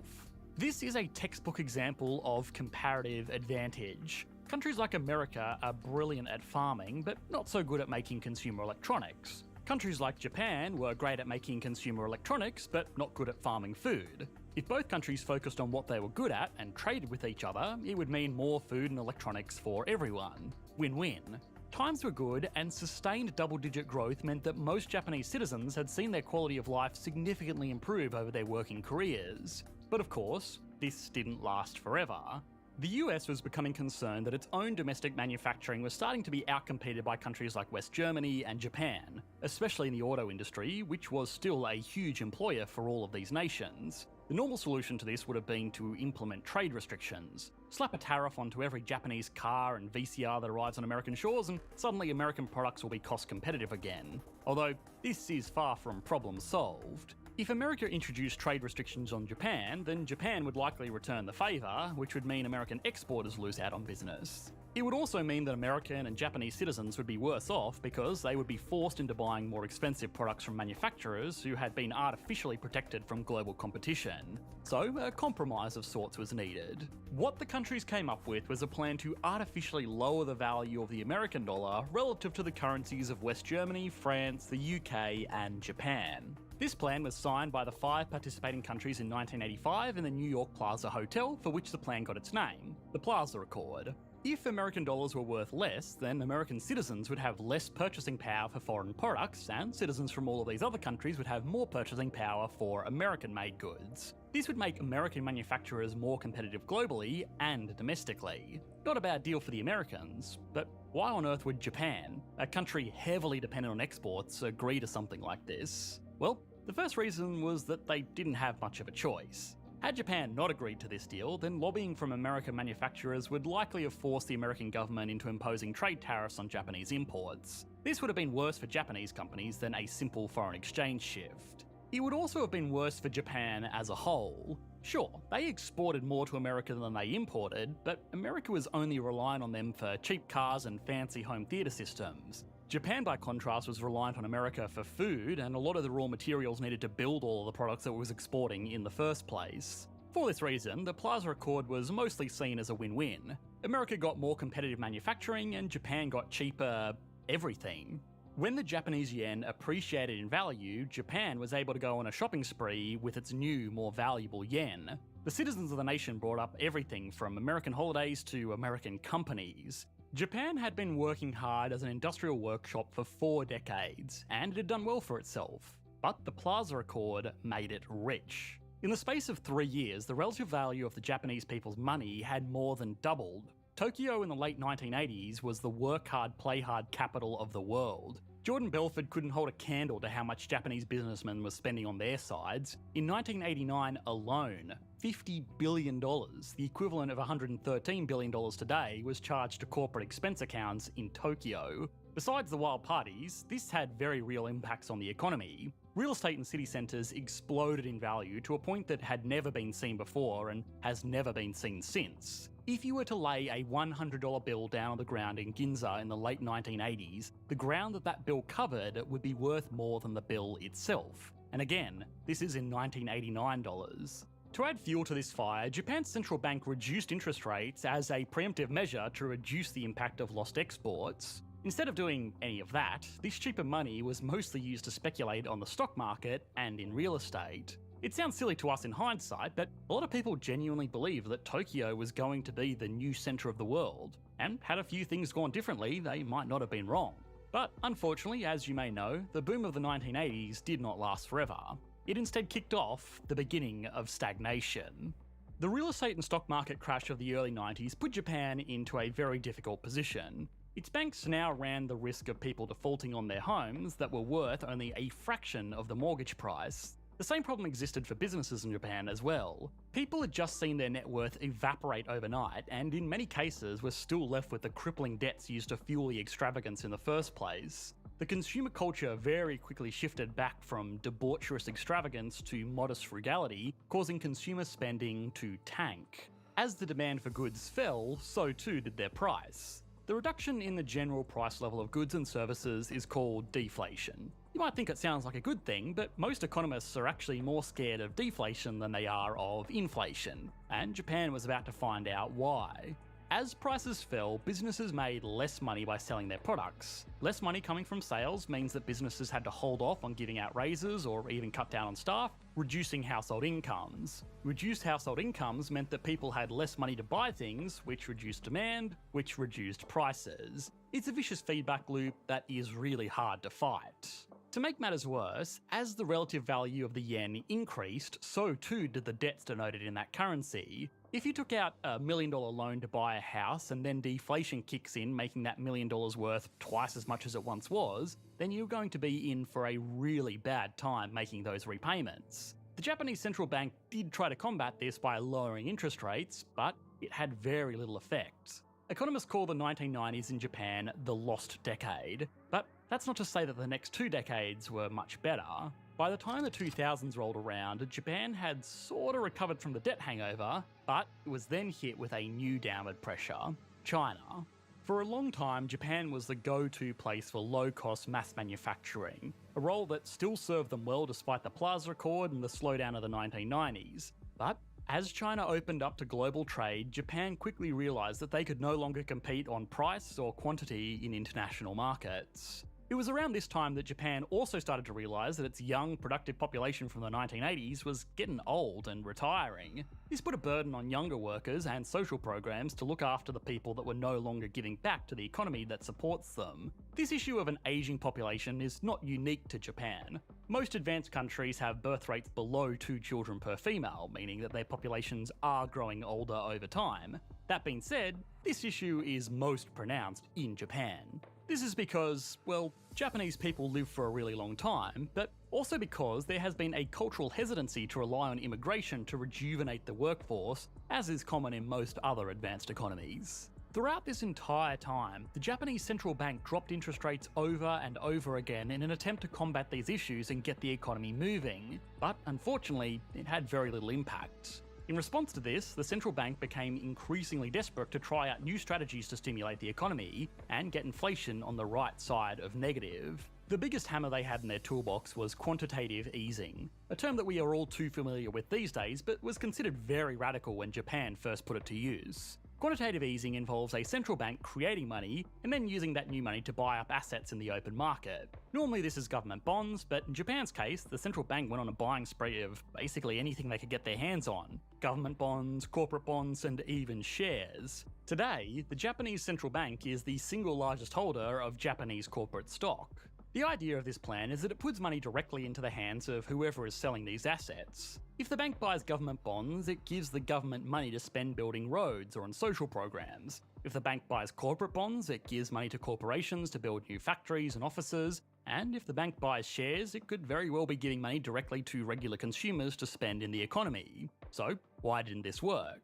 Despite low interest rates and heavy quantitative easing over the past 2 decades, inflation in Japan has remained stubbornly low, hovering around 0%. Some economists point to this as something that should comfort us. If sustained low interest rates and quantitative easing didn't cause any inflation in Japan, then it's unlikely to cause hyperinflation in our own economies. So, is this a reasonable expectation, or is Japan special? There are a few reasons to expect that Japan's situation might be different from what is currently being experienced around the world today. The first is the time frame. The US has been conducting heavy quantitative easing over the course of the past 2 years rather than the last 3 decades. Spreading out cash injections means participants in an economy have more time to react. Doubling the money supply over 20 years probably isn't a huge deal. Doubling the money supply over 2 years might be. The second big difference is the supply side of the economy. Aside from an ageing population, there is no major difference between the productive capacity of Japan today and its capacity 3 decades ago. If an economy has $5 and 5 loaves of bread, then each of those loaves should cost $1. If the economy suddenly has 100 loaves of bread and $100, then each of those loaves should still cost $1. Of course, this doesn't account for a variety of factors, elasticity of demand for bread, competing products with bread, and the general gluten tolerance of the population, but you get the basic idea. If the money supply increases, and so too does aggregate supply, then there is no reason to expect that prices should rise. By contrast, supply has been heavily impacted in most countries around the world today. Waiting lists and empty grocery shelves are things we're becoming all too familiar with. The third big reason is something that is much harder for economists to grapple with, and that's the professional and consumer culture of Japan. It is incredibly taboo to ask for a raise in Japan, and since the workforce is aging, it's also harder to get a promotion or switch jobs for a better salary because the corporate ladder is filled with people who have been with their companies for decades. This means that disposable incomes have remained almost totally stagnant since the 90s. Compare this to the US, where workers are far more active in demanding raises, promotions, and new job opportunities, and you can see disposable personal income has increased dramatically in the same time. A quick side note is that the spikiness of this graph is because Japan collects its data quarterly, so it's subject to seasonal shifts around holidays and bonus periods. The US collects its data annually, so these spikes are kind of just ironed out.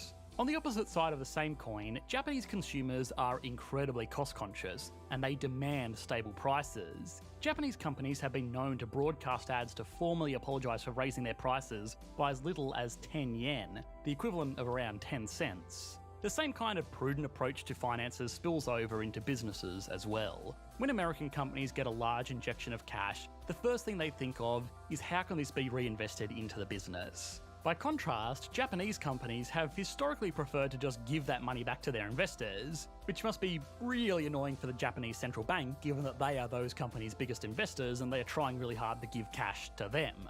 Ironically, the expectation of inflation can cause inflation. If people expect prices and salaries to rise, they will accept higher prices at the supermarket and demand a raise every year. If that expectation is not there, then they will be angry about price rises and content with stagnant wages. The economy of Japan is infinitely complex, and there's a good reason why it was one of the first countries I ever explored on this channel. It's also why some of the greatest economists in the world are totally baffled by how it behaves. We can learn a lot from Japan, and it's a great example of money printing not necessarily leading to inflation. But we also have to respect its differences as much as we draw conclusions from its similarities. Alright, now it's time to put Japan, the third largest economy in the world, on the Economics Explained national leaderboard. Starting off as always with size. Japan has a GDP of just over $5 trillion US, which would be impressive by itself, but even more so when you consider that it's had this impressive figure for nearly 30 years now. Anyway, it gets a 9 out of 10.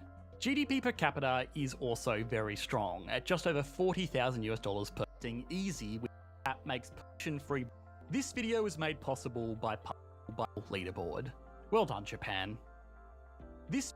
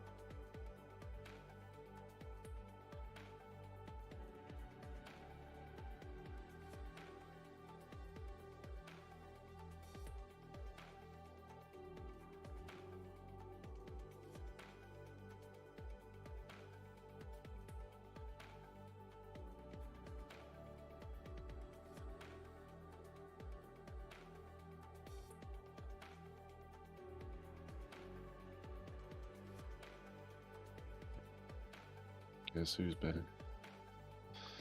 Back again.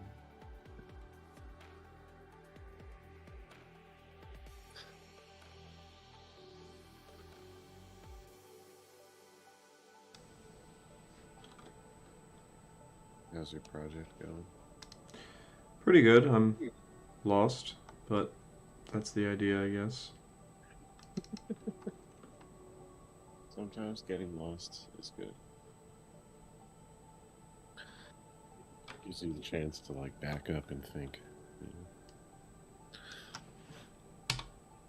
know? Gotta be optimistic. Oh yeah, no, I chose this.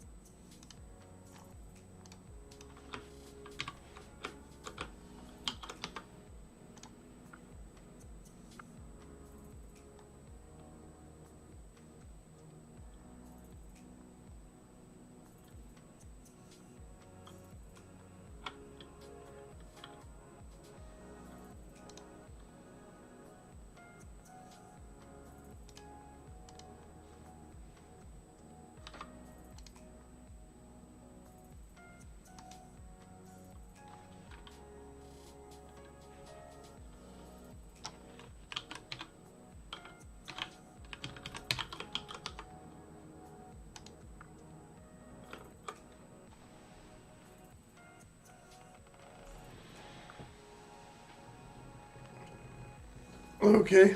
No errors.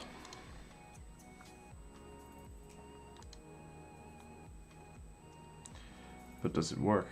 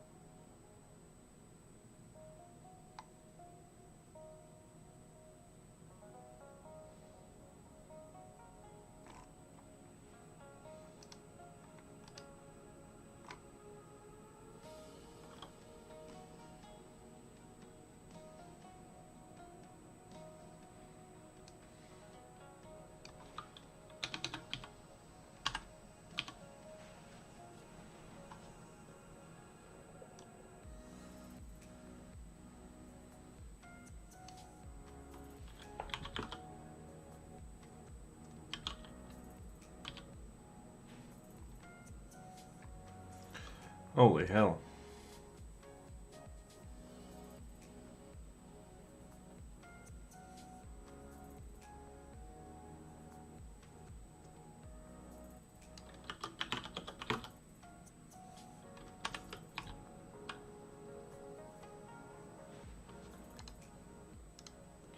Appears it has worked.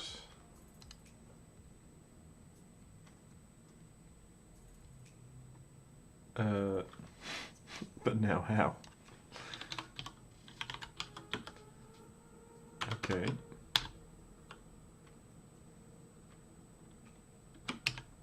Sick.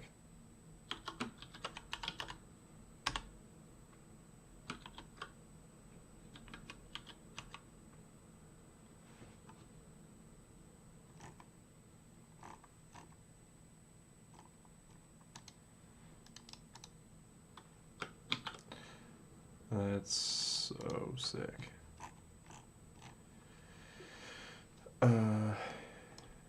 Okay.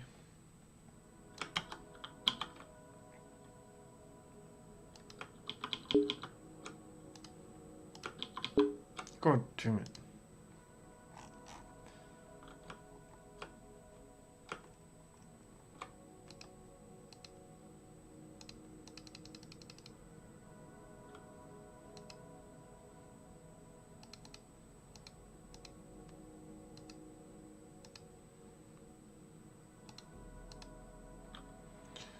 Alrighty,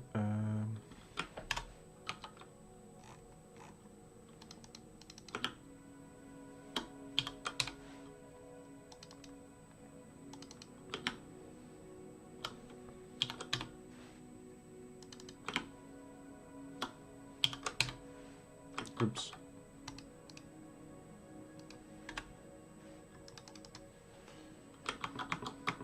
Yeah, I've already got rid of one. Okay,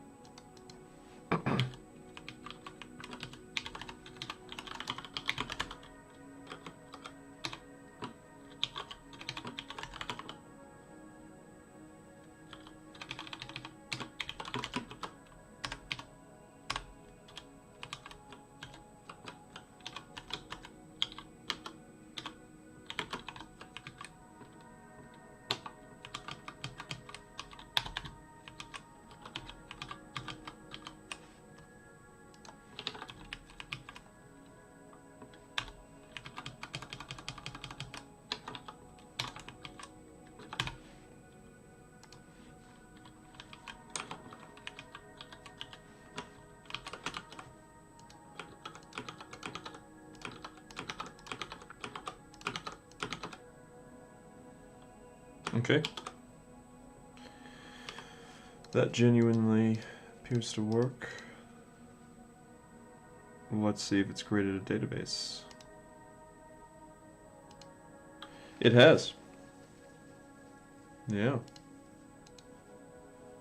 It has created a database. Okay, well this should put something in it. Okay, cannot read insert of undefined. Okay, well that's not good.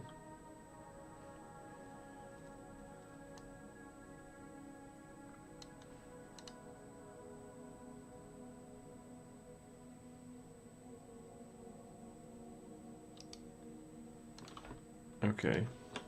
Well, why is it undefined?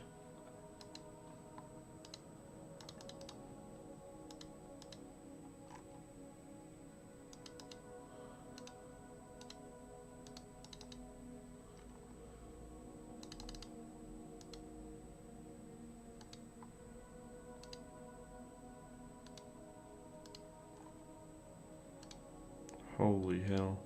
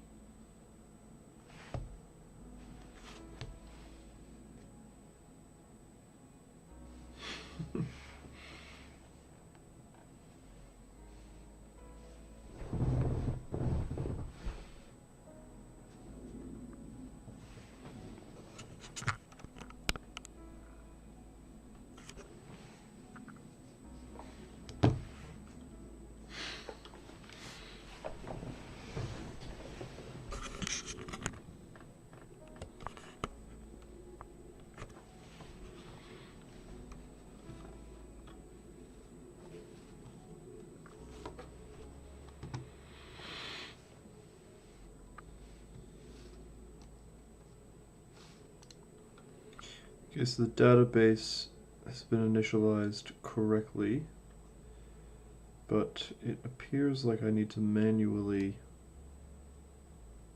add this collection, which I'm not thrilled with. That doesn't seem right to me, but I guess I'll give it a go.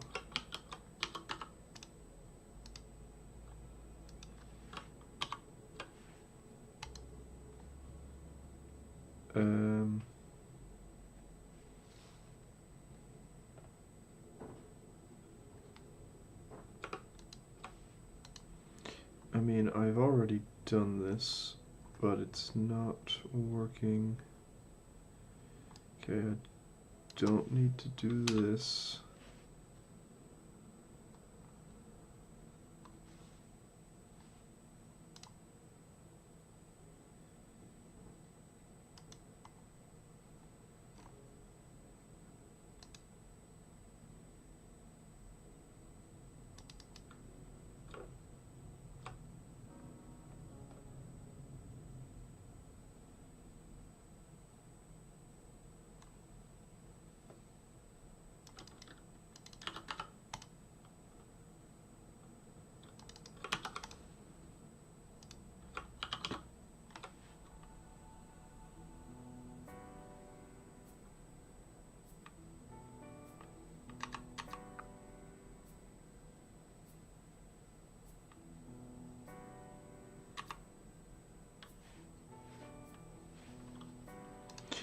Okay, well, before we try that,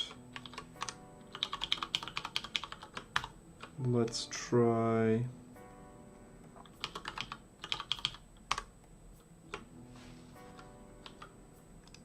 doing that.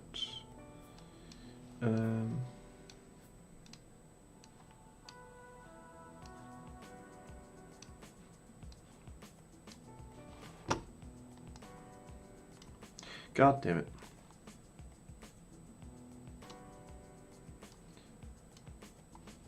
What? Please behave. Oh my god. I'm gonna murder this thing. Swear to God. Okay, whatever.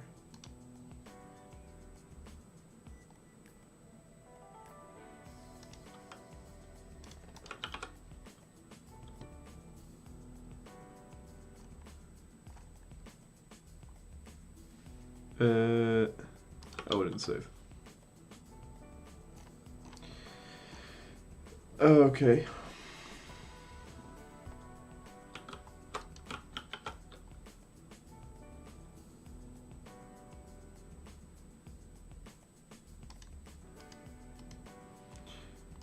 Now that is odd.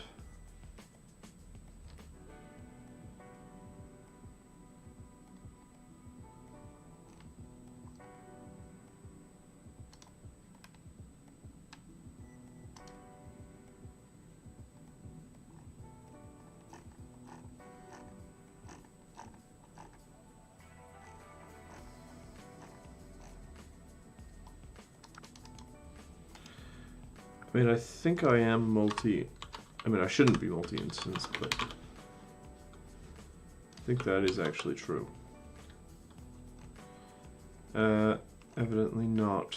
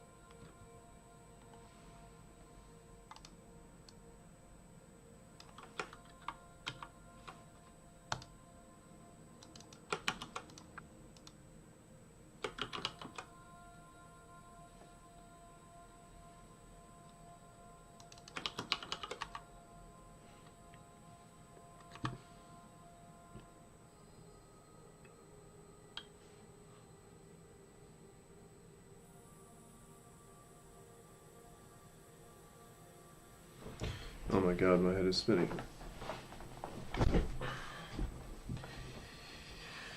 Okay.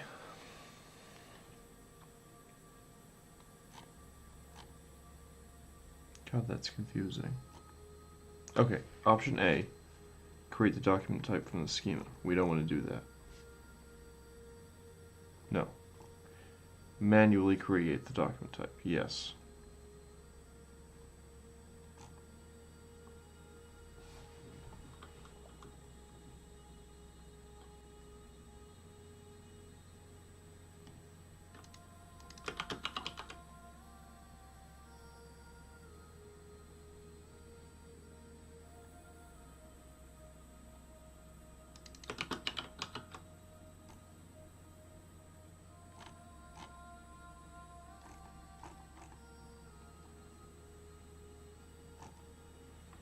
Okay, what do we do with this hero doc type?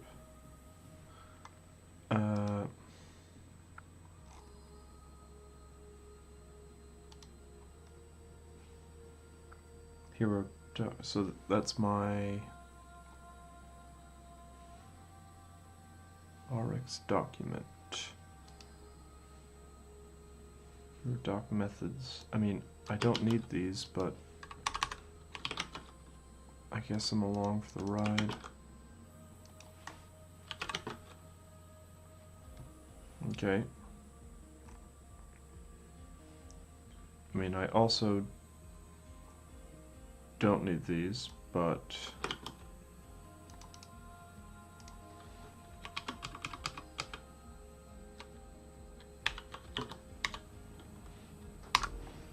I shouldn't have to do that.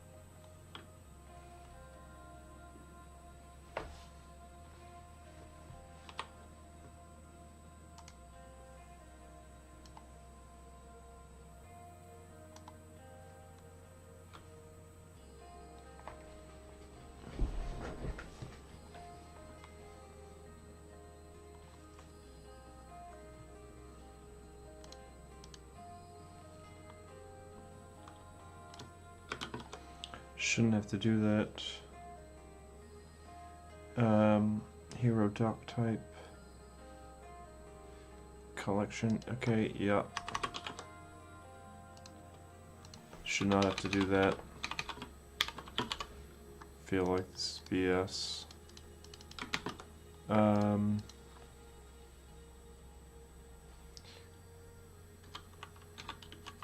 Why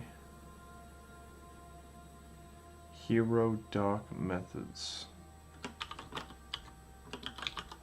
I mean, this doesn't make sense to me, but item collection methods, okay. Then database collections has, yep. Now database, my database, RX database, yep.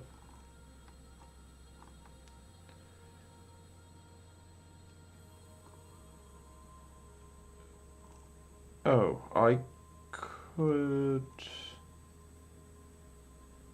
see this being necessary. Okay.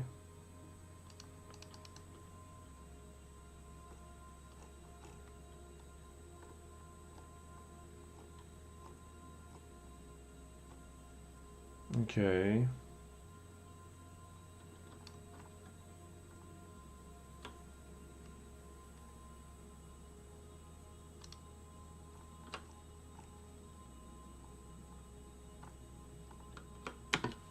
Okay, I guess we'll give it a go.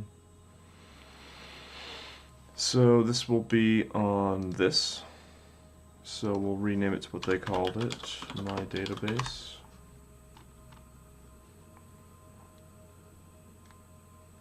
And I guess we'll paste. So technically anything that's hero should be item. Okay. We'll go with ID, I guess. Yeah, okay.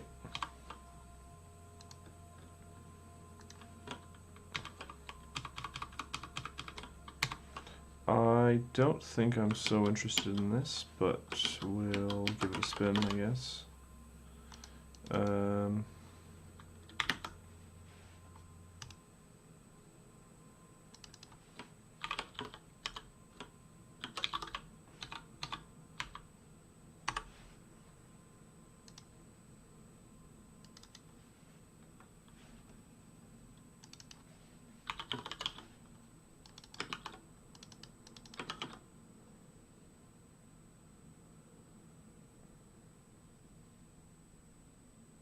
The hell is going on here? Argument of type is not assignable. Doc data and data are incompatible. Well, they don't need to be typed, so I guess we'll just find out what they are. I mean,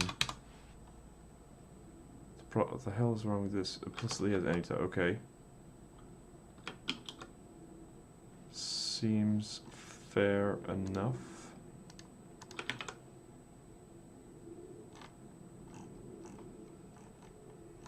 Okay. Well, it hasn't failed. Okay. Well, it has now. Interesting. Well, this is actually good.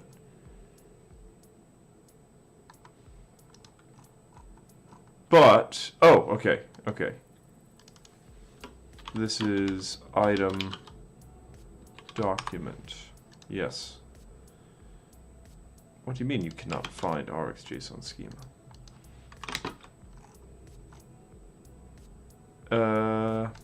Okay.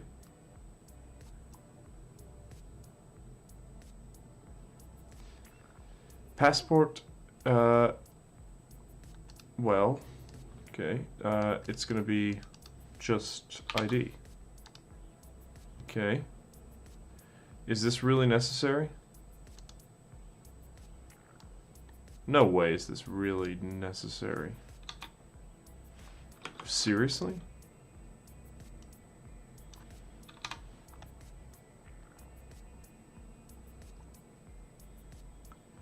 Oh my god, it is necessary.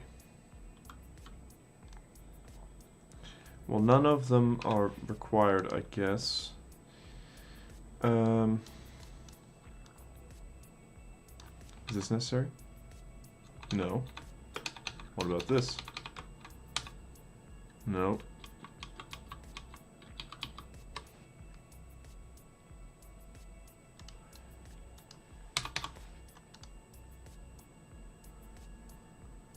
Okay. Yep. Yep.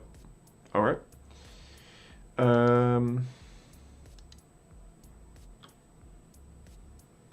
I had this, I believe, in here. Okay.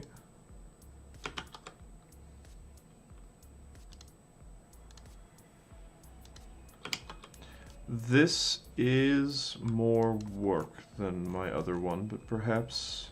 Well, I guess it gives me more, so... Excuse me.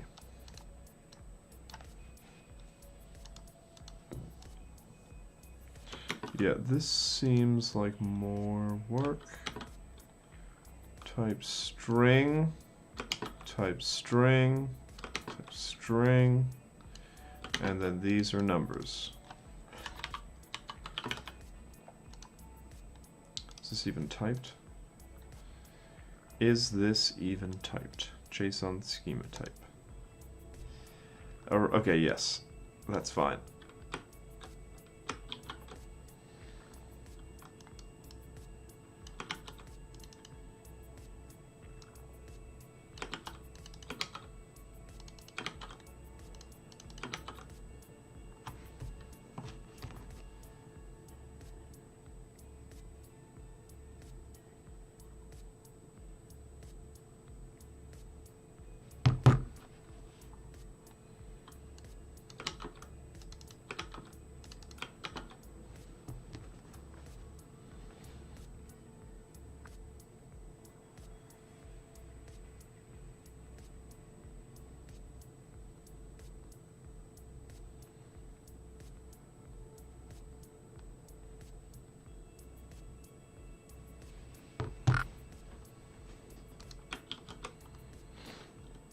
Okay. That should get you to stop complaining. No. Oh, well, it's possible that's because of an error. Uh-huh. Another instance was created. Can't change the schema. Yeah, that seems true.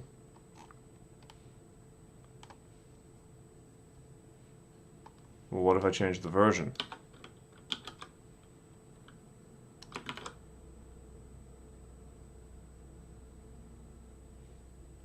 Is missing or too much? Have blank. Should 0. The expected type comes from properties. Okay. Don't think I'm going to bother with that. God, this is a lot of work. Oh. Oh, yeah, that's versioned. Okay.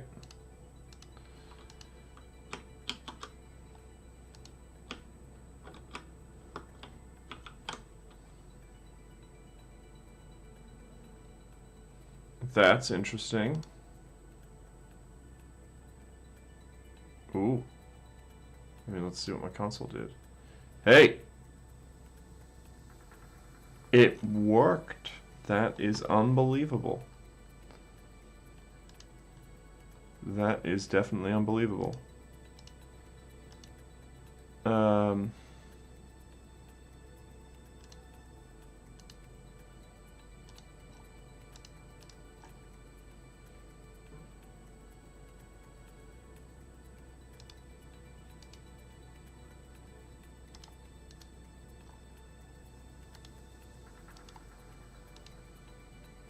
There it is. I made that. Okay.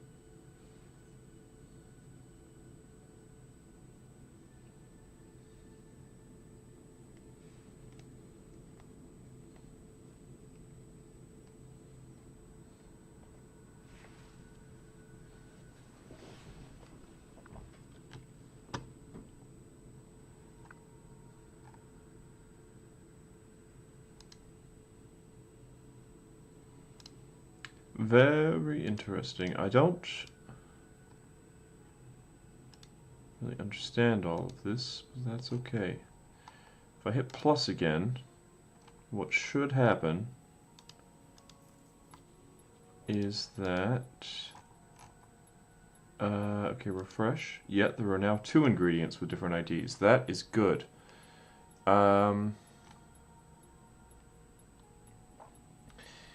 What is it missing?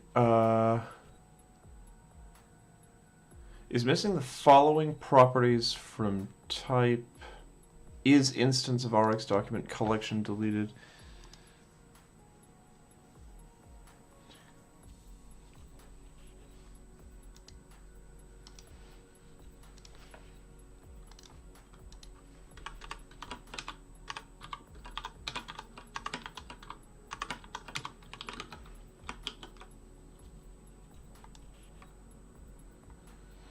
Type.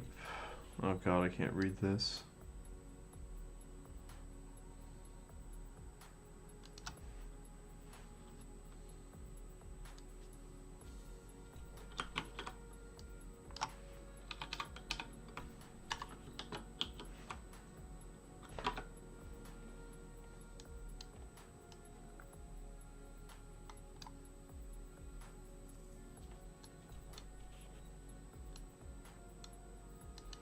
What in the living hell am I supposed to do with this?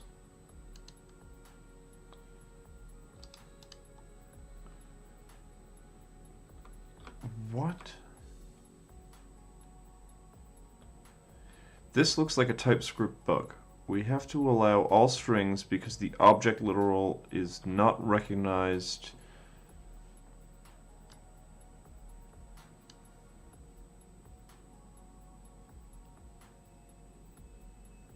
Key and string keys RX dark type. The expected type comes from properties.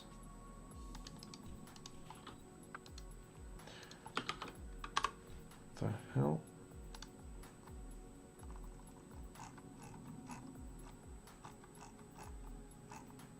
Okay, great.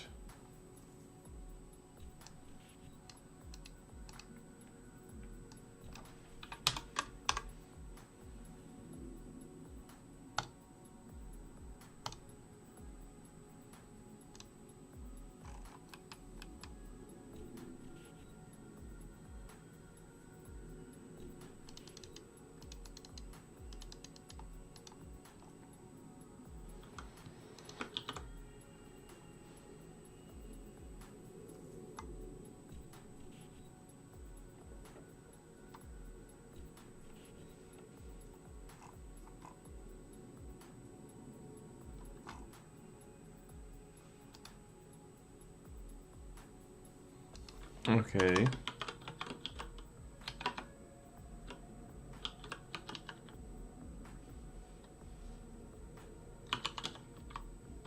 Don't do that.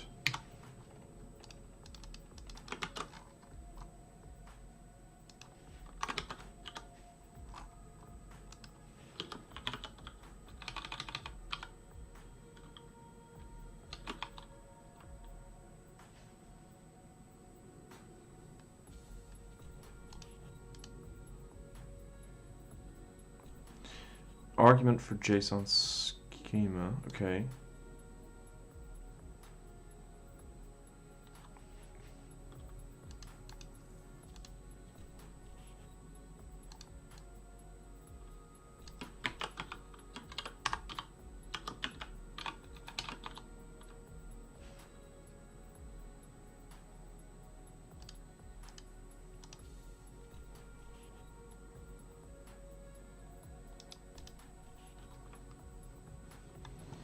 What in the living hell?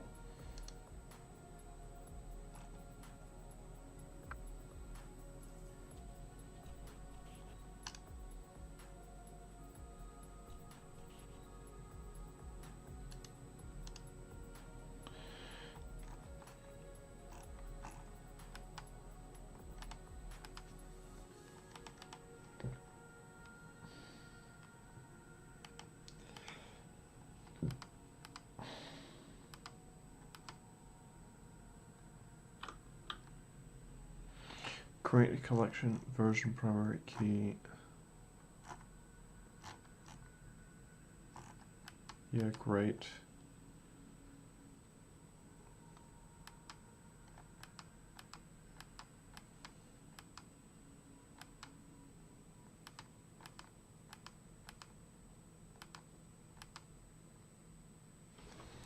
Annoying. Okay.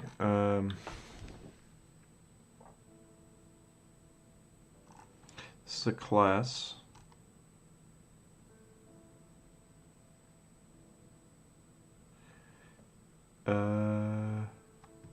Okay. Confusing, but alright.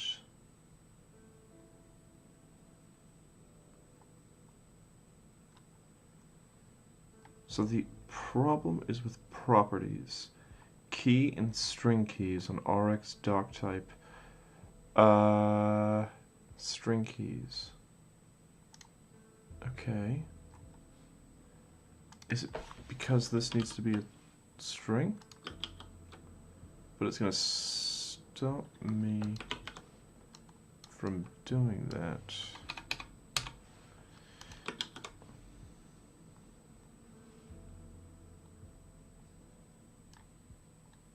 I can't read this. Is missing the following properties from type.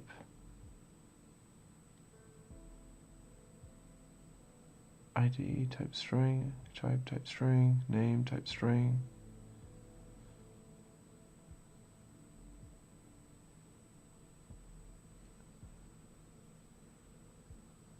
Top level property. Okay. What does this need? Top level extends JSON schema. Fantastic.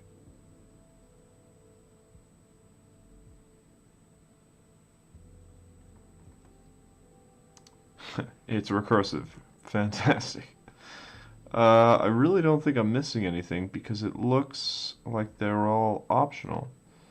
So, I'm convinced that this is incorrect. It is mistaken.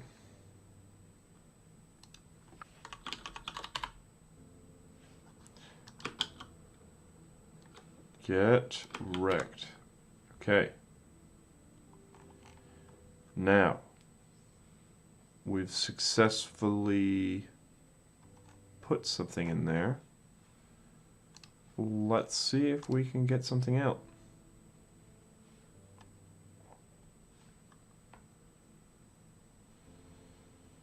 Okay.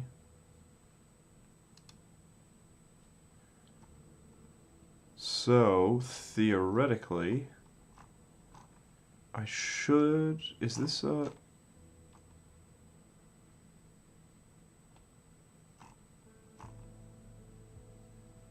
So...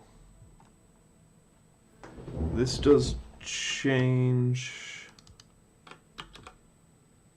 things somewhat.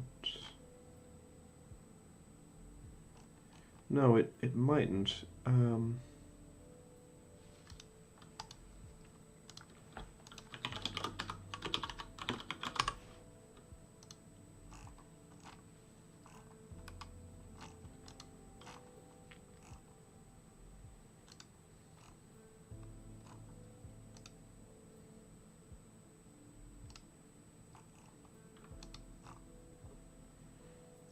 Does that really work? Because if it does, that is wild. Okay.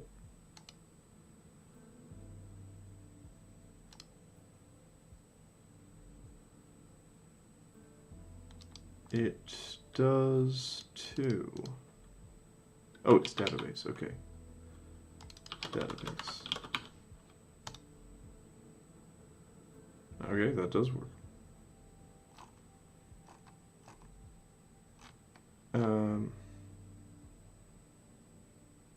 And it's what? Set app state? Okay. Well, screw this.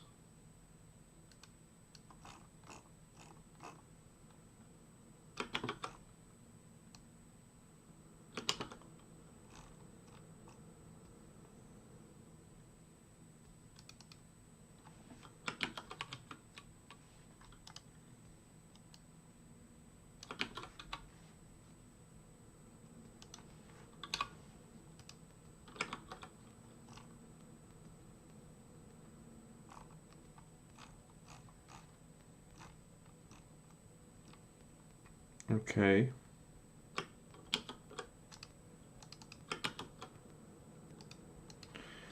Um,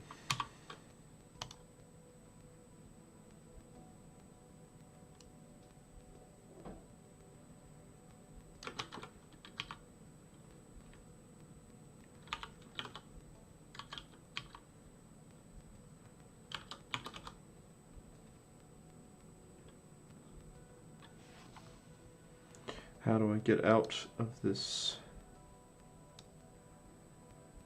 So it's on collection, functions, okay. Okay. Observe, insert, bulk remove, new document, upsert. Inserts the document if it does not exist within the collection, otherwise it will overwrite it. Returns the new, okay. Atomic upsert. Find. Okay. That seems right. Find by ID. Yep, it's find that I want. Oh my god. Find. Okay. The hell is wrong with that? Oh my god. What in the living hell? Okay. Const result. What the hell is this? Result is declared but never read.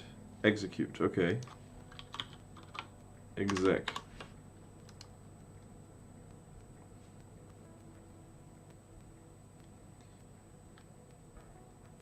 Okay. And now I await.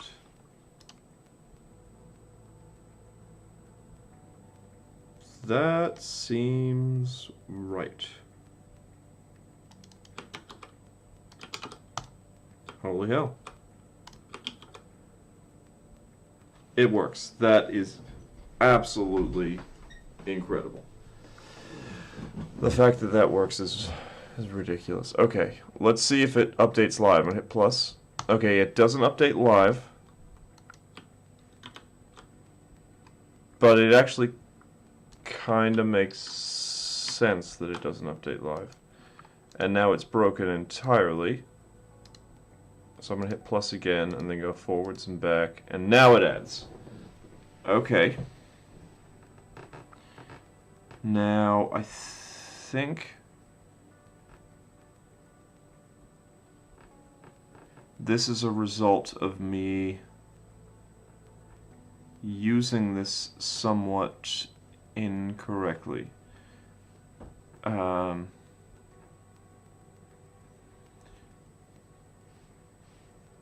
Let me think about that. Well, to begin with,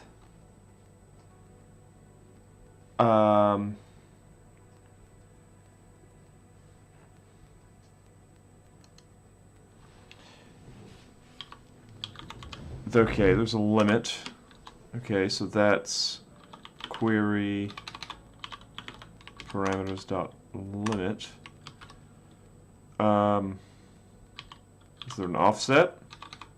Page.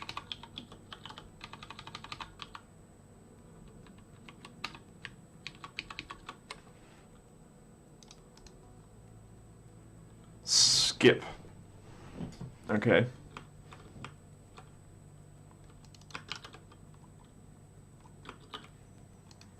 Okay. Skip. And we're going to be skipping the query parameters limit times the query parameters page. Okay. That is weird. Don't know why it doesn't work first try, but let's add a bunch of ingredients.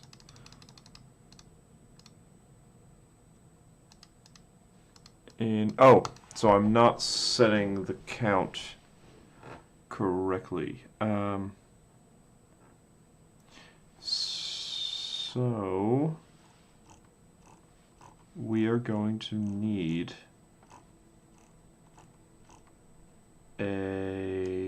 account function for that behavior.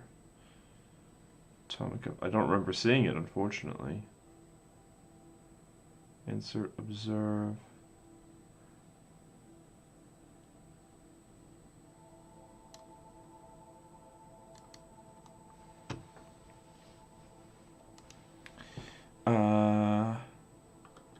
Find.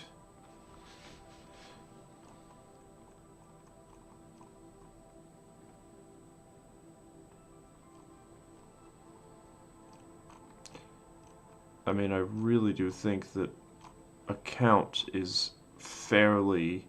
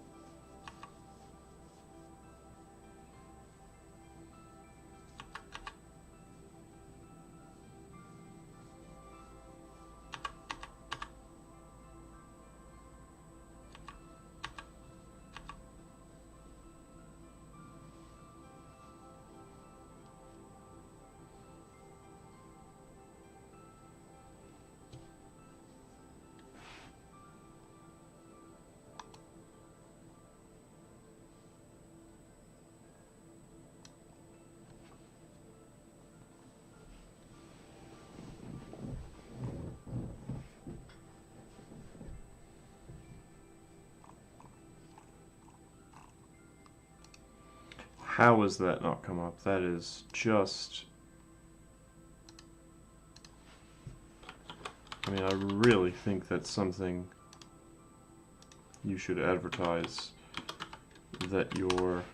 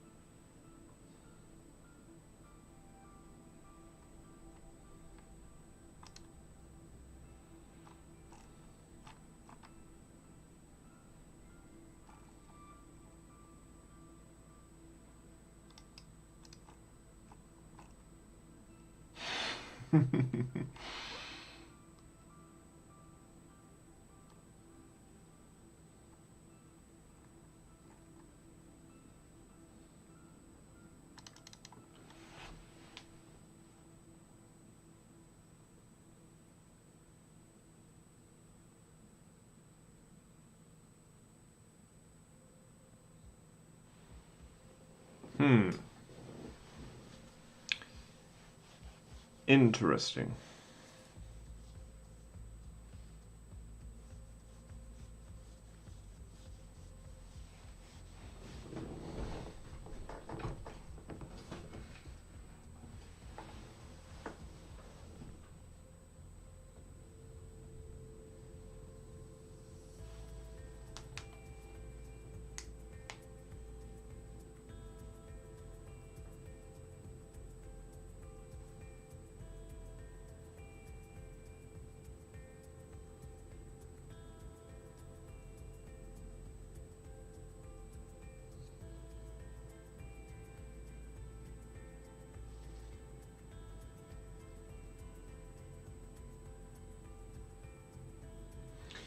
Okay, well, if I'm being told that the way to get the count is to just get all the records, then that's what we're gonna do.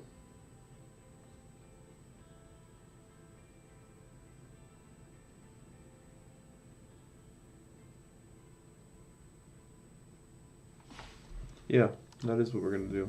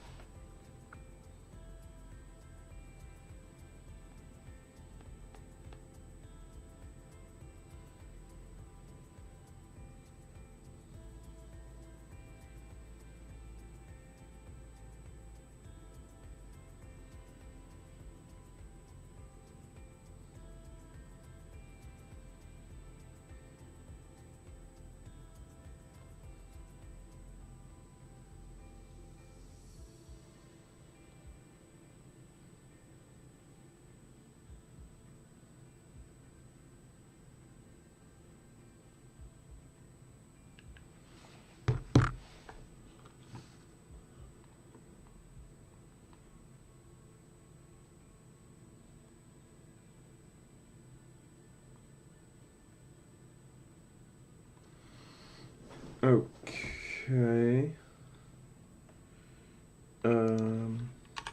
It's gonna be where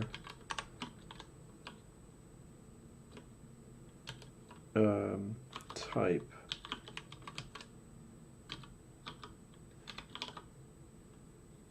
equals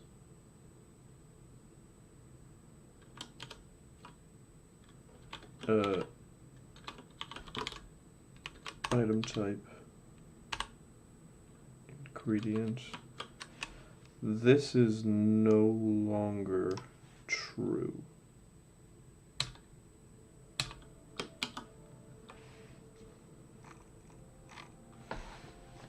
And I think an argument could be made that it would be performant enough, but I want to support very large databases, so I'm not going to allow this.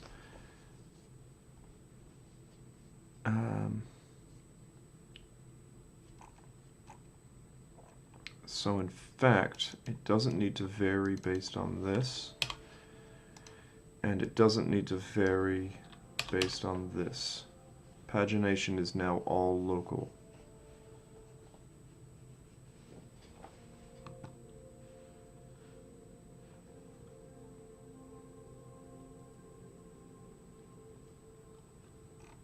Okay.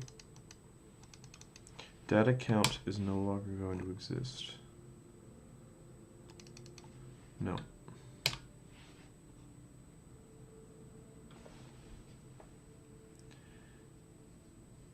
And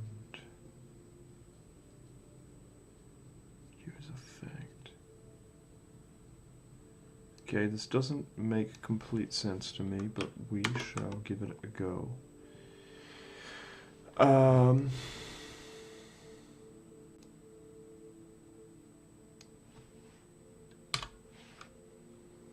In fact, query parameters doesn't really make sense anymore. You know what? After all that perseverating, just to get it working, we're going to get rid of pagination. It's probably for the best for now. We can come back for that. This can still work.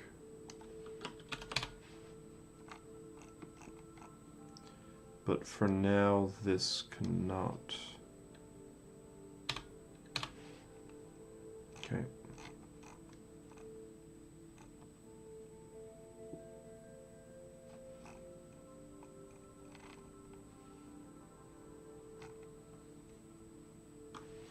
Handle resize. This is no longer needed.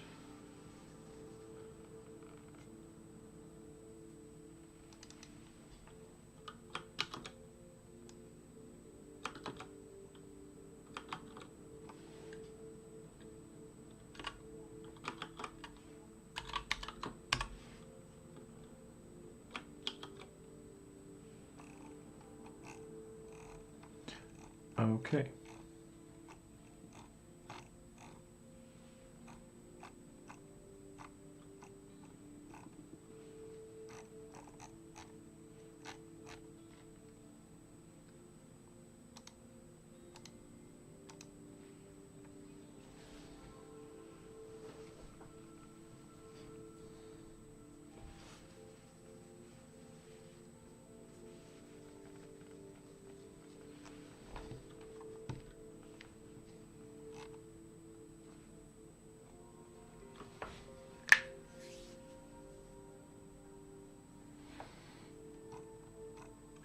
So for better or for worse,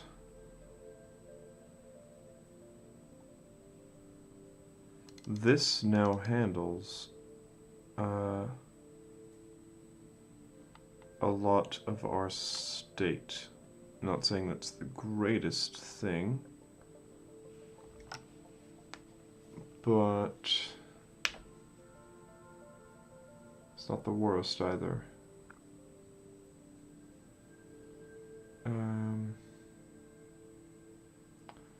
So given that, well, we're not bothering with this for the time being, which means that both of these shall not be required.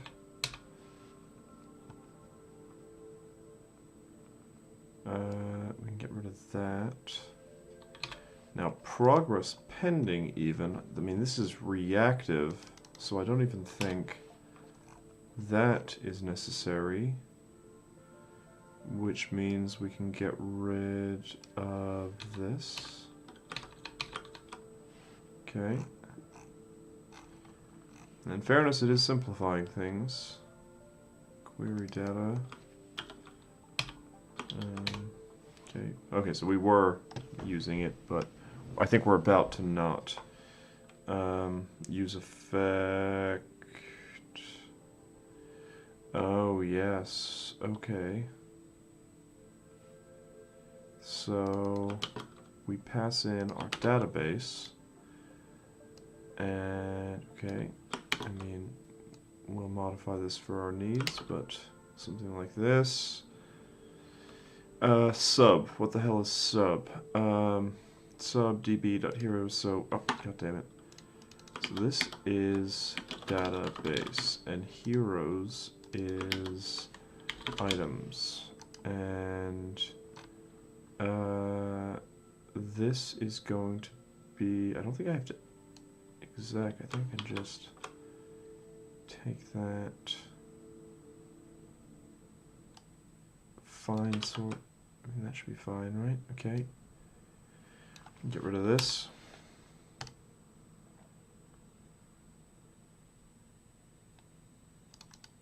Set heroes, what the hell is that? Okay. Yes, okay. Okay, so that's like data. Data, set data. Set data. Okay. That's BS, but whatever.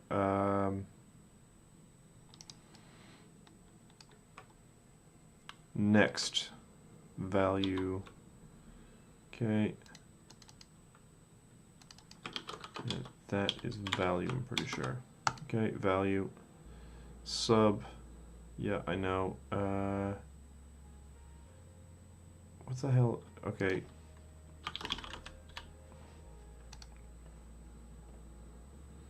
It is a subscription type. Okay. Subscription.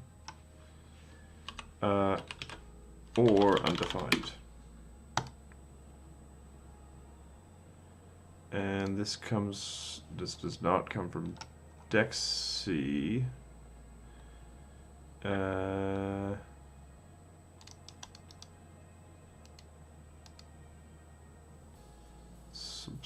describe probably where that comes from. Yeah, where's this come from?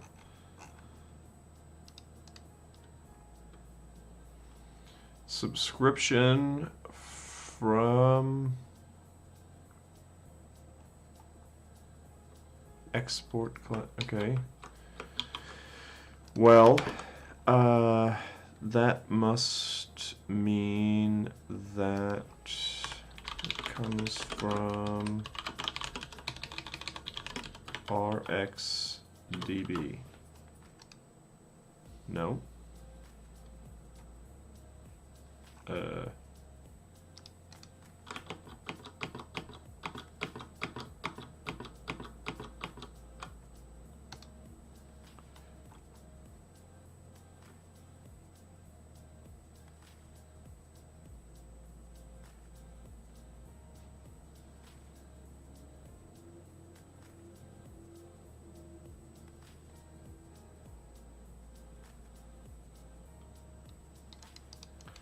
Then what the hell am I doing here? RxJS. Oh.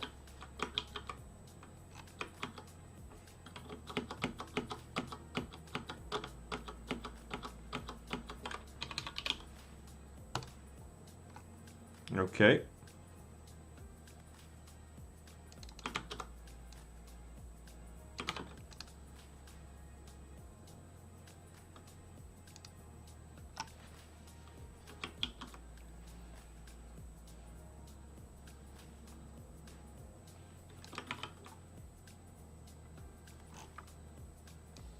That works pretty well.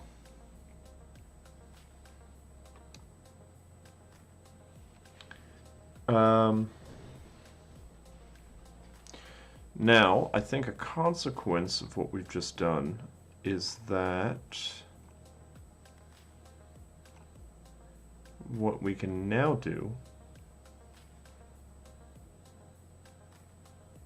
Okay, so we can just delete it outright. And we'll do that for now. Right? Because I can do database items. There's got to be a delete.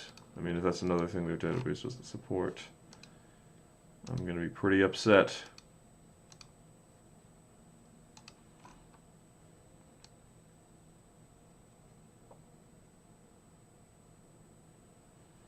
New document, bulk remove, bulk insert, insert. Okay, do they call it remove? Bulk remove. When you need to remove many documents at once, okay, remove, okay. Remove. Remove all data from collection. Okay. Not what I'm looking for.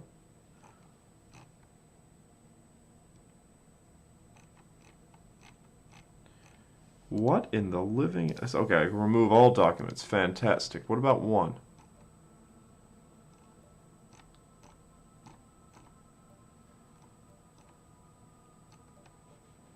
What? I mean... So I can remove many, but I can't remove one. Is that what I'm seeing here?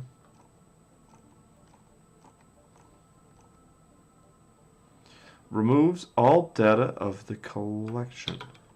Okay, well, is it that I gotta find one first? Is it items, find...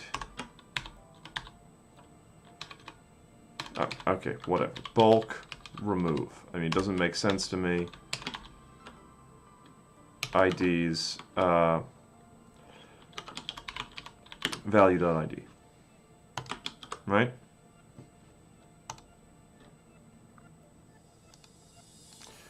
Holy hell.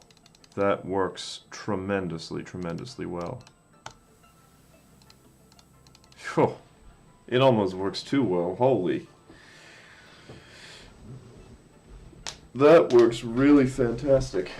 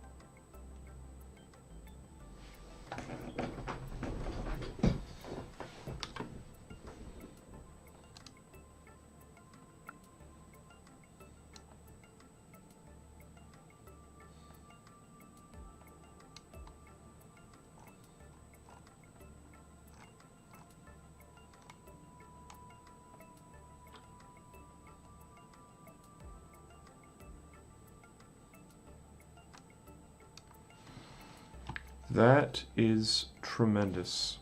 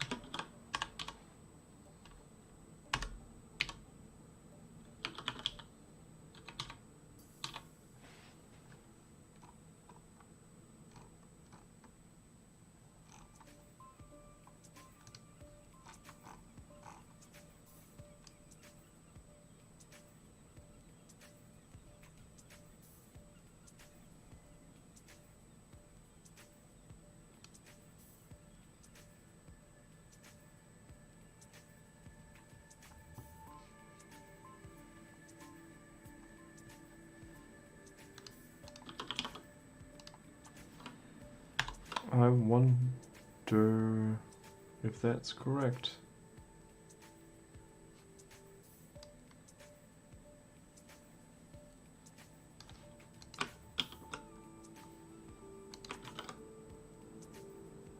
I think it must be, but let's check the console.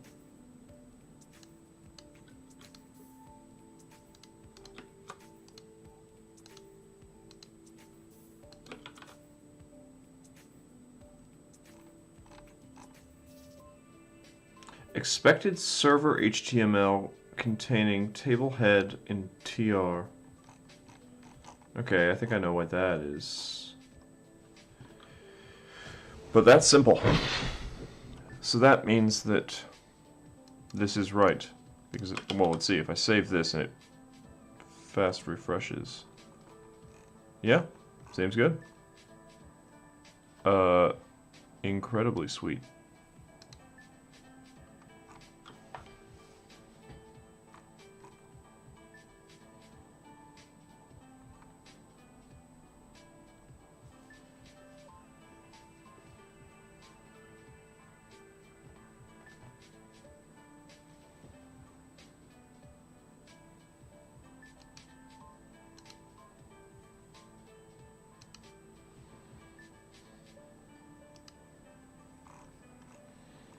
Now, I don't actually care about this, so see ya. Here are doc methods. I also don't care about this, like, in the slightest. So, see ya. Count all documents. I mean, this is not true. This is a waste. So, I read. I could be wrong. So, see ya. But I do believe that we have to do this step, and that really isn't the worst thing in the world. It's close. But it isn't the worst thing. Okay, yeah, see ya.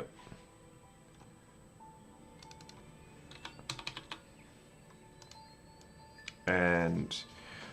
oh, wait. I mean, I could see myself using that, damn it. I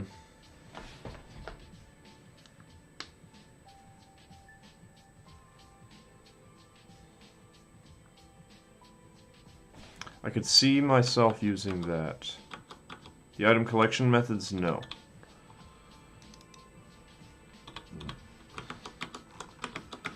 But I guess we could scream back. Yeah, I can see myself using this. This can get lost.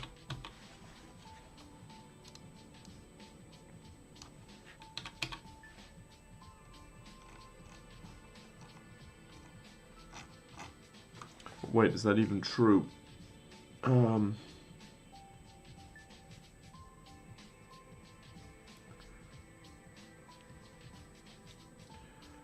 I think it's true.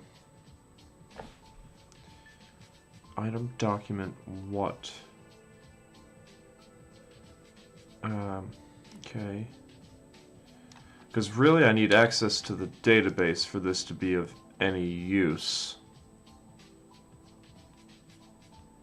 And do I have access to the database here? I mean, technically, yes.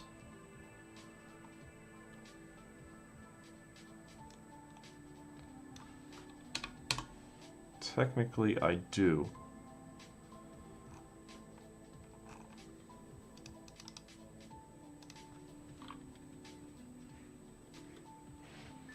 I mean, is it at all possible to do this? I mean, I recognize it's a little cheesy, but fair enough, right? Why not?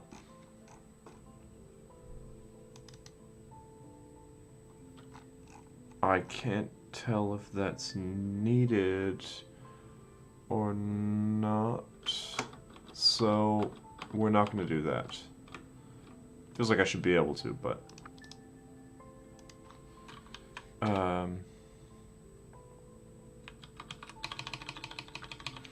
item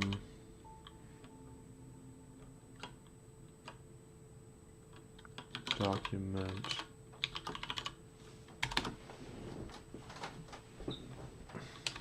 item document methods.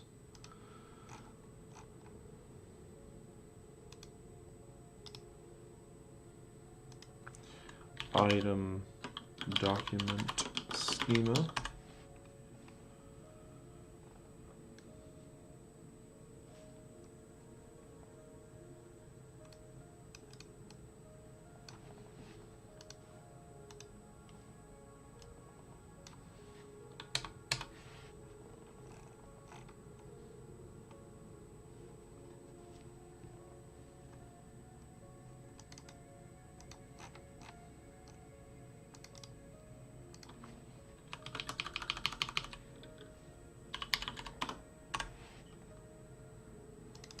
Yeah, screw this.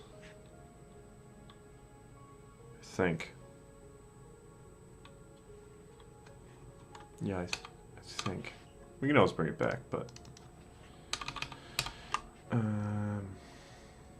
Alright. I'm, like, shocked the degree that we are in business.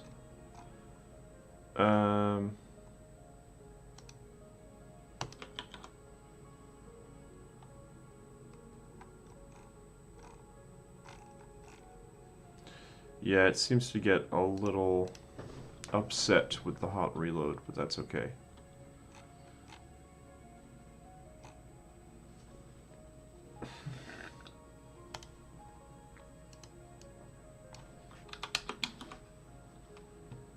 Yeah, I got upset with me again there.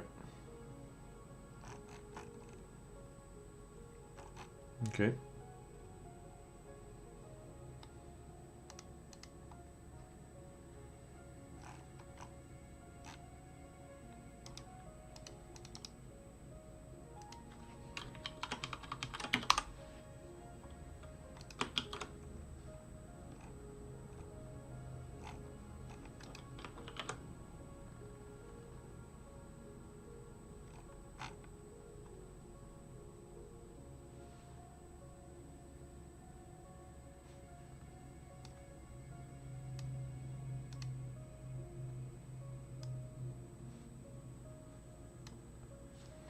Let's take a look at this meme from CJ.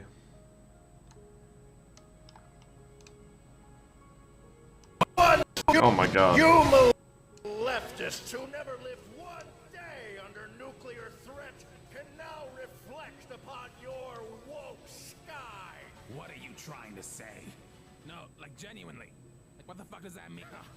You made quite a non-binary fuss to save the world from intercontinental ballistic tweets. Do you know what non-binary means? Yeah, you know, nanomachines.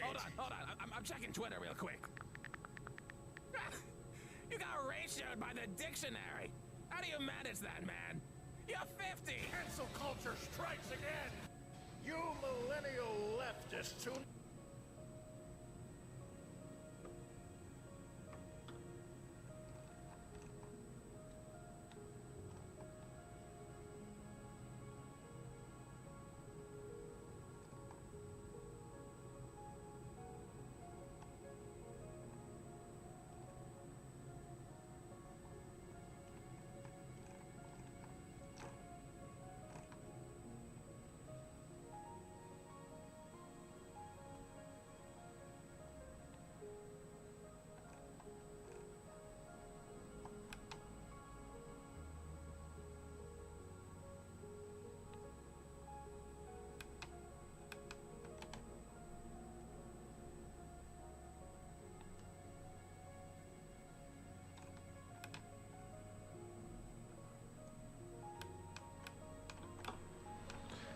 Alright. Well, let's just say I'm glad I don't use Twitter.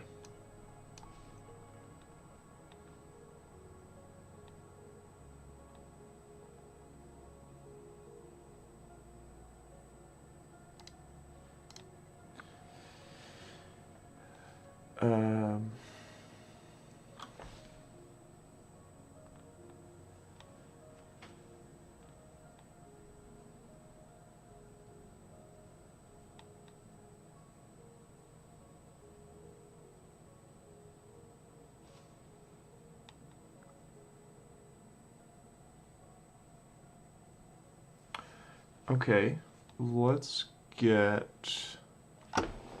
So I do think it has to be paginated.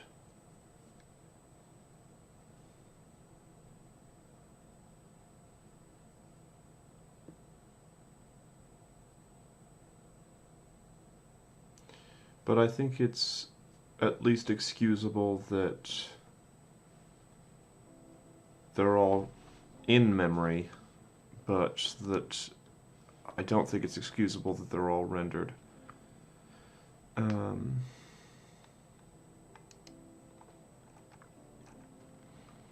Which means that we need this code back. So let's make a bunch. Let's get rid of that console log because it's annoying.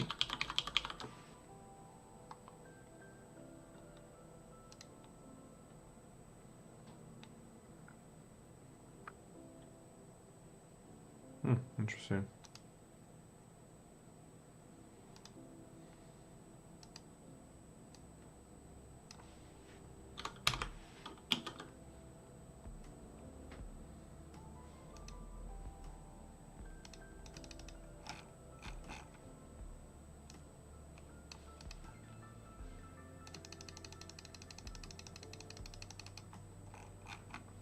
Okay, sweet, we got a bunch.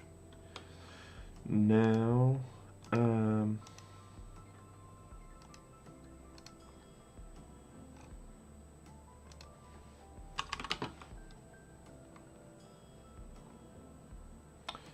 this no longer exists, and that's okay.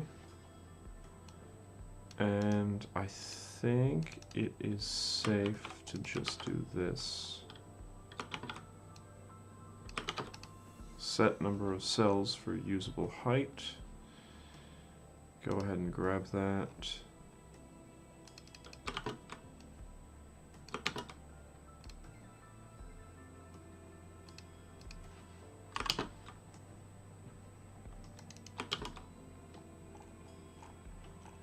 Okay.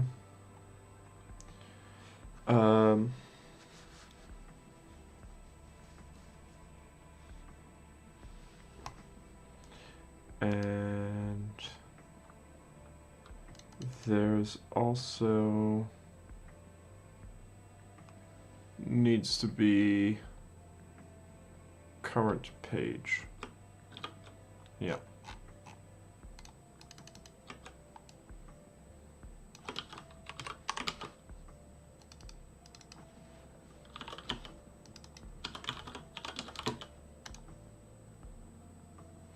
And it can be 0 by default.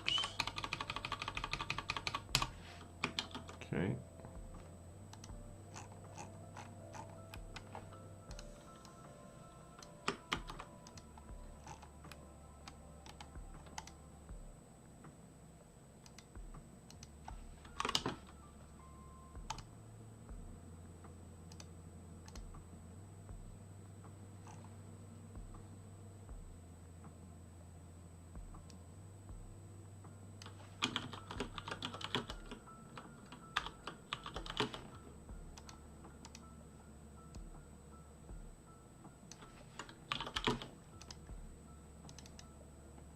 Pages is going to be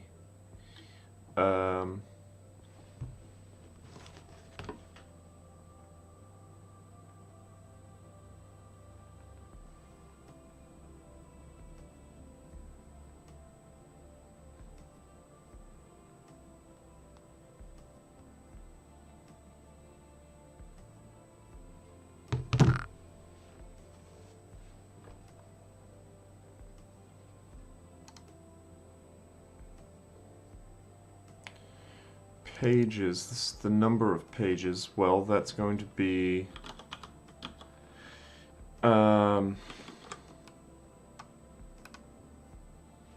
data length divided by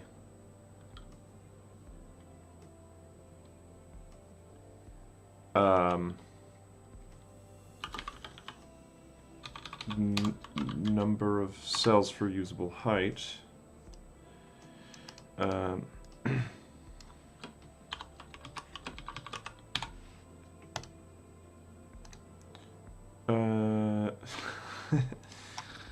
Okay.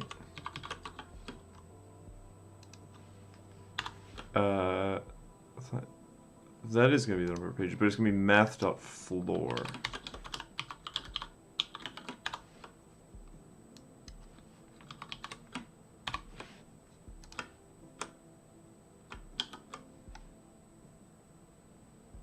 Okay, betcha that's right.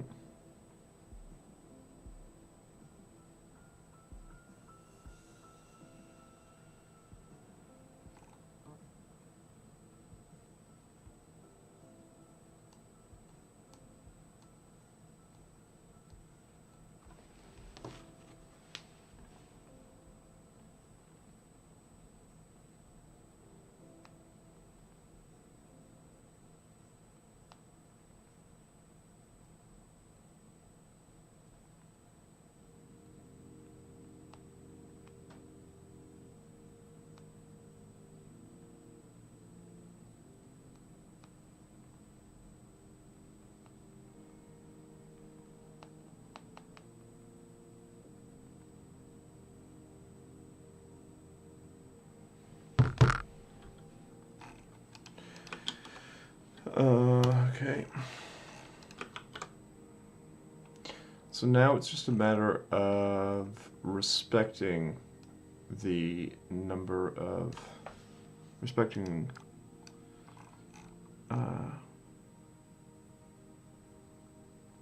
so we actually don't need to map over value.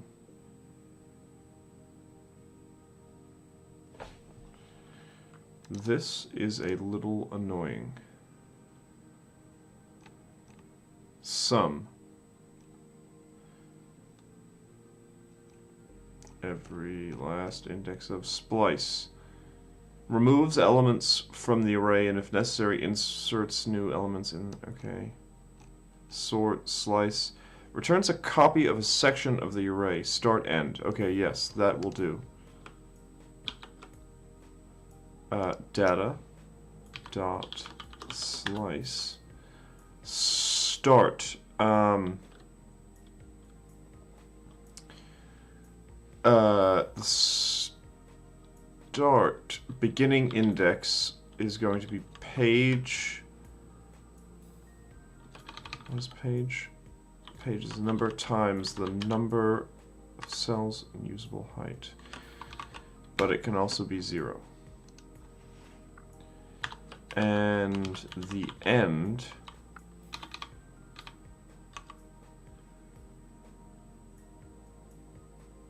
is going to be the number. Oh, no.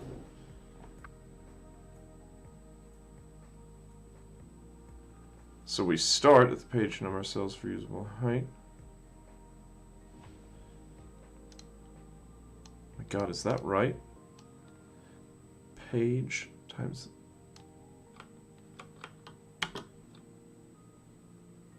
the start. I think it's this. I think it's that plus the number of cells for usable height. Which seems preposterous. Like, absolutely preposterous. But I have a feeling it's right. Yeah, it is. It's quite right. I mean, it's disgusting. But it works. And it works quite quickly. Yeah, that ain't bad. And, okay.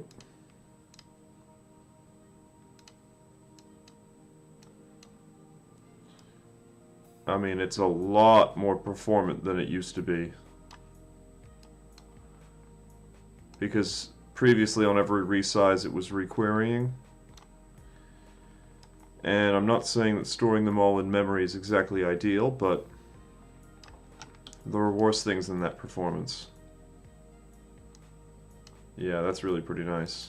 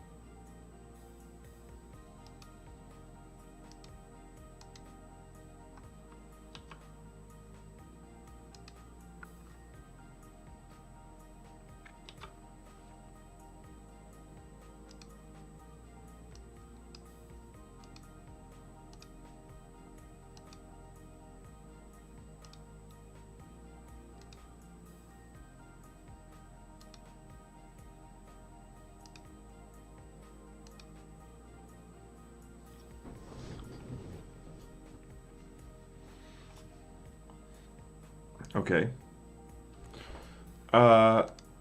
That gets us a lot of the way to where we need to go. We have delete. Now the question is, can we get real plus and real update?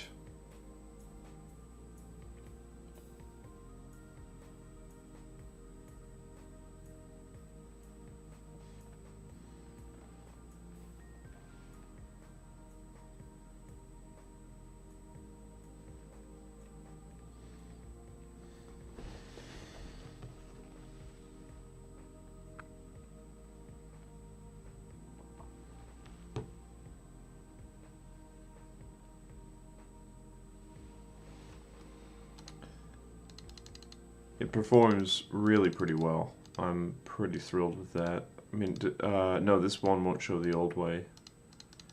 But that really is pretty awesome.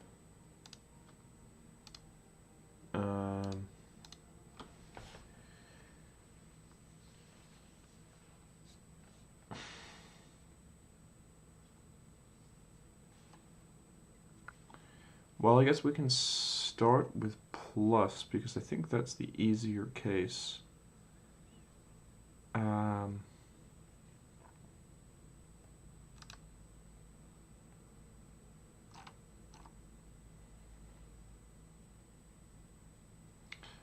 mean, screw this way of doing it. I really hate that. That's the way that it comes in the documentation. Yeah, this is way better. Like, way better.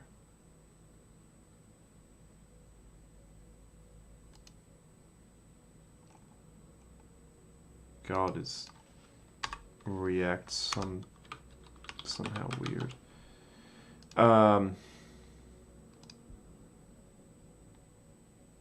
Yep. Not necessary. Okay.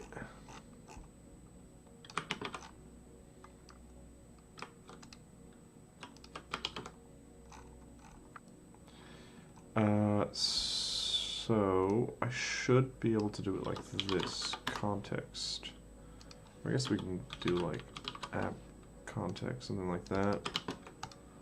And then replace all of these with app context. I mean, there's just no competition in terms of how much better that is.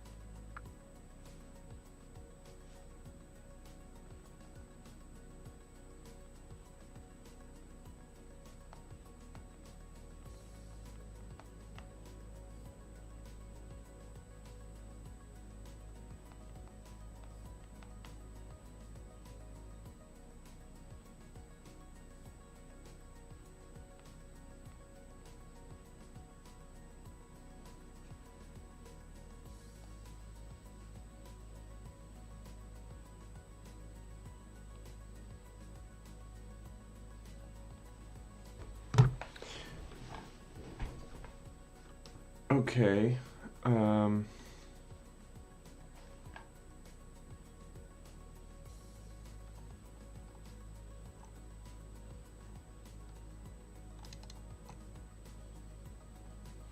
Ingredient form drawer is open. Now wait a minute here. What the hell am I doing? Recipe. Okay, this is, yeah, okay. So we go in here. Currently we're inserting here. But this isn't right, of course, is it? No, it's not. Go away.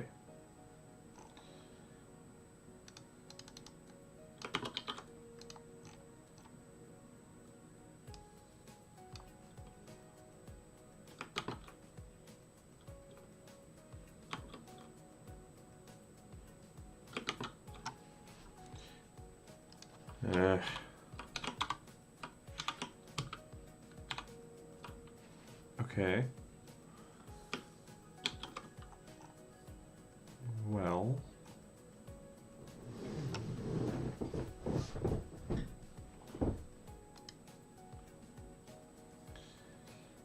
Um,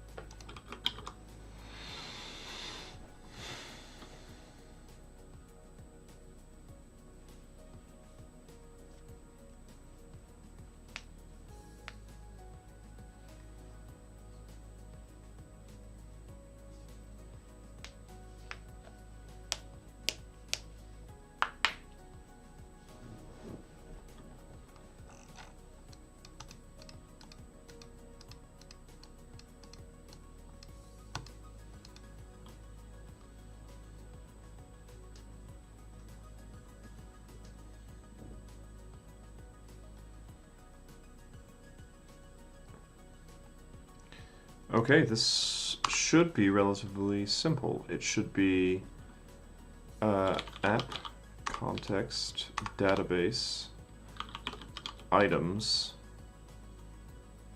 I mean, I guess I could do upsert, but I mean, I happen to know.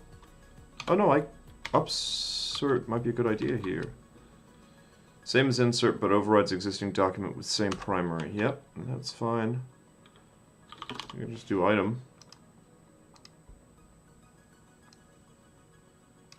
Okay.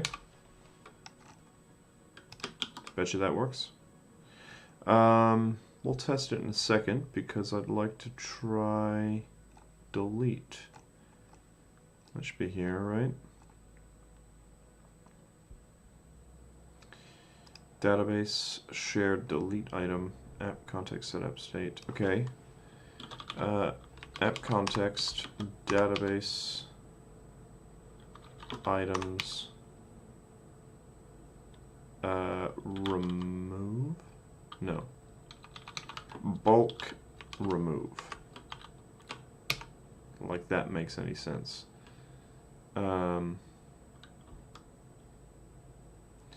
This is going to be app context delete item ID.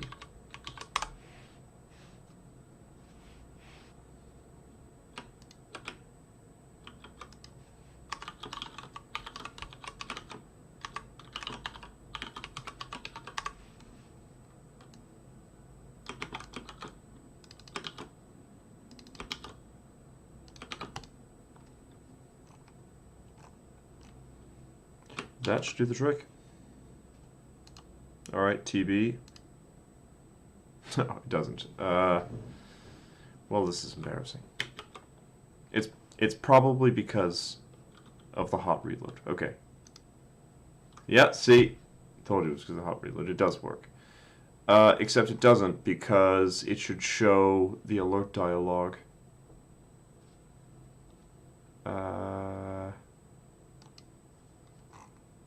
And that is probably because...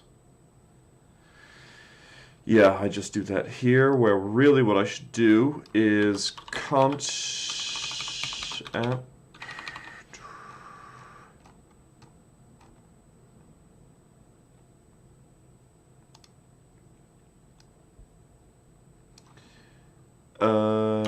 Okay.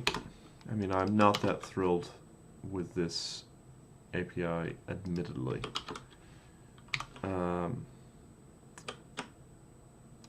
And I think that it's possible that this is the use case for Redux, which I've never understood.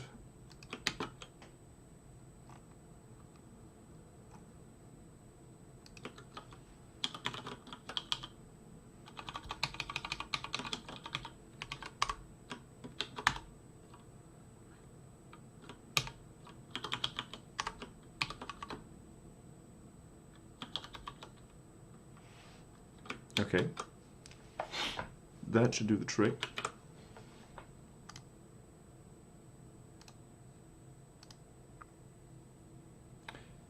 It does not.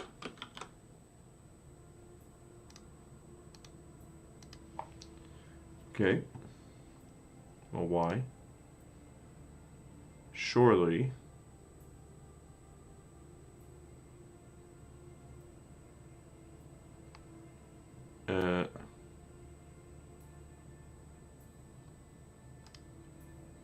It must be this.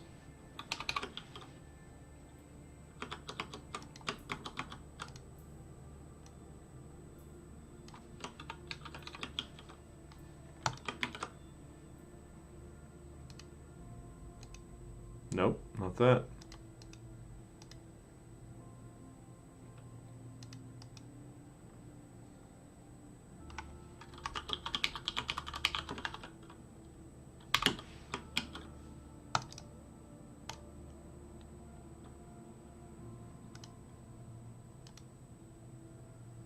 I mean, there it is. It's deleting the wrong one. Oh no, they're separate. Yeah, yeah, they have two separate nano IDs. That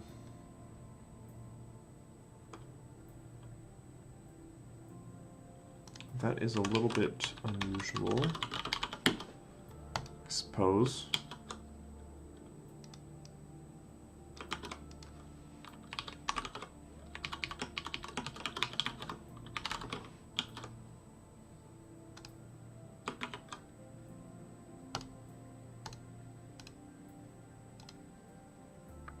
Okay, I mean, it goes through, but something...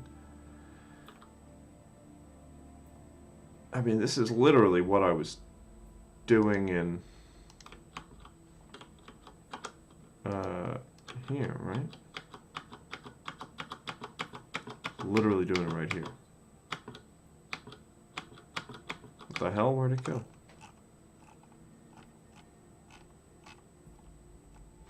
Icon delete, yeah, okay.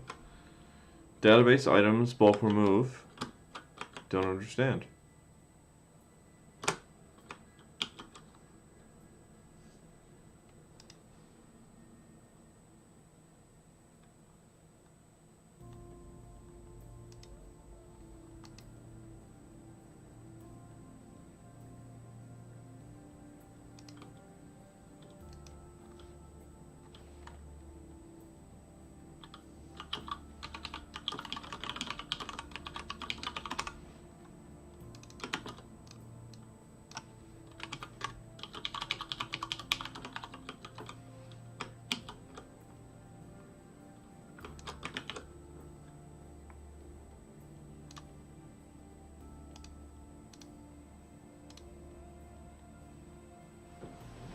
Now that is unusual.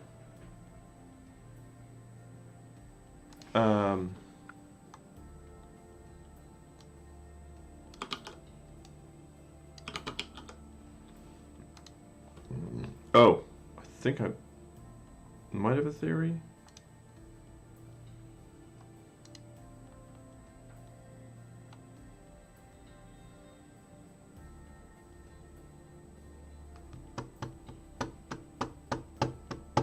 Nope, that seems fine.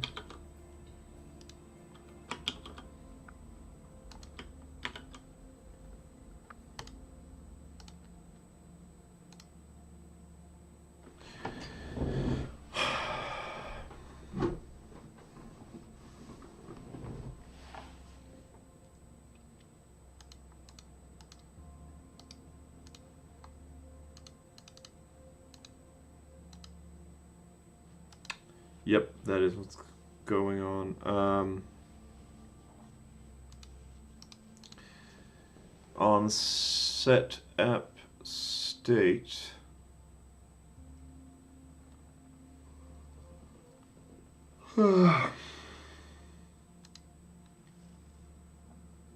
database is getting overridden.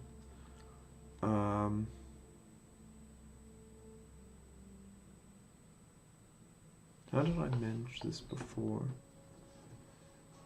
Value set. Okay. I mean, this is ridiculous, but I guess I'll have to tolerate it.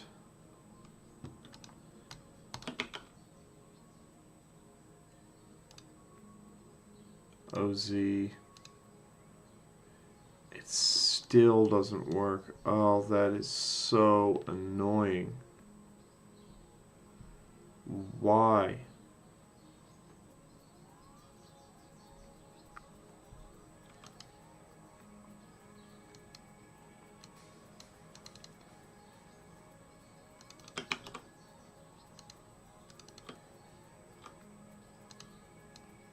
Why?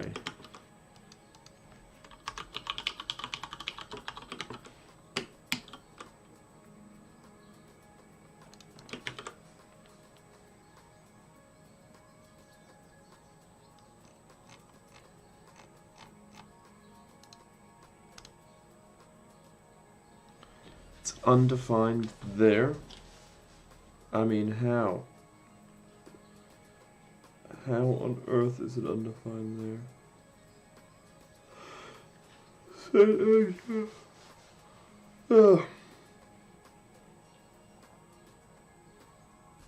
Set database app state. What the hell am I doing? Yeah, okay.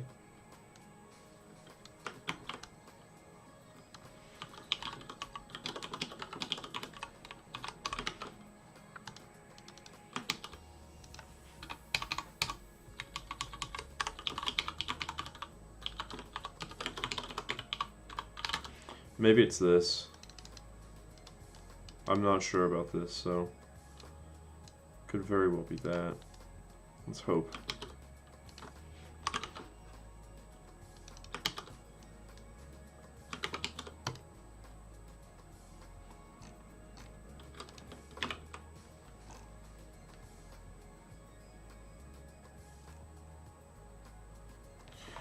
Well, there's our database. And now I click this, and it's undefined. God, that is such BS. But this works, I'm pretty sure. Oh, well, used to work. Okay, well then... where is feedback? In... app. Feedback's there.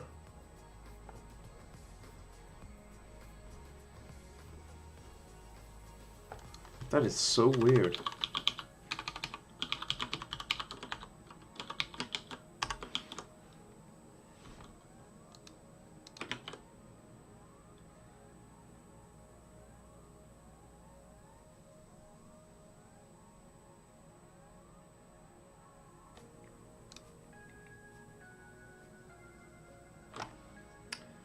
That is so goddamn weird.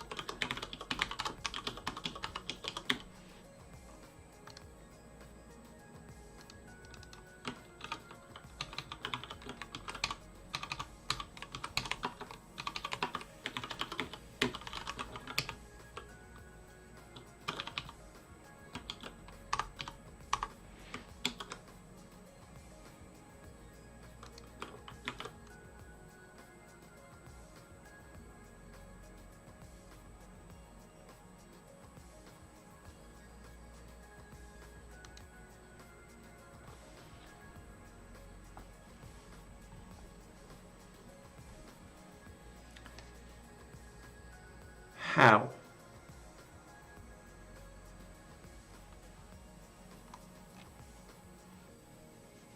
How were they both undefined?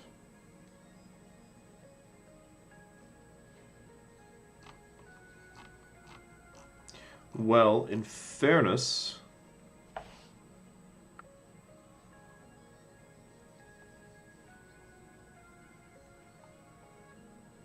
we never appear to have gone here for some reason.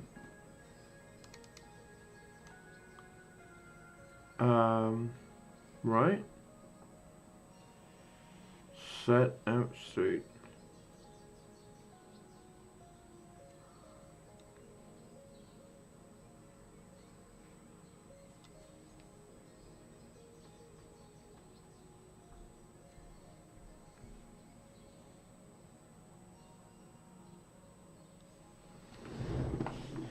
Why is that?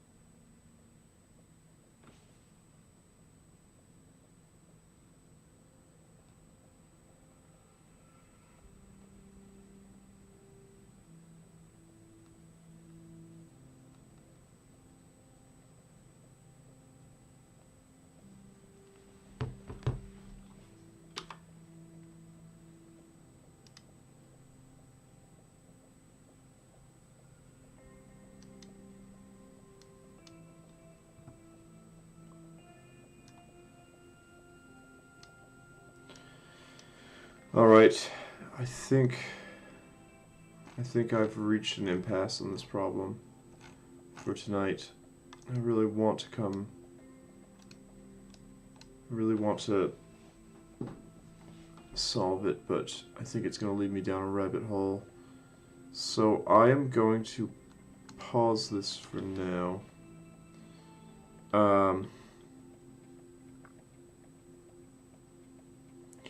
It's in a decent enough state that I guess I'm happy committing this.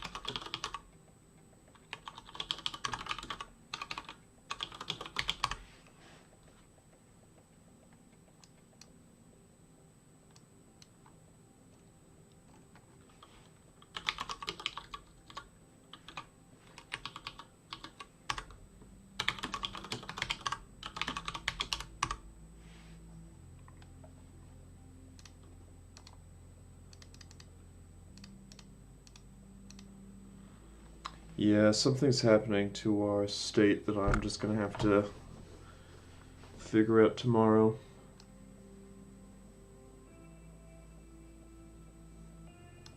To my one viewer, thank you very much for watching, and I think I'll see you soon.